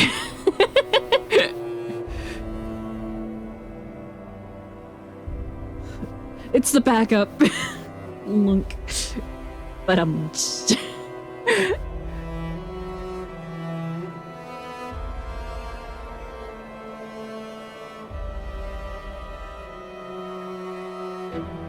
Cause USB perfect together.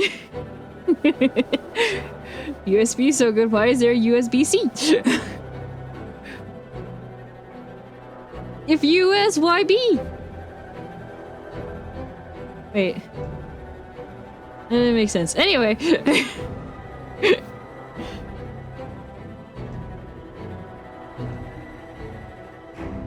But they make it small with micro USB.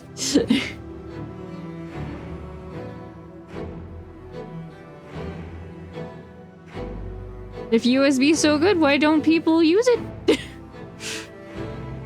Why no manufacturers use it? Please! Please, I need the answer!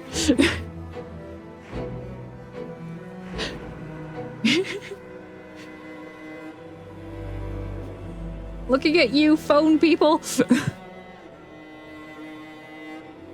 I know that the best one is Yubi. Like a finger in Japanese? Cause Yubi.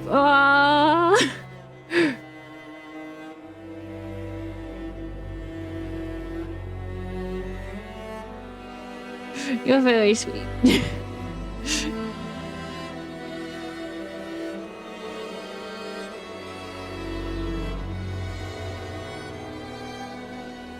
Alright. We're almost done.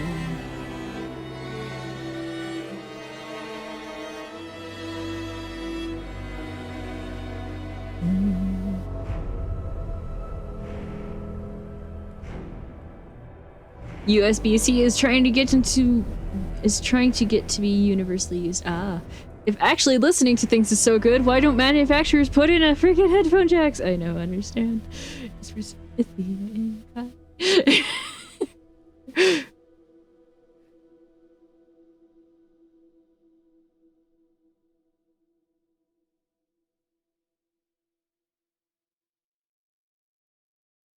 Okay.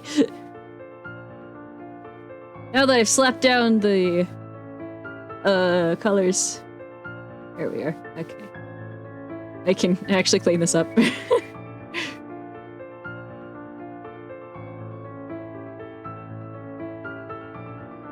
It's always a little messy with my beans, but hey, they're very human that way. They're very human-made that way, I suppose. Gun? Joke's on you, I already decomposed! Fire! Who said it was a normal gun? Up. I thought I still had the eraser on.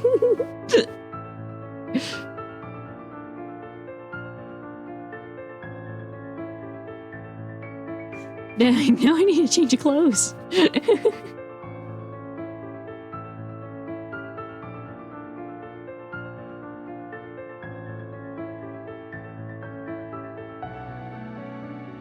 I killed the skeleton! Look what you did! You... Never mind, I can't remember what enough of the words to be able to say the joke I was gonna make. Oh no. I forgot too much. And now it'll end in my untimely demise. Huh? When you turn a person into ashes after they die. What is that called?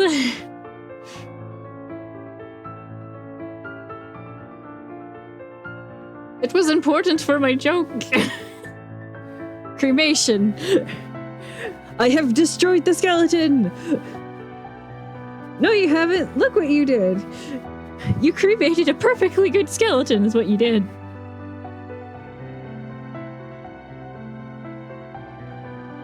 That joke still doesn't work, but it's okay.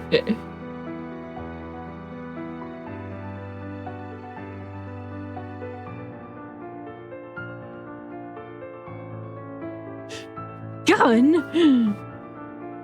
The gun has revolted against him.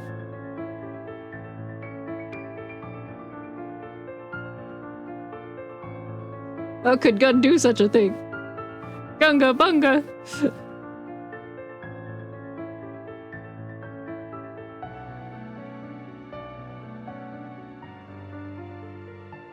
I know. Gun is a Gunga bunga's a warlock with gun. That's what their family is named for. So yeah, for reference, Athena, cascading is a term from Lancer. It's basically what happens when an NHP non-human person loses their human perspective. Oh, I see. I'm sorry. I hope you feel better soon. The Bunga family is named because of gun? Yes.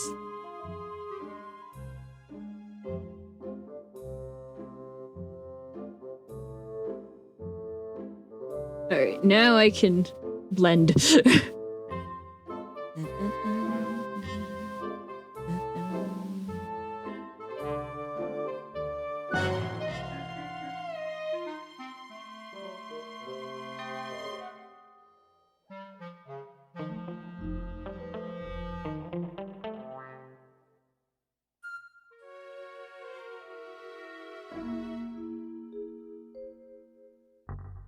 Blend, blend, blend, blend. Look at it go. Such blend.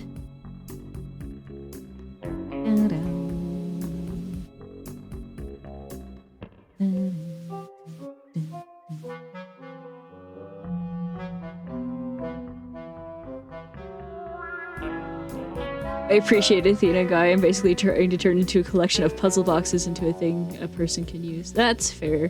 Which is not easy. Yeah. Such great artwork. Aww.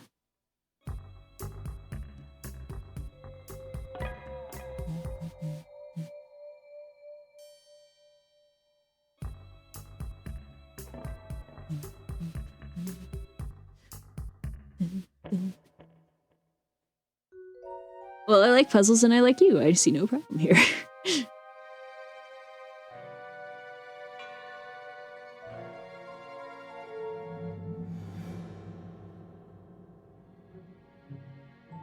Well, I think I've bullied you guys enough, so I shall learn. Okay, take care, Skelly! Okay,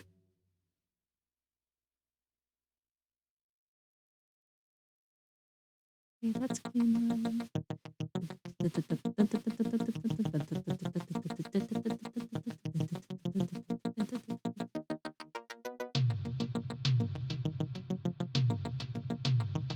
Watch! I can't believe you've toggled him!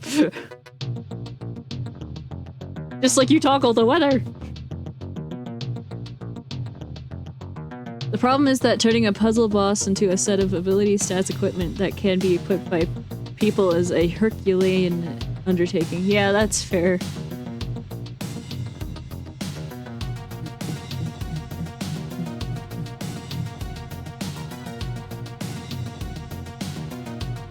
Got it, yeah.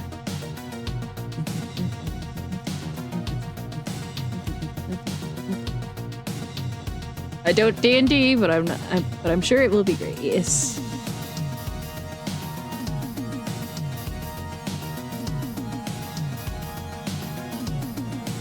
And that's just one puzzle boss. This is a set of puzzle bosses. Yeah. You can do it. I believe in you. Done, buddy.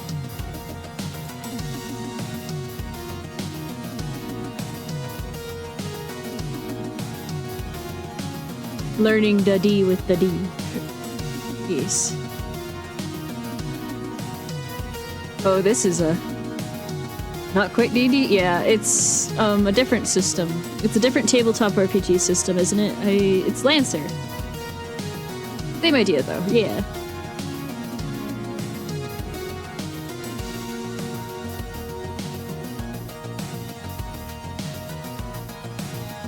Once I get this blending done, I can start shading it, so then I can start putting stars on, because I wanted to put those stars on after the shading.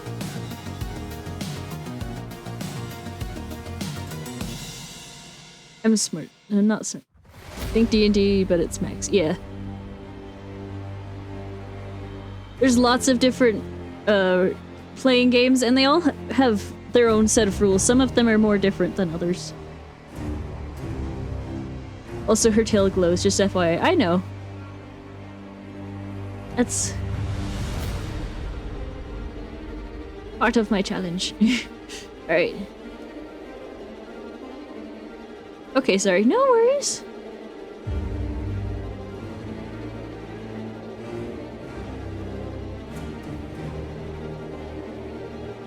I appreciate you letting me know, because I might have forgotten.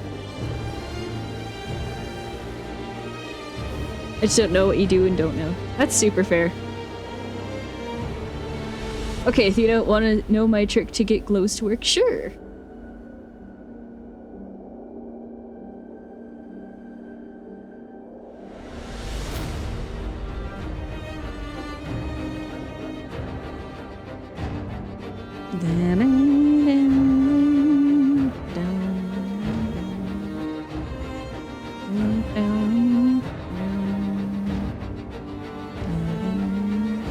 A new layer over the glowy bit, then lower the opacity. Yeah. That makes sense.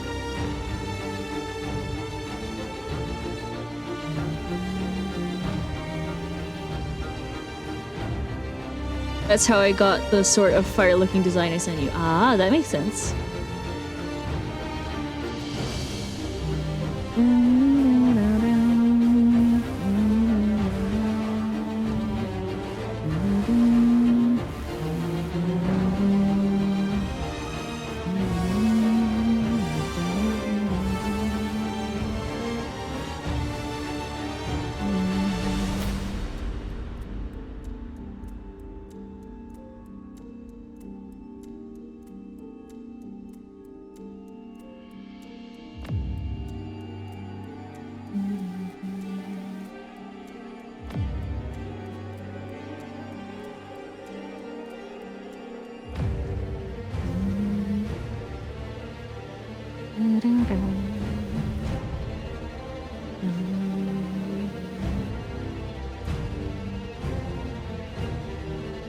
All right.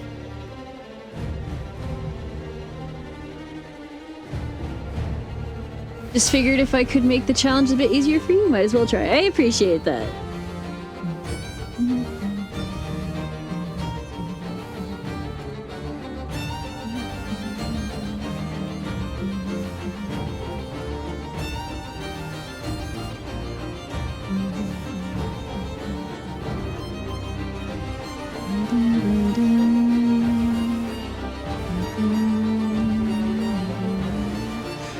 Mikona and Seal are complex beings. Sort of, but also not really. At the same time.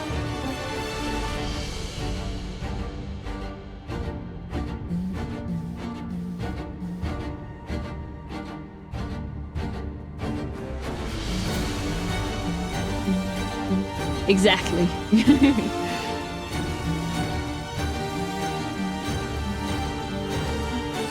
Me makes sense.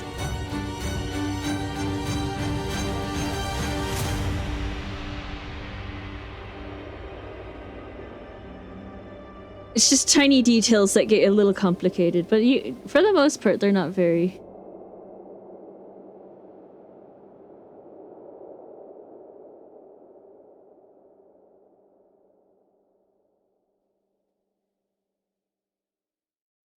One day I'm gonna open commissions. That'll be a day.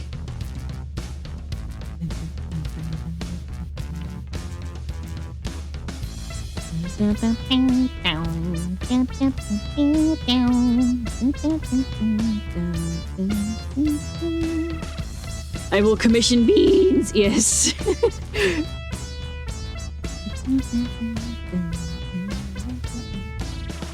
I'm waiting for them to open and be first.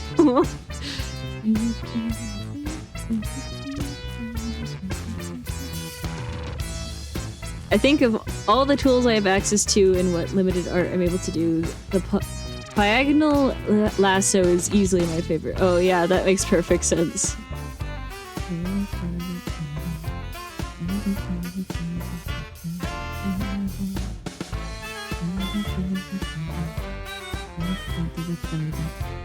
So what if she may do art for me for free, but I won't accept it because me give her monies is just so good. It is. Lasso tools just are very nice.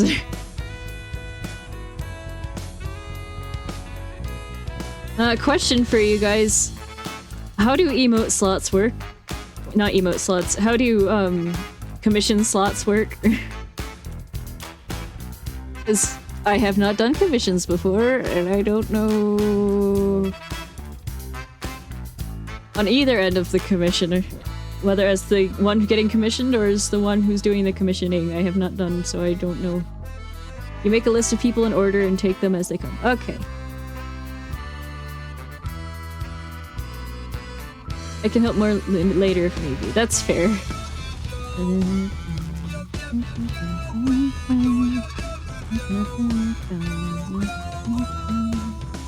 Like a chef at a restaurant. I see.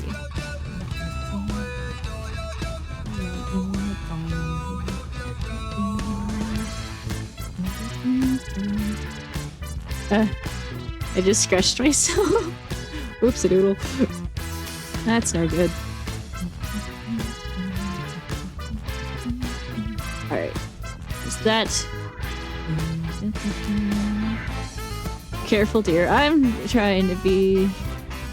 the success rate is limited. See, but Polygonal lets me sit there and make little clicky buttons to set up the lines, so I don't have to do a full circle.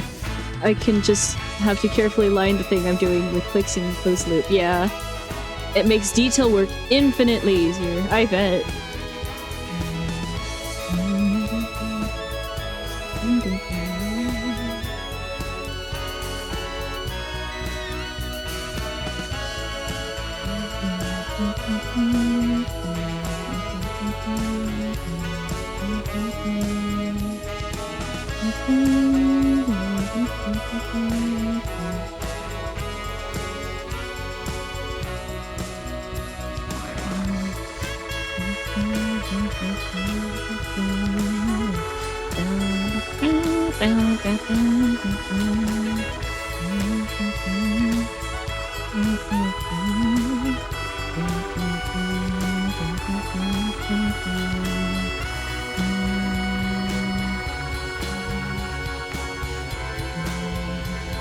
Okay, me sleep now. Okay, sleep well.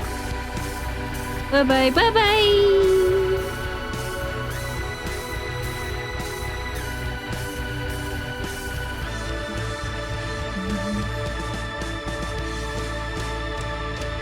Have a good sleep, yes.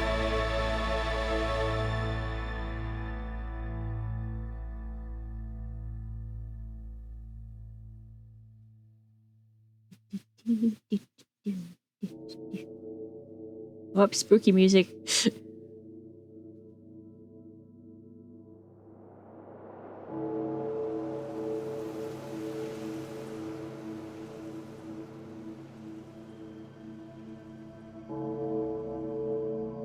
Am I the best at shading? Not particularly, but I do it anyways. That's the only way to get better. After all.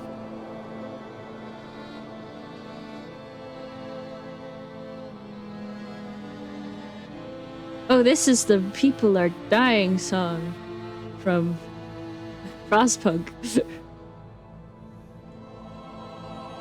Oh, oops.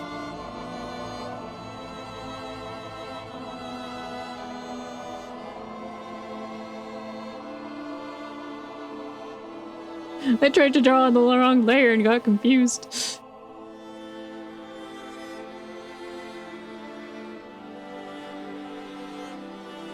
Hi, Scaredy Cat Axe! Welcome to the stream! I hope you're doing well today! Right now I am drawing some beans.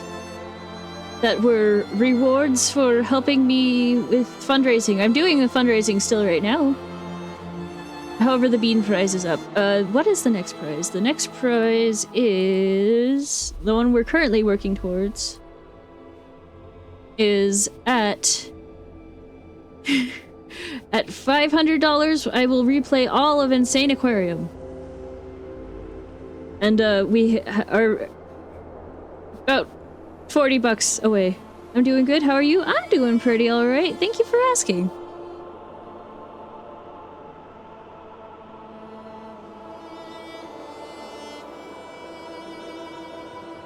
Just working on this.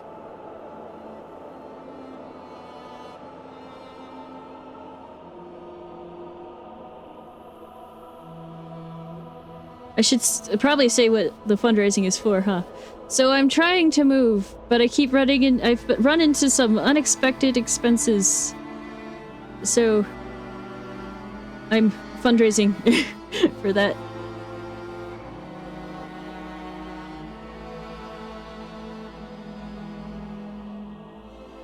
That is my purpose.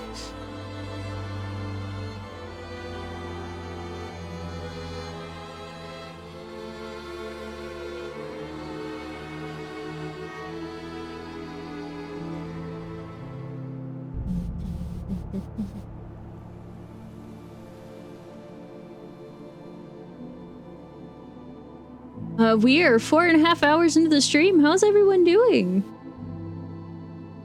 OMG, I'm so sorry to hear that. I wish the best of luck with the fundraising. Thank you so much. I really appreciate it. You are welcome to hang out as much as you'd like as I work on all this stuff. Just the support. It means a lot. Okay.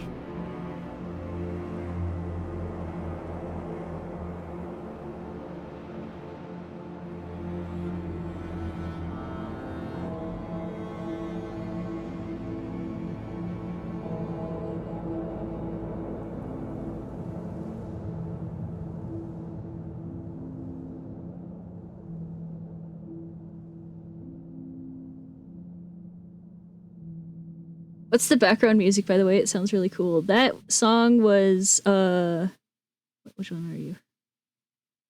Which one are you?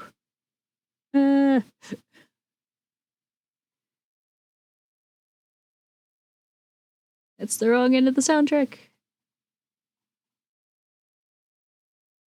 What's the mechanical version of writer's block? It is still writer's block, whatever it is. I have it because I can't think of ability concepts for the last frame. I think it's just block. Alright, this song is, what are you? Tell me your name. Please.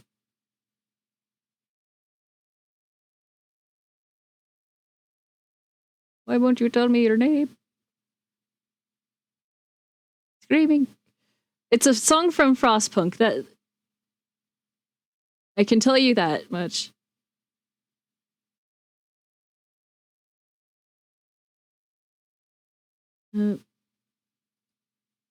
It's on the Frostpunk soundtrack. Which one are you?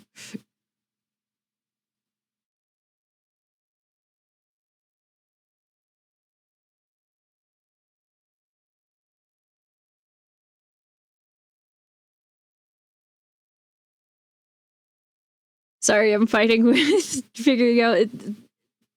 This one's naming convention is very strange.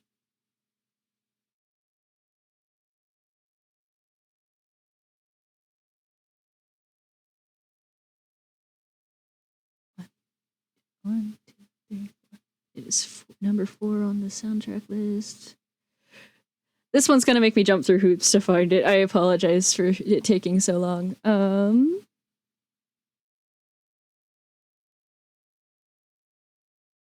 It is called Streets of New London. It is by Peter Musical. It is a Polish name.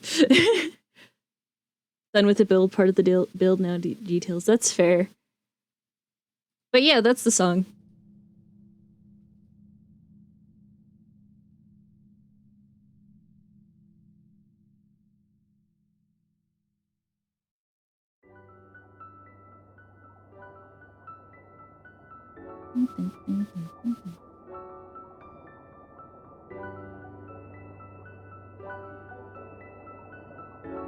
Okay.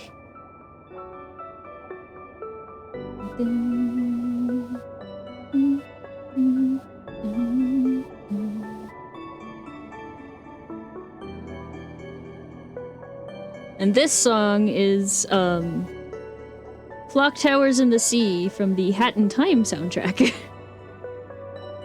Oh.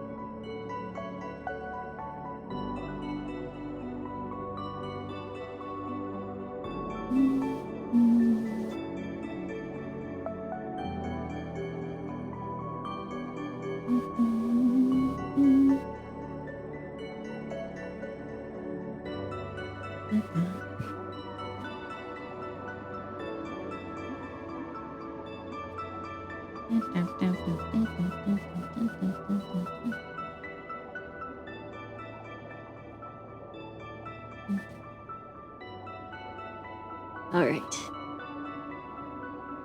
We're getting close.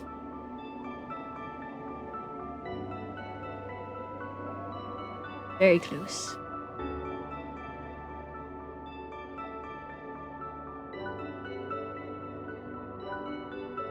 Oop. It's escaping.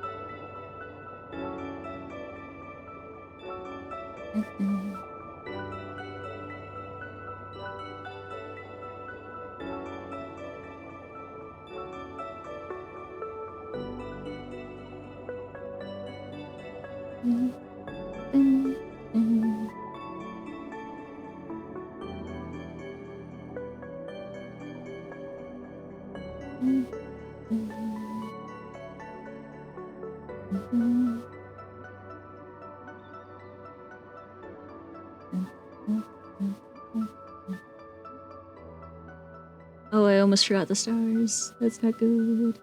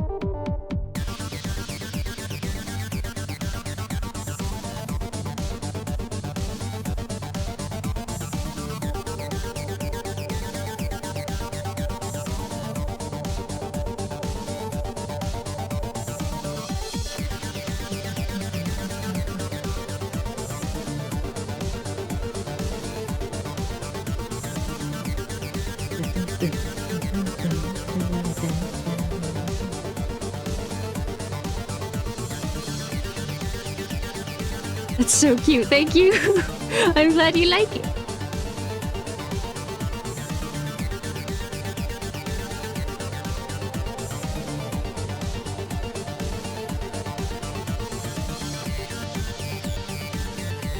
over it all, so it all has a glowy effect on it.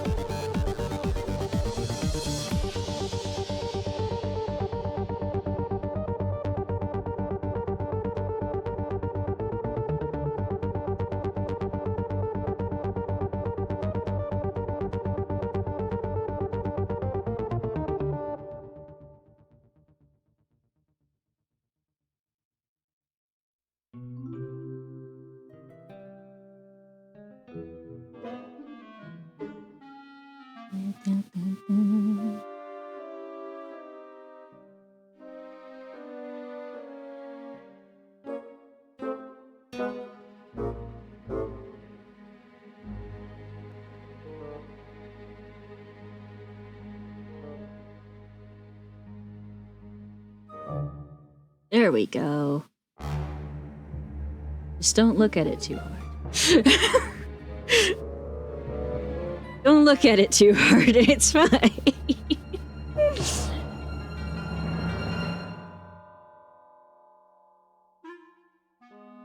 That works.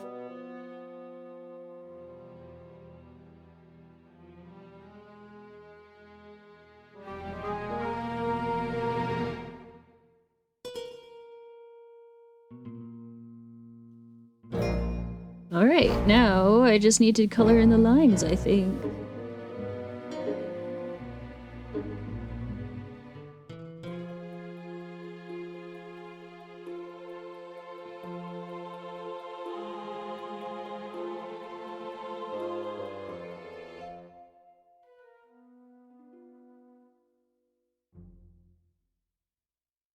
Maybe a little darker.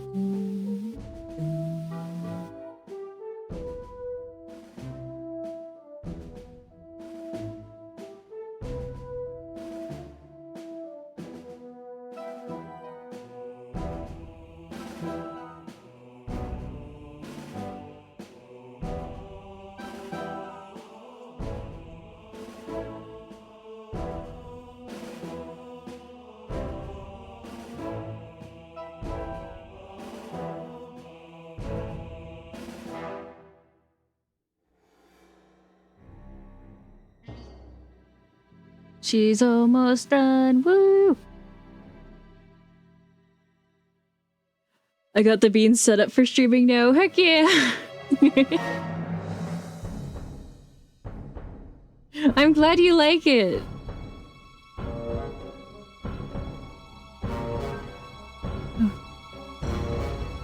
I almost forgot her claws. That would have been silly of me.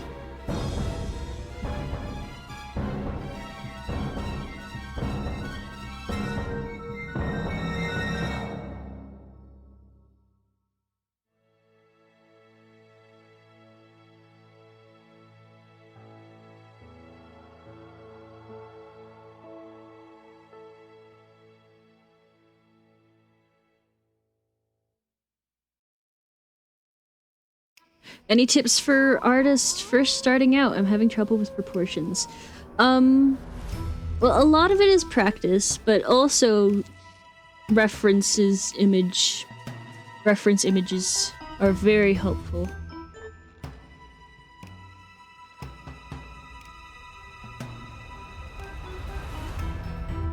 Also, a tip you'll find very often is that for arm length, arms should be so they're like just below hips. I think that's the tip. That's the one you'll see often for arm length.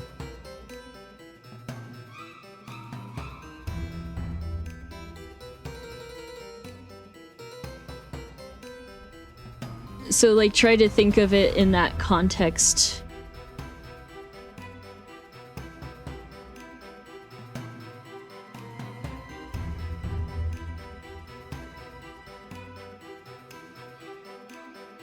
And for eye sizing, don't be afraid to be like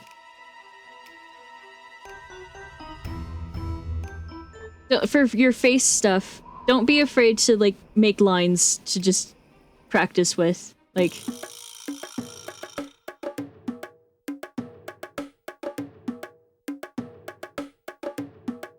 there you go, there's a face. Don't be afraid to use tools, make your own. Whatever makes you happy. Okay, I see. Thank you for the advice. Yeah!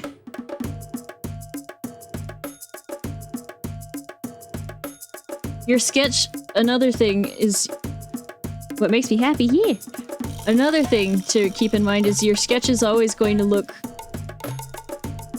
a lot... You're going to think your sketch looks better than your final product. That's just because of the more dynamic lines filling in a lot of the stuff that you're not enjoying necessarily.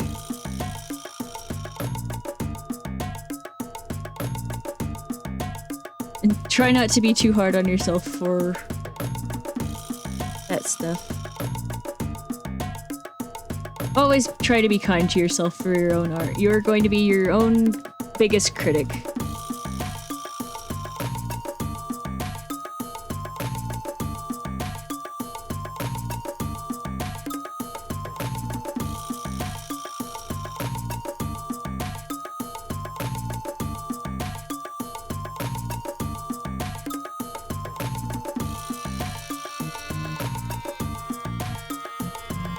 Athena makes me happy. Aww, you're very sweet.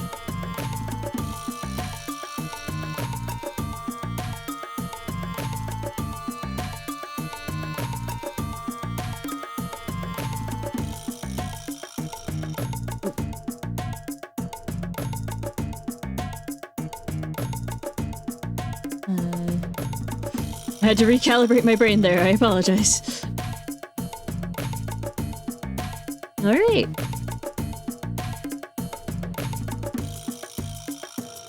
Yeah, that looks okay.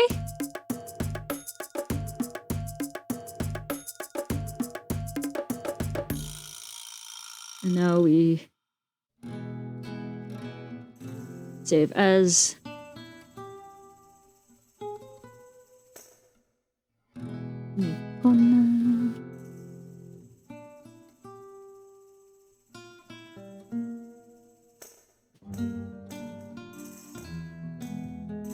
And then we save it as a PNG.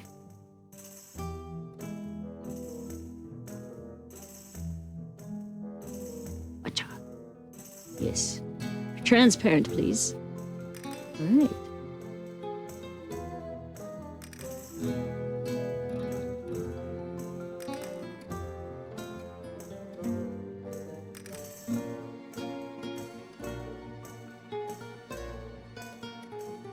Alrighty.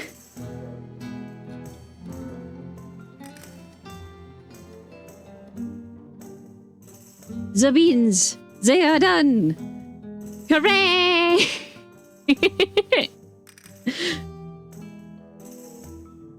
Let's see. We're almost 5 hours into the stream. How's everyone doing?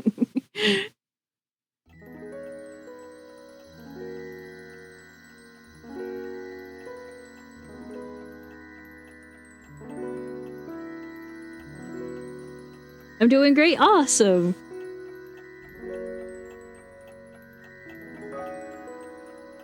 Better. I have a skeleton. Woo! Hooray for skeletons! Let's go!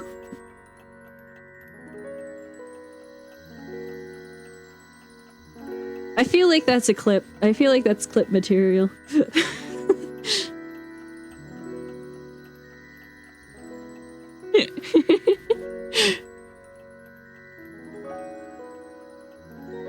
I'm glad to see you guys are doing better, though.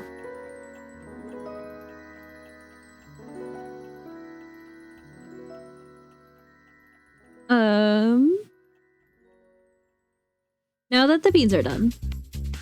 Oh, funky.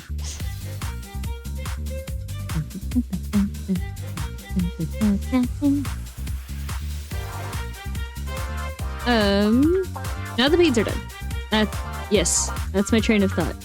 I found it. I found my train of thought. Let's do something. What that something is, I need to figure out. Well, Athena, I tried doing another donation to say thank you again for the bean and just to help, but it would not let me. Oh no! Read. Ah, yes. I was asked to read some more, and I'm more than happy to do so. Let me work on the shimmy shimmy cocoa puffing over in that direction. You promised. Well, then I'll make it happen, because I take my promises very seriously. Well, I appreciate that you like the bean so much, Pony. I really do.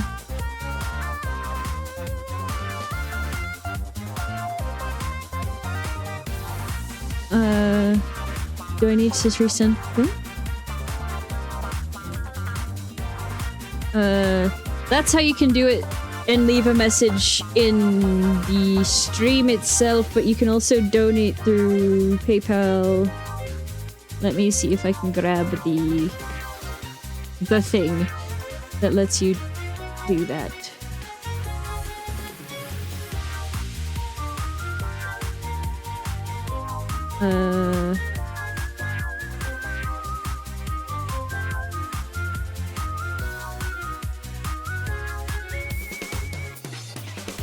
You either keep reading or...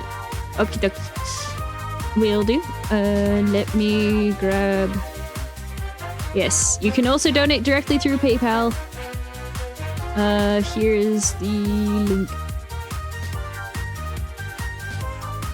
If the Stream Elements one isn't working, maybe that one will. I don't know. I barely understand PayPal as a concept. All I get is this. This organization is currently ineligible to receive donations. Oh dear. Huh.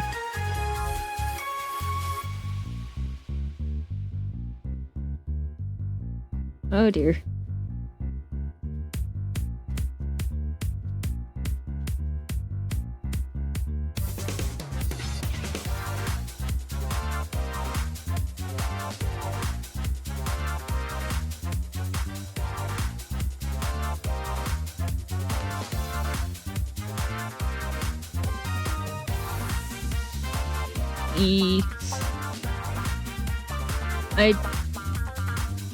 I don't know what's going on. I apologize, but I thank you for the thought. I really appreciate it. I will try and figure that out, but that will be after the stream. I'm sorry to mess with the vibe. I just thought I should tell you. I really appreciate it. I just don't know how to fix it right now. I'm not sure I can fix it right now. It's like, I know what issue it's running into, and while I wouldn't want to, I don't really want to get into it during a stream, I'm not sure I can really fix it right now. I mean, I know why it's getting that issue is what I'm trying.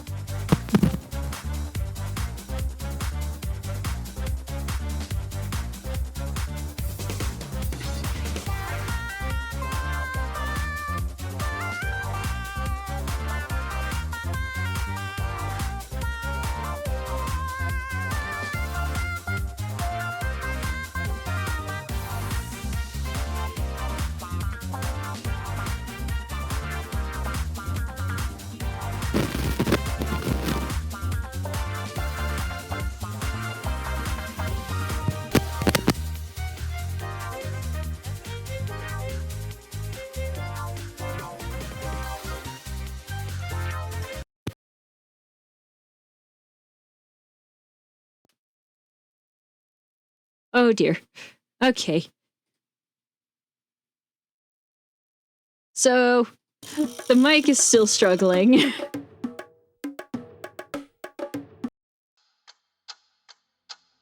The mic is still struggling significantly, but thank you for letting me know. I don't know what I was saying before it cut out, but we can hear you though. Okay, good. Because it did cut out before, it just got really quiet. It kind of cut out, I don't know, it was weird. I need a new mic. That's what it is at the end of the day. Alright, let me go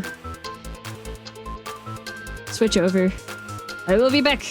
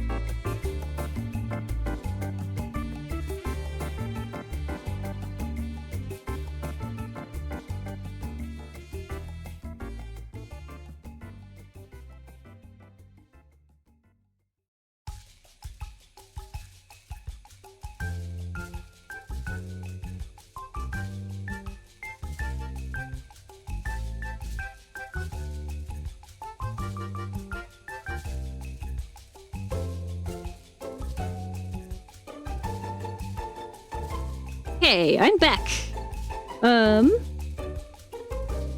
We're basically ready to go. I hope we're all excited. I'm gonna say we're gonna read one more chapter and then end the stream, if that's okay with everyone. Welcome back. Thank you. Thank you. So let me get over here. Hello, hello. Alright, yeah. Now then, let us...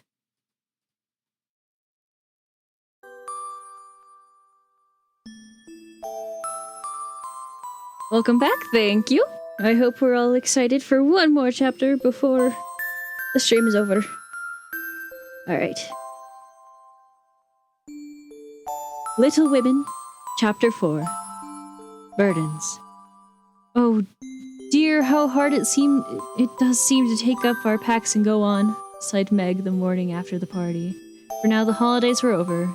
The week of merriment did not fit her for going on easily with the task she never liked. A bedtime story, yes. I wish it was Christmas or New Year's all the time. Wouldn't it be fun?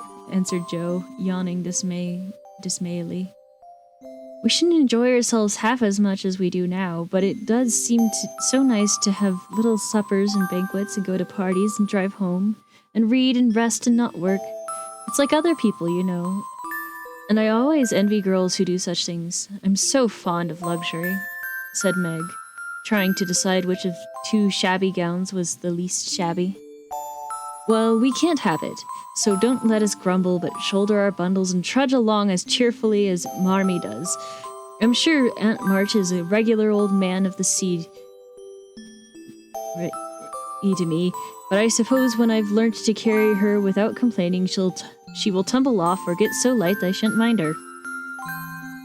This idea tickled Joe's fancy and put her in good spirits, but Meg didn't brighten. For her burden, consisting of 4 spoiled children, seemed heavier than ever.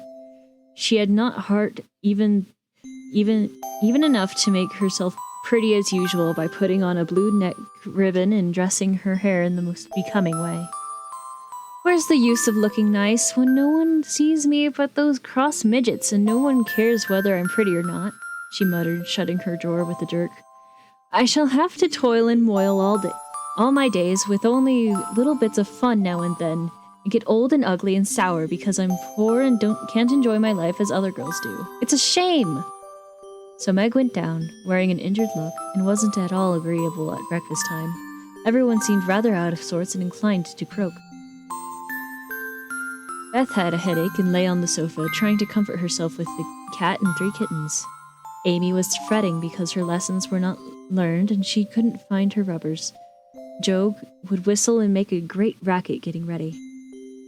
Mrs. March was very busy trying to finish a letter, which must go at once, and Hannah had the grumps, for being up late didn't suit her. There never was such a cross family, cried Jo, losing her temper when she had upset an inkstand, broken both boots' lacing, and sat down upon her hat. You're the crossest person in it, returned Amy, washing out the sum that was all wrong with the tears that had fallen on her slate. Beth, if you don't keep those horrid cats down cellar, I'll have them drowned, exclaimed Meg angrily as she tried to get rid of the kitten, which had scrambled up her back and stuck like a bird just out of reach. Jo laughed, Meg scolded, Beth implored, and Amy wailed because she couldn't remember how much 9 times 12 was. Girls, do be quiet 1 minute. I must get this off by the early mail, and you drive me distracted with your worry, cried Mrs. March, crossing out the 3rd spoiled sentence in her letter. There was a momentary lull, broken by Hannah, who stalked in, laid 2 hot overturns on the table, and stalked out again. These turnovers were an institution, and the girls called them muffs, for they had no others and found the hot pies very comforting to their hands on cold mornings. Hannah never forgot to make them, no matter how busy or grumpy she might be, for the walk was long and bleak. The poor things got no other lunch and were seldom home before 2. Cuddle your cats and get over your headache, Bethy. Goodbye, Marmee. We are a set of rascals this morning, but we'll come home regular angels. Now then, Meg. And Joe trampled away, feeling that the pilgrims were not setting out as they ought to do. They always looked back before turning the corner, for their mother was always at the window to nod and smile and wave her hand to them. Somehow it seemed as if they couldn't have got through the day without that, for whatever their mood might be, the last glimpse of that motherly face was sure to affect them like sunshine.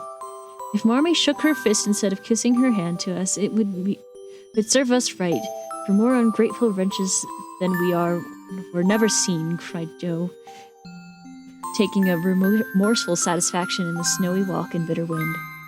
Don't use such dreadful expressions, replied Meg from the depths of the veil in which she had shrouded herself like a nun sick of the world. I like good strong words that mean something, replied Joe, catching her hat as it took a leap off her head, preparatory to flying away altogether. Call yourself any names you like, but I am neither a rascal nor a wretch, and I don't choose to be called so. You're a blighted being and decidedly cross today because you can't sit in the lap of luxury all the time. Poor dear, just wait till I make my fortune and you shall revel in carriages and ice creams and high-heel slippers and posies and red-headed boys to dance with. How ridiculous you are, Joe! But Meg laughed at the nonsense and felt better in spite of herself. Lucky for you I am, for if I put on crushed airs and tried to be dismal as you do, we should be in a nice state. Thank goodness I always find something funny to keep me up. Don't croak any more, but come home jolly, there's a dear. Jo gave her sister an encouraging pat on the shoulder as they parted for the day, each going on a different way, each hugging her little warm turnover, and each trying to be cheerful in spite of wintry weather, hard work, and the unsatisfied desires of pleasure-loving youth. When Mr. March lost his property in trying to help an unfortunate friend, the two oldest girls begged to be allowed to do something towards their own support at least. Believing that they could not begin too early to cultivate energy, industry, and independence, their parents consented, and both fell to work with the hearty good which, in spite of all obstacles, is sure to succeed at last. Margaret found a place as nursery governess and felt rich with all her small salary. As she said, she was fond of luxury, and her chief trouble was poverty. She found it harder to bear than the others because she could remember a time when home was beautiful, life full of ease and pleasure, and in want of any kind unknown. She tried not to be envious or discontent, but it was very natural that the young girl should long for pretty things, happy friends, accomplishments, and a happy life. At the King's, she daily saw all she wanted, for the children's older sisters were just out, and Meg caught frequent glimpses of dainty ball dresses and bouquets, heard lively gossip about theaters, concerts, sleighing parties, and merrymaking of all kind, and saw money lavished on trifles which would have been so precious to her.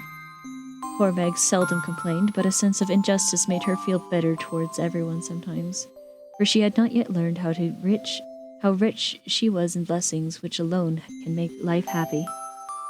Jo happened to suit Aunt March, who was lame and needed an active person to wait upon her. The childless old lady had offered to adopt one of the girls when the troubles came, and so much offended because her offer was declined.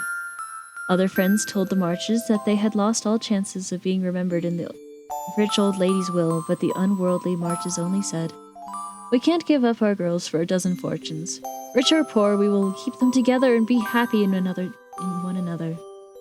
The old lady wouldn't speak to them for a time, but happening to meet Jo at a friend's, something in her comical face and blunt manner struck the old lady's fancy, and she proposed to take her for a companion.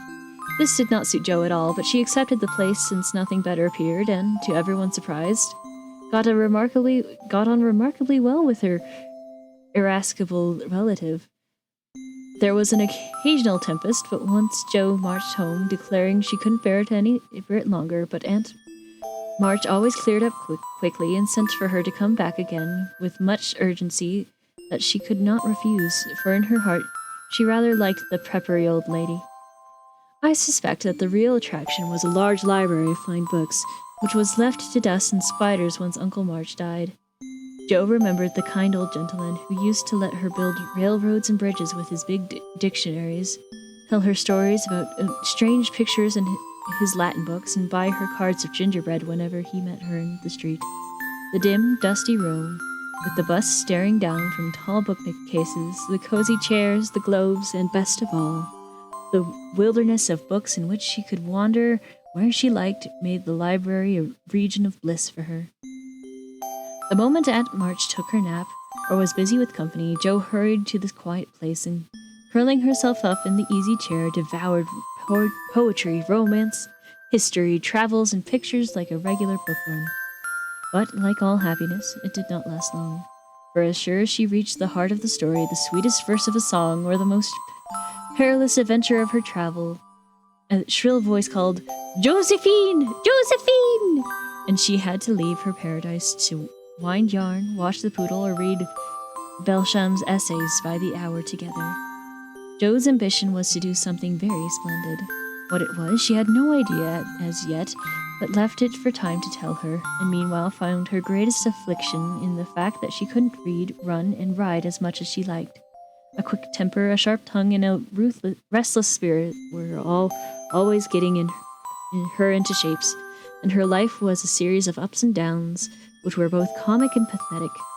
But the training she received at Aunt March's was just what she needed, and the thought that she was doing something to support herself made her happy, in spite of the perpetual "Josephine!"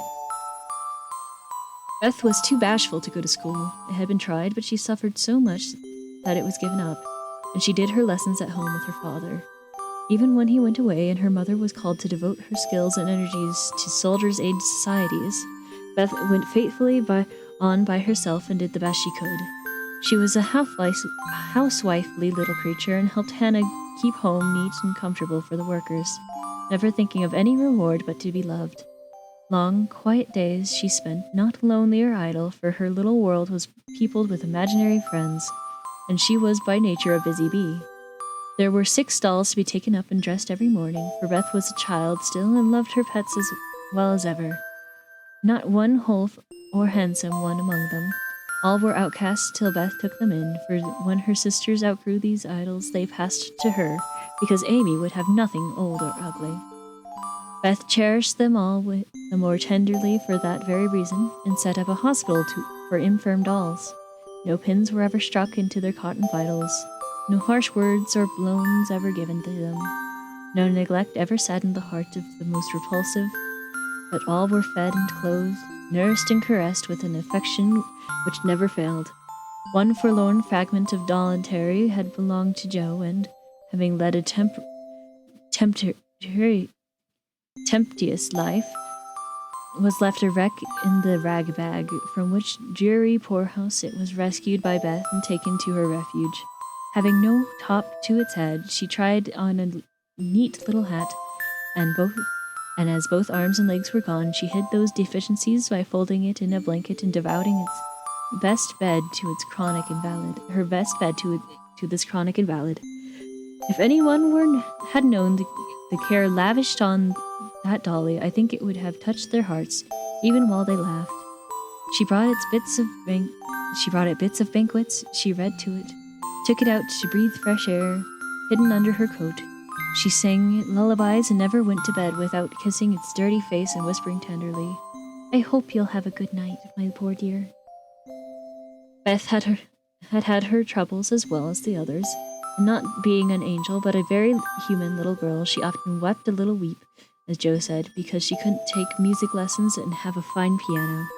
She loved music so dearly, tried so hard to learn, and practiced away so patiently at the jingling old instrument that it did seem as if someone, not to hint Aunt March, ought to help her. Nobody did, however, and nobody saw Beth wipe the tears off the yellow keys that wouldn't keep in tune when she was all alone. She sang like a little lark about her work, never too worried for Marmee and the girls, and day after day said hopefully to herself, I'll get my music sometime, if I'm good."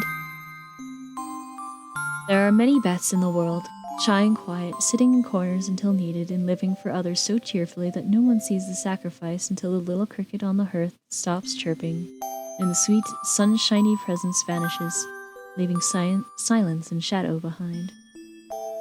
If anyone had asked Amy what the greatest trial of her life was, she would have answered at once, my nose. When she was a baby, Joe had accidentally dropped her into the cold hod, and Amy insisted that the fall had ruined her nose forever. It was not big nor red, like poor Petra's. It was only rather flat, and all the pinching in the world could never give it an aristocratic point. No one minded it but herself, and it was doing its best to grow, but Amy felt deeply the want of a Grecian nose, and drew whole sheets of handsome ones to console herself. Little Raphael, as her sisters called her, had a decided talent for drawing, and was never so happy as when copying flowers, designing fairies, or illustrating stories with strange specimens of art. Her teachers complained that instead of doing her sums, she covered her slate with animals. The blank pages of her atlas were used to copy maps on, and caricatures of the most luxurious description came fluttering out of all her books at unlucky moments. She got through her lessons as well as she could, and managed to escape reprimands by being a model of deportment. She was a great favorite with her mates, being good-tempered and possessing the happy art of pleasing without effort. Her little airs and graces were much admired, so much were her accomplishments, for besides her drawing, she could play 12 tunes, crochet, and read French without mispronouncing more than 2/3 of the words. She had a plaintive way of saying, "When Papa was rich, we did so-and-so," which was very touching, and her long words were considered perfectly elegant by the girls. Amy was in a fair way to be spoiled, for everyone petted her, and her small vanities and selfishnesses were growing nicely. One thing, however, rather quenched the vanities. She had to wear her cousin's clothes. Now, Florence's mamma hadn't a particle of taste, and Amy suffered deeply at having to wear a red instead of a blue bonnet, unbecoming gowns, and fussy aprons that did not fit. Everything was good, well made, and little worn, but Amy's artistic eyes were much afflicted, especially this winter, when her school dress was a dull purple with yellow dots and no trimming. "My only comfort," she said to Meg, with tears in her eyes, "is that Mother doesn't take tusks in my dresses whenever I'm naughty, as Maria Parks's mother does. My dear, it's really dreadful. If sometimes she is so bad her frock is up to her knees and she can't come to school. When I think of degradation, I can bear even my flat nose and purple gown with yellow skyrockets on it."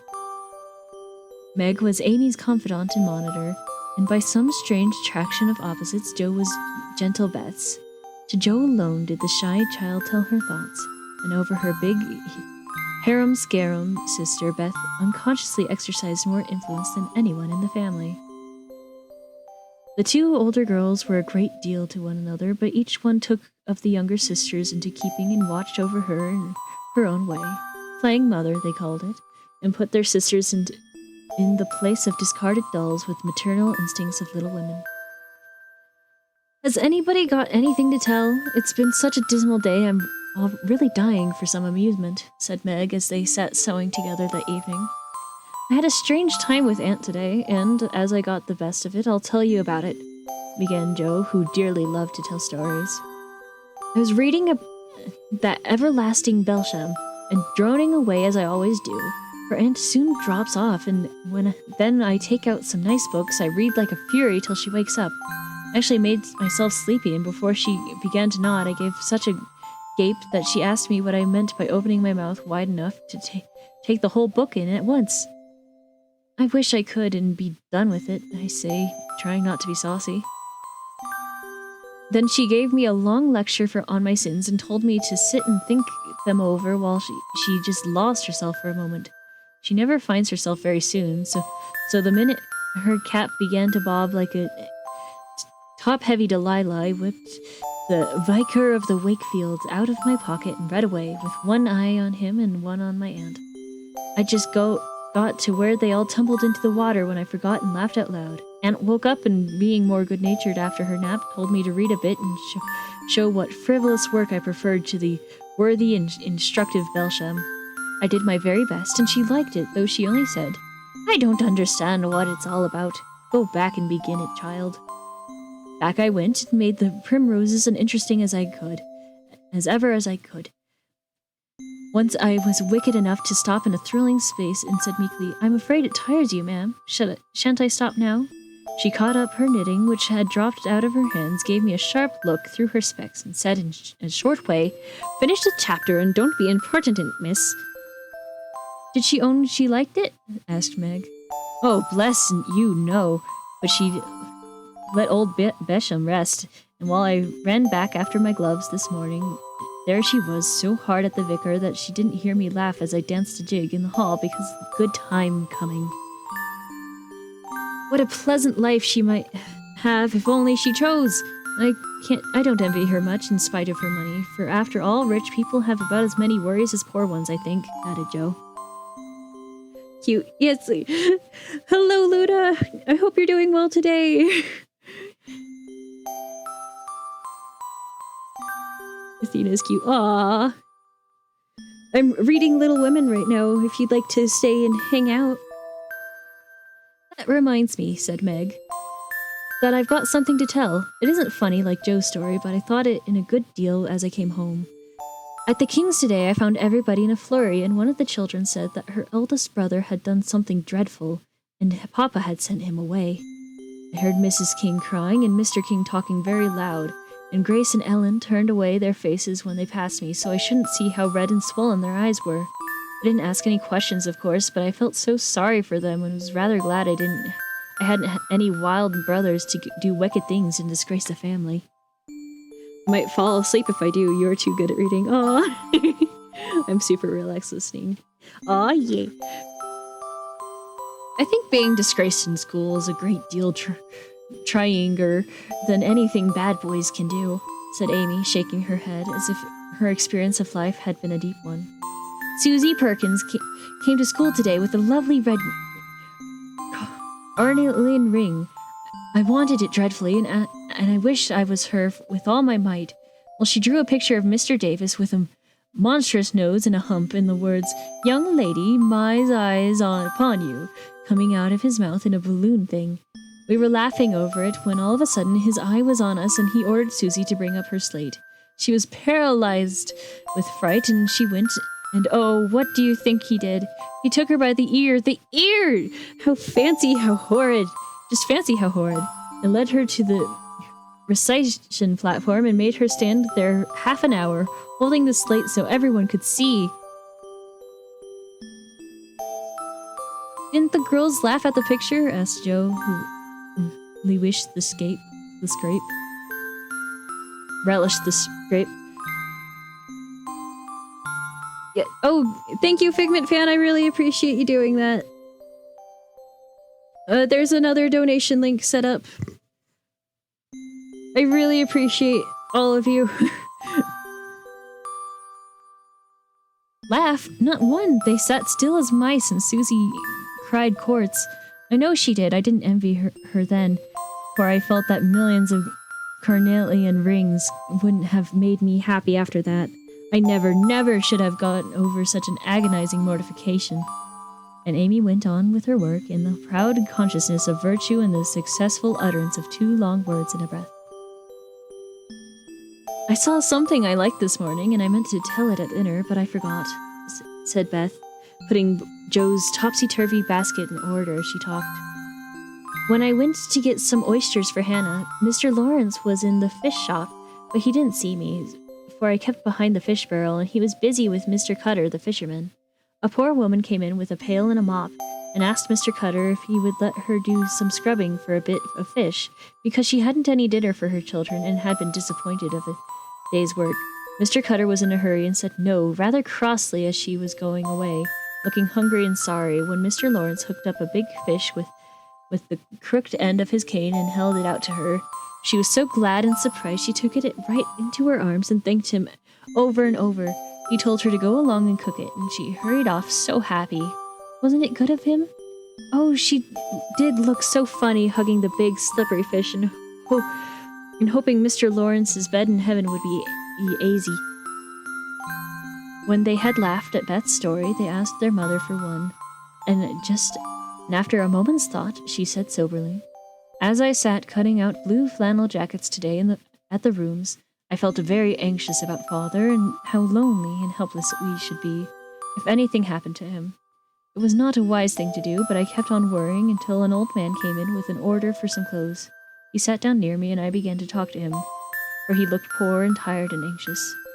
'Have you seen sons in the army?' I asked him, for the note he brought was not to me. 'Yes, ma'am, I have 4, but 2 were killed. One is a prisoner and I'm going to the other, who is very sick in a Washington hospital,' he answered quietly. 'You have done a great deal for your country, sir,' I said, feeling respect now instead of pity. 'Not a mite more than I ought, ma'am. I'd go myself if I was any use. As I ain't, I give my boys and give 'em free.' He spoke so cheerfully, looked so sincere, and seemed so glad to give his all that I was ashamed of myself. I'd given 1 man and thought it was too much, while he gave 4 without grudging them. I had all my girls to comfort me at home, and his last son was waiting, miles away, to say goodbye to him, perhaps. I felt so rich, so happy thinking of my blessings, that I made him a nice bundle, gave him some money, and thanked him heartily for the lesson he had taught me. I can promise she will get updated and receive the funds, as she can do me damage in my sleep if I don't. I fear the moment she puts on the Undertale home music, because then the artist will just start slapping down cards.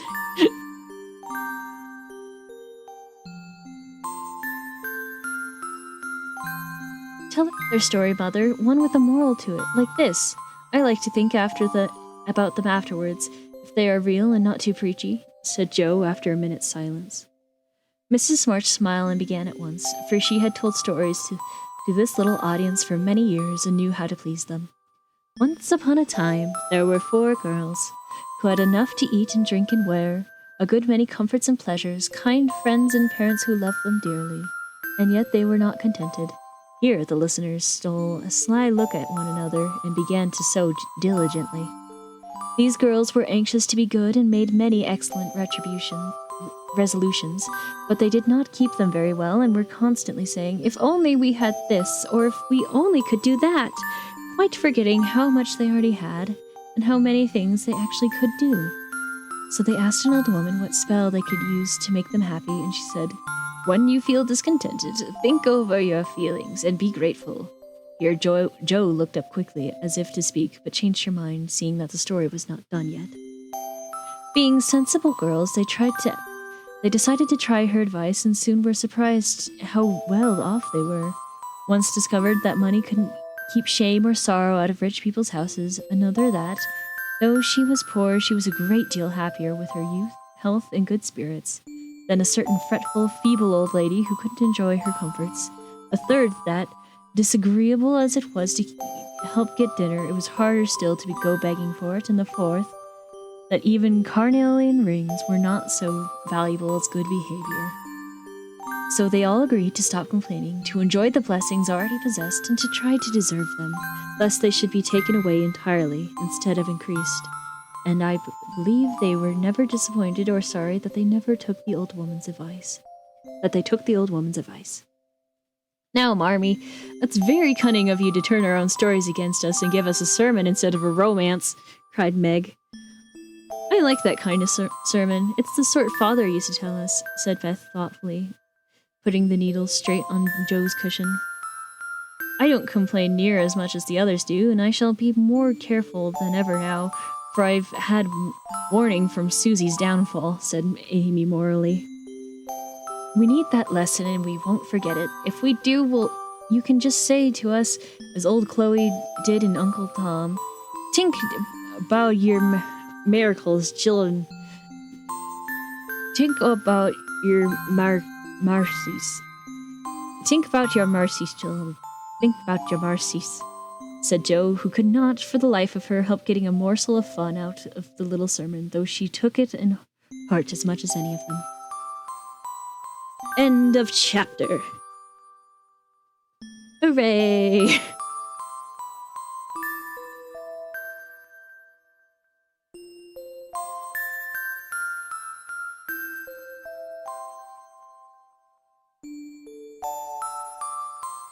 Good story. Yes, thank you all for coming. Now, now with that, I think I shall end the stream. Let me see about who's streaming right now. Who shall get raided?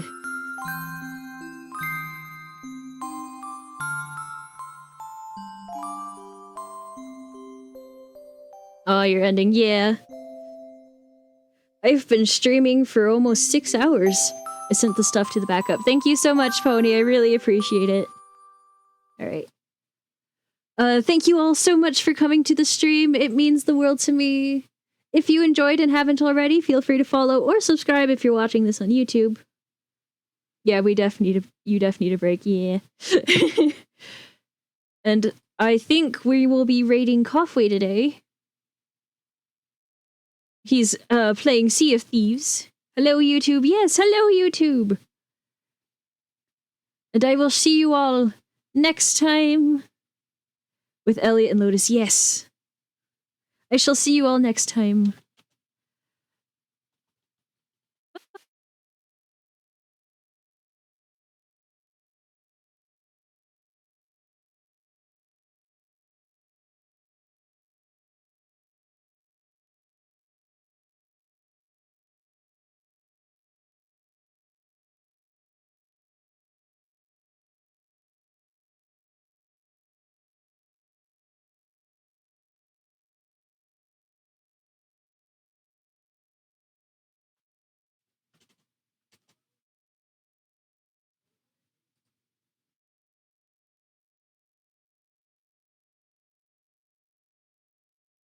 Ooh.